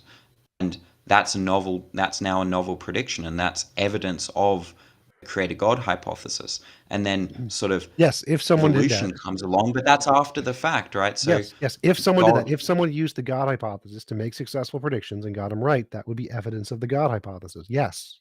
But because it's prior to evolution, that's yes. If there was a prior thing to do- evolution that predicted all the diversity of species before evolution did, it would have all the evidence. Yes. So all I need to. So if we find tomorrow a book that was written before Darwin came out that said, I think that God has created creatures to be perfectly adapted to their environment, and I predict that we'll find, even though we haven't yet, we'll find a creature with its tongue that's going to reach down into this plant with the nectar, then we should throw out evolution. If it accounts for every single novel prediction ever made by evolution, yes. So yeah, if we find a book written 2,000 years ago, account for every single novel prediction. Right, we've made more since him. So if we can use the hypothesis to make more novel predictions, that's more evidence. And so if we find a book 2,000 years ago that has literally every single novel prediction ever made by evolution, hopefully more, then yes, that would be really great evidence of whatever that hypothesis is. Even if it's magical farting leprechauns, someone would be rational to say, you know what, I think we should take this seriously. Yes. Especially if it made better and more accurate predictions than Darwin's foundational, concepts. Obviously Darwin is over 100 years old, and of course, we've made significant advances in evolutionary biology since then. The concepts of like phylogenetics and stuff like that. But yeah, you'd be correct. Yeah, I just don't understand why the temporality of the predictions matter in any way. Because predicting the future is really, really hard. Post hoc explaining stuff we already know is really, really easy. But someone could predict something like 1 millisecond before somebody else, and the person who predicted it 1 millisecond after doesn't even know about the previous prediction. But because someone predicted something 1 millisecond before the other person, and that person has priority. Yes, it's just insane. If one hypothesis I just don't understand why you would accept that. Because it's really hard to predict the future. And if you already know somebody else who predicted the future and copy them, that's really easy. So if both I'm stipulating. So if two people were independently predicted a fact about the future they didn't know yet, regardless of what times, they are both logically justified. Now, if somebody predicted the Okay. future and someone else copies them, that's irrelevant. But if two independent No. hypotheses, That's not what I'm talking about. That's not what I'm talking about. right? I'm That's saying the that first thing. If there's two two people, hypotheses. two hypotheses, independent of one another, never talked to one another, both made predictions about the same thing, both got it right. They're both justified. Both justified, right? Both. But according to you, if someone made the prediction like 2 days earlier than the other person, No, that part's irrelevant. That's and not that the objection. If they'd both be okay, right. justified if So they were it's not independent. about temporal priority. It's not about temporal. It is about temporal priority. You don't understand. So the problem is if you just denied it. No. If you make up a hypothesis that fit the data we already know, that's post hoc reasoning. That's garbage. If you genuinely find another hypothesis that makes novel predictions and it gets it right before we knew them, yes, that is a rational thing to believe. Sure, but look, I'm saying that there's two people and they make correct predictions using one theory and another theory, and both of them make the same prediction, but both of them have the same theoretical virtues. Both theories have the same theoretical virtues. Theoretical virtues are irrelevant. You find out that one. That's irrelevant. I have literally answered. It doesn't make a difference. Second, it doesn't make a difference when. It makes a difference when relative to knowing the other hypothesis. So if a person on Papua New Guinea made a hypothesis that God invented animals and he made a prediction that he was going to find the moth and he found the moth, that would be rational for him to believe in the God, even though we know evolution did it before. It's relative to the knowledge of the individual. What is novel to the individual? Okay, so let's say you have some sort of like event you want explained, and someone comes to you with a hypothesis, and it makes a prediction about the event, and you go, oh, okay, and according to you, then it's rational to accept that hypothesis. If it gets it right. And then a day later, you find another person who, with another theory that also predicts the same thing, and according to you, it's more rational to believe the first guy. Yes, because it's really, really easy for somebody to make shit up. Because it's really easy to take something we already know and make up a hypothesis to fit the data. No, the second guy didn't know anything about I the don't first know guy. that. He could have just made it up. So the Let's only just information I stipulate- have is look, this guy it's predicted it stipulated- before. look, Stop I'm talking. stipulating in Stop the talking. Stop hypothetical. talking. The only information I have is that person A predicted something before it happened and got it right. I have really good reason to believe him. If I go to person B and he predicts it, and we already know what happened, well, I don't have any reason to believe person B. He's just making shit up. Person A got it right before it happened. Now, if I go to person A, stop talking. If I go to person A, he predicts something. Then I go to person B, he predicts something. And they both get it right before it happened. They're both justified as far as I know, as long as they never spoke to one another. Okay, so it doesn't matter about temporal priority as long as they don't matter. speak. Relative to the events. As long as No, stop talking. As long as Stop talking. they Mute him now. Mute him now. Mute him now. Get him done. He's done. He's done. Well, Mute him. we're going to move on to the next guest anyway. You've taken a lot of time. We had a Yes. chat. Look, we have only 10 minutes remaining. We're going to speak to somebody else. Yes. So That's okay, because we're going to move on to the next person. Sounds good. So you're an idiot. Temporality does matter. I literally explained this. It's not temporality relative to you learning about the hypothesis. That's irrelevant. That's an irrelevant No, garbage that's that not you what don't I'm matter. That's talking literally about. what you're asking. It literally Not doesn't what- matter. that's- What Can I matters. just finish what I was No, saying? I don't please? care because you're an idiot. We don't need to hear more about it because we're going to move on. Thanks, Lols. Look, Like this is not hard to understand. If there is a hypothesis and it predicts the future and it gets it right, you're justified in believing the hypothesis. It's that simple. Very simple. This is not hard. Hello, Anima. How are you doing? Thank you for joining us. I'm good. You guys can hear me? Yes, sir, we can. What have you got for us today? We've got limited time, but we'll try to make sure we cover everything. No, it's actually a really, really quick question. It's about philosophy because I don't know very much about it. I'm an atheist, so I've been listening to a really dumb presuppositionalist, and he keeps bringing up the point of now I forget what it was. The it one was in the point many? of concrete. No, yeah, concrete and ultimate. And when he's talking to these, as he puts it, the PhDs and professional atheists, Yeah. Sorry. I just Oh, don't Darth like saying Dawkins. his name. Okay. He's an aggressive person to deal with. Yes. If you want to watch a annoying. YouTube channel full of people wrecking Darth, there are a couple of YouTube channels that specialize literally nothing but that. Yeah. Yes. And I know. One of the really good ones is Jefferson Spatchcock's channel. But go ahead. Yes. What's the argument? No, he brings up, okay, so he'll bring up the word concrete, and then I hear the philosopher guy say, well, what do you mean by concrete? And then he doesn't really explain it, but he doesn't let the philosopher guy explain either.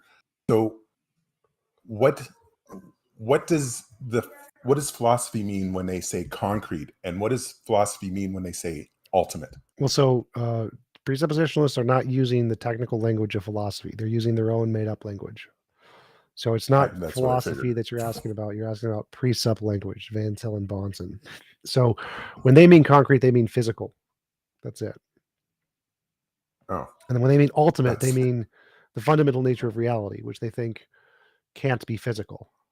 So because they presuppose that the fundamental nature of reality, what's ultimate, can't be physical or concrete, they literally can't be the same thing. It'd be like a married bachelor by their definition. So that's okay. So that's why a lot of these philosophers don't they get stumped on that. They're like, what do you mean by ultimate, and what do you mean by concrete? Yes, because the words that the presuppositions are using are not used in philosophy. They've made up. They've made these up. Okay, that's pretty much all it was. Correct. There's even Vantillism is essentially where it kind of comes from. There are even proponents of Vantillism today that still follow along presuppositional apologetics that even they will say they've critiqued. Like oftentimes, like Van Til, Bonds, and other individuals will use words in ways that are not really kind of accepted, or they'll change context from moment to moment in order to kind of like fit their arguments through the keyhole or whatever. But there's a lot of problem. They've not, even today, they acknowledge there's a lot of problems in how they use terminology, but that's part of the tactic. That's a tactic that is intentional. Well, I think the way the response should be is that there's no reason that the concrete can't be the ultimate.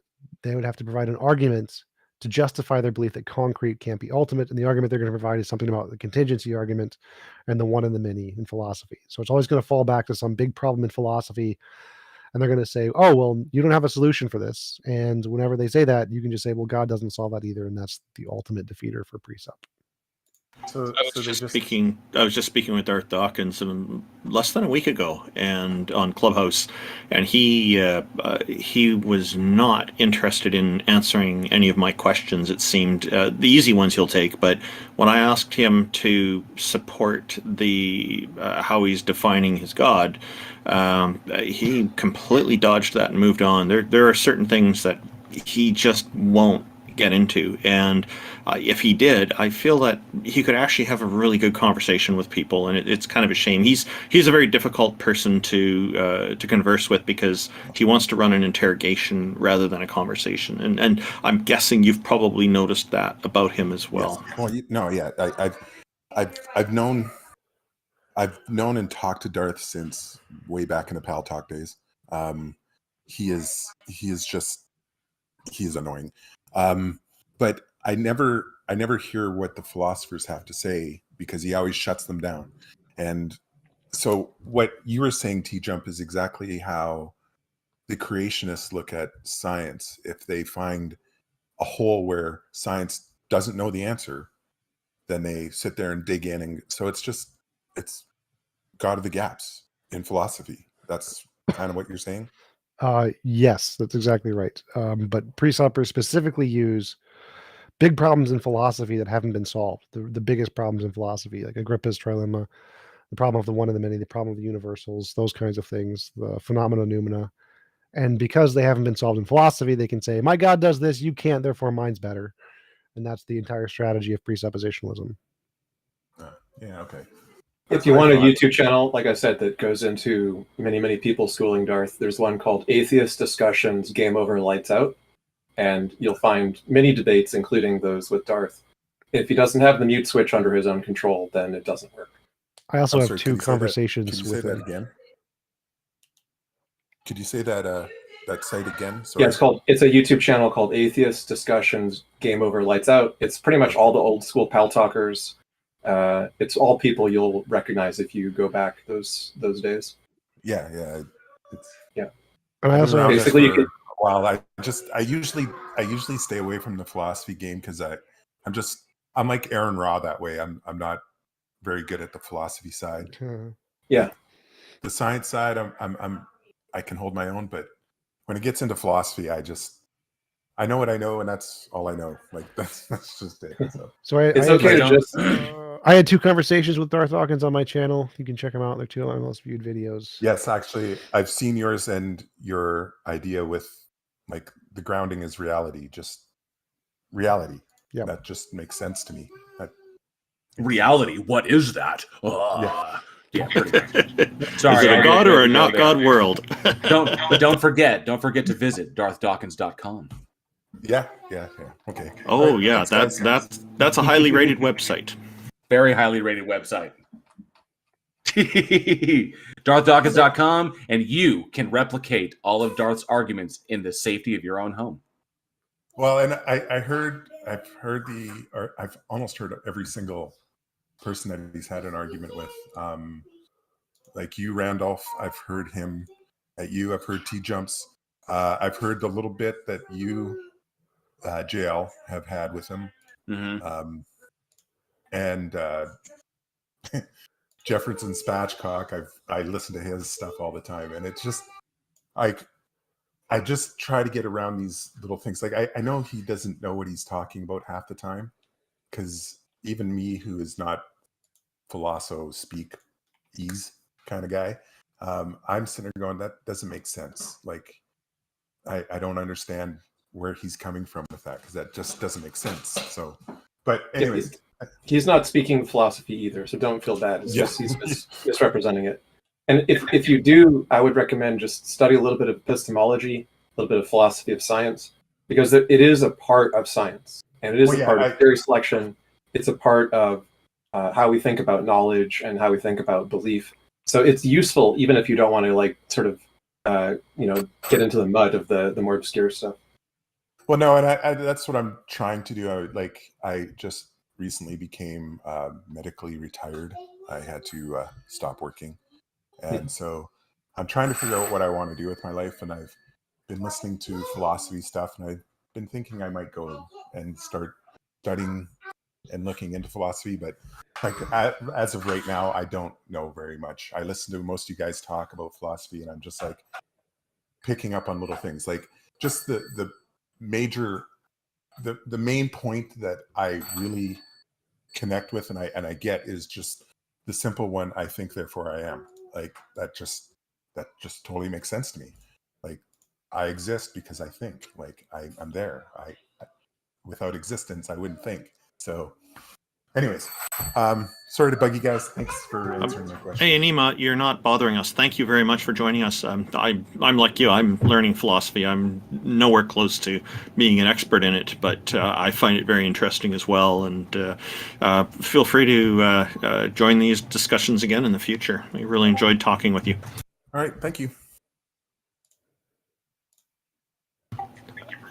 And with that, we could take one more, but we're going to have to try to keep it kind of quick because we are running close to the hour here, and we do need to close down soon. So who's next?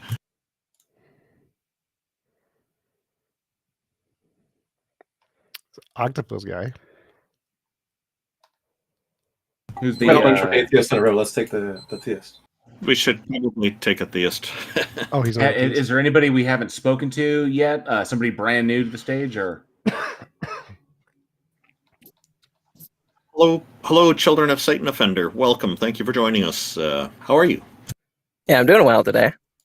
Okay, so just a caveat: we do have limited time. So, but as long as you're okay with that, we can proceed. Tell us what your argument is and what's on your mind.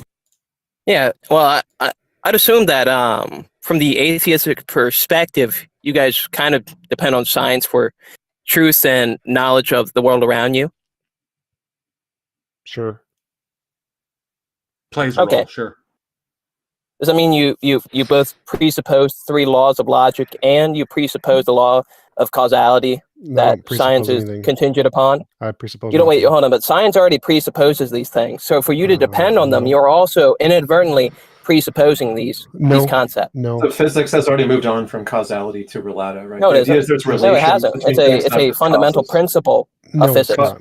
No, it's not. It is a fundamental no, principle. it's not. Causality. Can I get a is- paper on? Can you Yes. cite a source? Yes, you can. Causality is emergent in physics. It's actually pretty common. So causality isn't actually a thing in physics. There's no law of causality in physics. Causality itself could be an emergent thing of information. No. Wait, Causality has nothing to do with physics.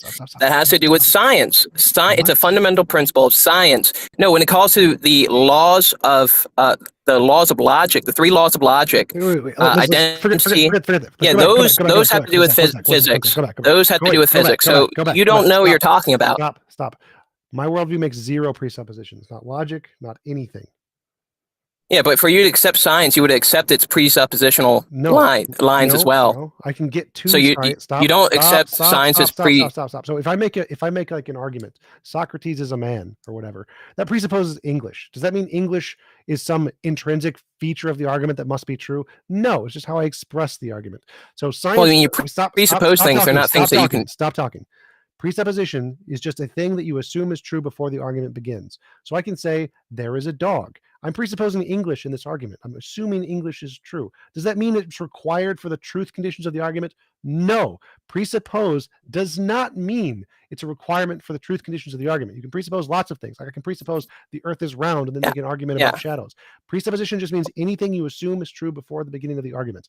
Yeah, I know. I already know. Science presupposes things in philosophy because it doesn't care. It just grants them for the sake of the argument. It needs them and necessitates them. Stop talking. So no, none of the things in philosophy need to be presupposed. You can get them from logical deduction and then get to science from those things. Science just doesn't bother with those. It's not the job of science. Yeah, so for you to say anything's a dog, you would have to presuppose the law of identity. That's one of the 3 laws of logic. So for you to even I have 0 presuppositions. Oh, you don't 0 presuppositions. Okay, well, issue. Science is contingent upon the laws of causality. In physics, it's contingent upon the 3 laws of logic. No, it's not. But it is. No, okay, well, can you cite a scientist who would actually affirm this belief? Stop. So I can get to the 3 laws of logic without presupposing them. I don't need to presuppose them. So I don't need to presuppose any of these things to get to those things and then to get to science. So I can get to science. I can get to. So you're going to use circular reasoning? No, it's not circular reasoning. So I can I'll listen to you not use circular reasoning. Shut up. Listen to my words, then speak. Do not speak over me. I can start with my experience, and then I can describe that with words, and then I can find patterns in those words and say these are principles, which I can describe as the laws of logic. So I can get the laws of logic from my experience. No presupposition, no circular reasoning, no reason at all. You don't presuppose your experience. You experience. Do you presuppose your receptors, the things that you take in, are accurate? Nope. You don't? Okay, so you don't know if. Well, then how do you know what you take in is accurate? The information you take in. Doesn't need to be. What you experience. It doesn't need to be. It can all be false. It's still going to be true. Like if every information I'm taking in is false, I still exist. It doesn't make a difference if it's true. So I don't need to presuppose any of that. Well, it would. Well, the issue is now your entire worldview breaks down because you don't know whether it's true or not. No, that's a dumbass thing to say. So if I start with I exist, I don't need to presuppose anything for that, and then I can build off of that. You do have to. No. Well, you don't know if you're in the matrix right now. Doesn't matter. I still exist, so that's irrelevant. Okay. I don't suppose I'm in the matrix or out of the matrix to know I exist. Okay. So I don't need to presuppose anything to have the foundation of my worldview, and then I can build off of that and get to logic and science. So I have no presuppositions. What is your argument? Okay, so well, how do you know what you're taking in is accurate? Well, I start with my foundation. I exist. Then I can build off of that, get logic, and I can build off of that, get science. There's a long methodology in lots of my videos. How do you build off of that, though? Like, I have lots of. Well, no, I'm asking how do you build off of that without using circular reasoning? I have lots of videos on this. What is your argument? Like, what are you trying to lead to with this? I've explained this many times in the past. Well, I'm just wondering. Am I talking to a person who actually can stand on the foundation of logic? Sure. And yeah. So I'm wondering, without using circular reasoning, if you're not able to presuppose, because even science has to presuppose, or else it's going to No, use it doesn't. circular I've reasoning in order to debunked prove that. Already logic. debunked that. Already debunked that. Doesn't you don't have to presuppose anything. So Okay, well, I mean, like, so you didn't debunk it at all. You just said you don't presuppose. no, I've debunked it many times in many videos. So I start with the cogito. I think therefore I Oh, am. okay. From that, I can say there's some difference between my imagination and my experience. From that, I can derive patterns like laws of logic because there's differences between those two Yeah, things. but okay, when you say you exist, you also presuppose the I presuppose law of nothing. excluded middle. Nope, there's no presupposition there. Presuppose the law of excluded middle. Nope, How do you know wrong, you don't wrong. you Because don't both because exist and don't because the exist? experience isn't presupposed. You don't presuppose experience. How do you know your experience is accurate? It doesn't need to be accurate. It has to be an experience. It does actually for it to be true. No, it doesn't. No, you Objectively just have true. to have it. No, You just you're have an to have idiot. it, children. Wait, no, objectively true. I'm saying, like, outside of your own contingent mind, I'm saying, how do you know these experiences are accurate? They don't need to be. They just need to be experiences. If they are They do need to be for them to be true. No, objectively. dumbass. If they exist, even if they're all false, I can still build my entire worldview off that. I don't need them to be true to build my worldview. Okay, so how are they true now? If you're building, how do you get there? How do you even get there? I was literally just explaining that. So I start with I Yeah, exist. you say you exist, but you have Shut no up, way to shut actually up, get there shut up, now. Shut up. No, I experience. That is I exist. Okay. All right. So, I So exist. how do you get there? I'm experiencing right now.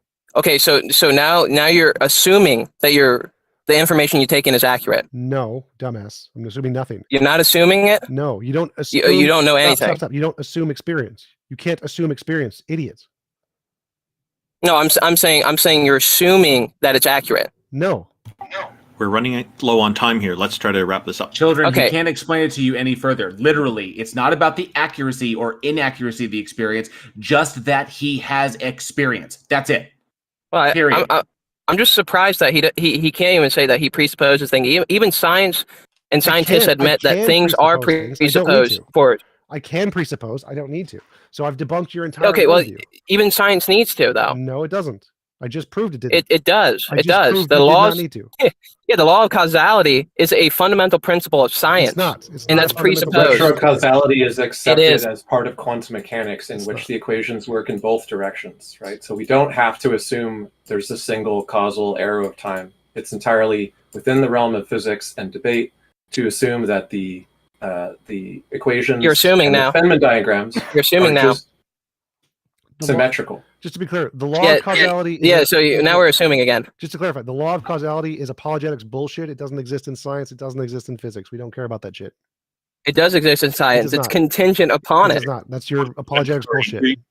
We've gone over time here. Children of Sex Offender, if you want to come back next fortnight, that's 2 weeks from now. Okay.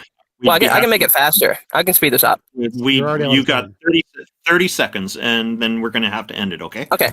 Well, do you accept the law of causality? No, there is no as such it is. thing. There's no such thing. There's no such thing as a law of causality. No, Google the law of causality. It doesn't exist in physics. It doesn't exist in science. This is an apologetics bullshit. It doesn't exist. Yeah, it's not about physics. 3 laws of logic exist within physics. It does not exist in physics. It does not exist in science. It does not. Yeah, exist but you're in mixing them up. It exists in science general because it requires it. No, it does not. Google law of causality. Nothing comes up in science. Apologetics bullshit comes up. Science does not come up. There is no law of causality in science. Yeah. Okay. Children of Satan. Wait. Children of Satan. Literally, if you Google law of causality, the very first hit is God and the laws of science. A law called from Apologetics Press. That's from your algorithms. You try it. I search incognito. Open a new incognito. Yeah, no, incognito doesn't make a difference. Yes, it does. Literally does. It doesn't. No, Google tracks everything. No, it does. Oh my God, you're a moron. I can open a VPN and do the same thing, get the exact same results. Okay, here's what I suggest we do. Maybe Children of Satan Offender, if you want to try to find something for us to look at next time, we could you could post it in the channel in 2 weeks, and we can talk more. Does that sound good? Yeah, I'll bring names and papers next time. If you're going to do some research next time, come back knowing something about double inferential state vector formalism, aka two-state vector formalism. In quantum mechanics, it works bidirectionally, so there's no reason to assume that things are in a single causal direction. They barely can understand quantum mechanics. So I mean, and it doesn't even match the things that we currently know. So it's like I wonder who's wrong. The things that already are here, or the things that are new and people are like, oh, I don't understand what's going on here. Well, why don't you actually research it and tell us what you think? Okay. So Can you get the name? hold on. Can you Double send me the inferential name of this? state vector- Yeah, Double inferential. You barely understand quantum mechanics. Yeah, they don't really. They barely your know what they're looking argument? at. No, they barely know what they're looking at. so why don't People you research will say that. until you Well, do the okay, so here's the issue. Retrocausality. So I do electrical engineering.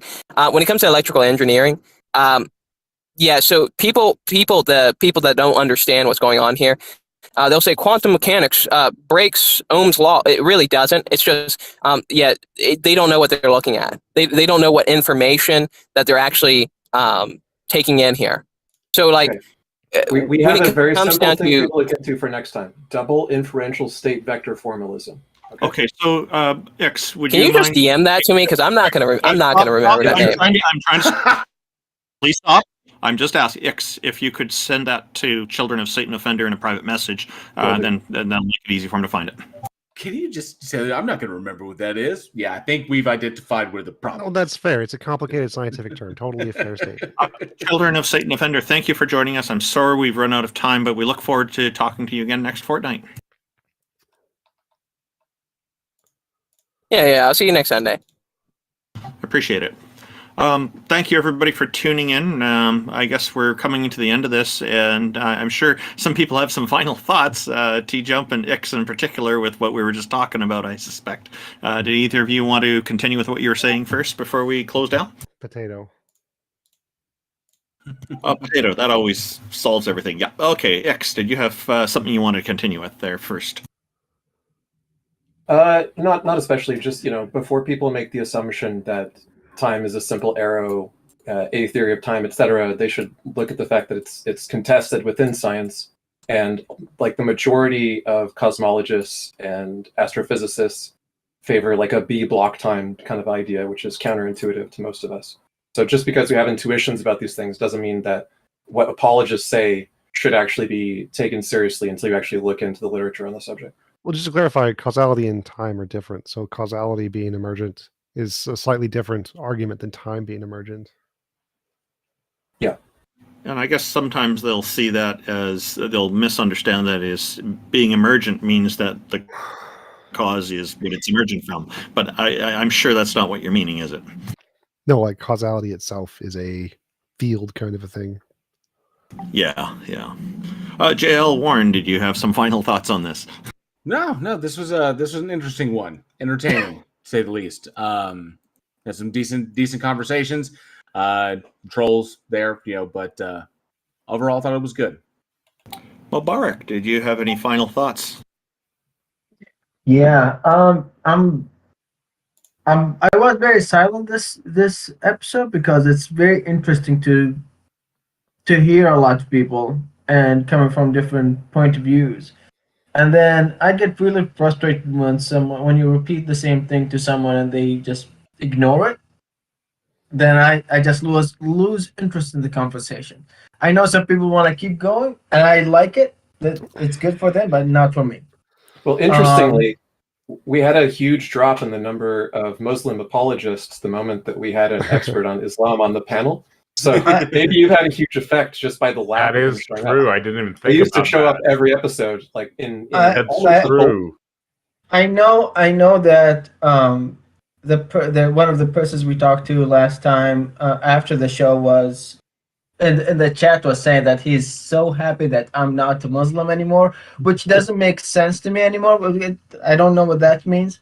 But I'm glad if just my presence is a repellent enough for apologetics and dawah, man.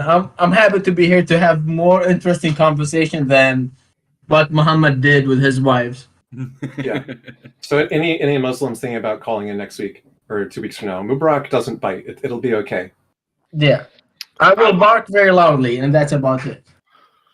I think if they're happy for you that you've left Islam, then take it as a compliment. It means that that's something maybe they want to do, and they're just not ready to make the change yet. I hope so that their appointment, but I think they're more glad that I will be burning in hell. But that's that's neither here nor there. Yeah, we had a number of atheists on today, 4 in a row it seemed, one identifying as agnostic, and I put him in the list that way. These conversations are intended to be insightful and interesting. It is not intended to be combative, although that happens a lot. One thing that I've observed is, even on Clubhouse as well, and in other forums also, not just here, is that discussions of religion seem to make some people very angry, and again, that is not our intention. Our intention is to go through these different challenges and cover not only the topic of whether a goddess or God exists, but other topics that are relevant as well, although our primary focus is that. I think Taco probably has some final words as well. Go ahead, Taco. This was a fun and a lively show. Definitely heard this law of causality thing a bunch of times recently. So if you're listening to this on any platform and you haven't Googled that yet, you probably should, because it's been popping up a lot and it's really dumb. But yeah, that's all I got. Oh yeah, join Politics Discord. Politics.gg/Discord on your Discord tab. Follow TJump, JL, Randolph, Mobarak. Everybody has their links pinned in the Heathen Hangout channel. I think that's it. Yep. If anybody wants to continue the conversation, anybody didn't get to come up on stage, I'm still live over on my channel. I think Randolph is as well. If you want to pop over to one of us and ask questions that you didn't get to ask, so the conversation will continue. So if you didn't get up, come on over, and don't forget to visit www.dawkins.com. Join the atheist church. Send me money so I can buy an apartment building, provide affordable housing. I want to create a church better than the religious churches. So join the atheist church. Can you imagine if the Pope gave away all the money that the Catholic Church is hidden away? Yeah, like they could house a lot of people. Yep, that's the goal. Yep. I want him to unlock the vault. I want him to unlock the vault. Full access. Get the arch. Release the Wu-Tang albums, the secret Wu-Tang albums. Supposedly they have supernatural evidence down there. And UFOs, and my go ahead. Yes, go ahead. Sorry, I was just memeing, because whatever the Pope has under there, the people who've been to see the archives must not be seeing it, because they just describe it as like this really dusty library with a bunch of files that most people can't get access to. But you can get permission to go down into the public existing. I mean, they're not publicly accessible, but the known archives, they do exist. It's mostly a bunch of boring stuff. Well, that's because they're not letting them down to the lower floors. My suggestion to anybody who goes down there in the way J.L. Warren's suggesting is that you take an Indiana Jones approach to it and be very careful of traps they might have set. Yeah, that's where they keep the Great Spider Queen. And the Q stores. So I want to know where I want to know what they got locked up down there, or maybe there's nothing. Bones maybe of it's Jesus. nothing they've propagated a whole mythology. That's bullshit. I'll tell you what I think they have down there if they didn't already burn it, because we have an example of it. In the Nag Hammadi library, they found a new gospel being written called the Teachings of Jesus Christ. And this Teachings of Jesus Christ gospel that was down there had a problem. It wasn't finished. So it just ends unceremoniously mid-sentence because the author wasn't done with it. Unfortunately, as a result, we also found a copy of the pagan text that it was copying the sayings from. So there's an unmodified, complete pagan text where they were cribbing all of the philosophical ideas that the great Jesus Christ was espousing. And we know this because they got caught, because their evidence was left unfinished. Now, if they had burned the original pagan text, we would never know that it existed, and we would think that the secret teachings of Jesus Christ was an authentic gospel, perhaps. That's the kind of stuff I bet they have hidden. That is very interesting. I'm very sorry we've run out of the time here, but I'd love to hear you speak more on this, Ix. Maybe next time we can get into it at the beginning of the show, if you want to cover more of that to kick things off. Religions are deceptive? Say it ain't so. Now, for people who are looking for all the links to all our hosts here, including TJump's effort and the darthdawkins.com and other websites and resources, including the helplines that Ix often recommends, please take a look at our website at theisthelpline.com, and you can find it under a number of the subsections of the website. Again, thank you everybody for a great show today. A special appreciation goes to everybody in our audience who tunes in and participates in various ways, not necessarily just up on stage, but also in the text chat audiences. Take care, everybody, and have a wonderful day. Woohoo.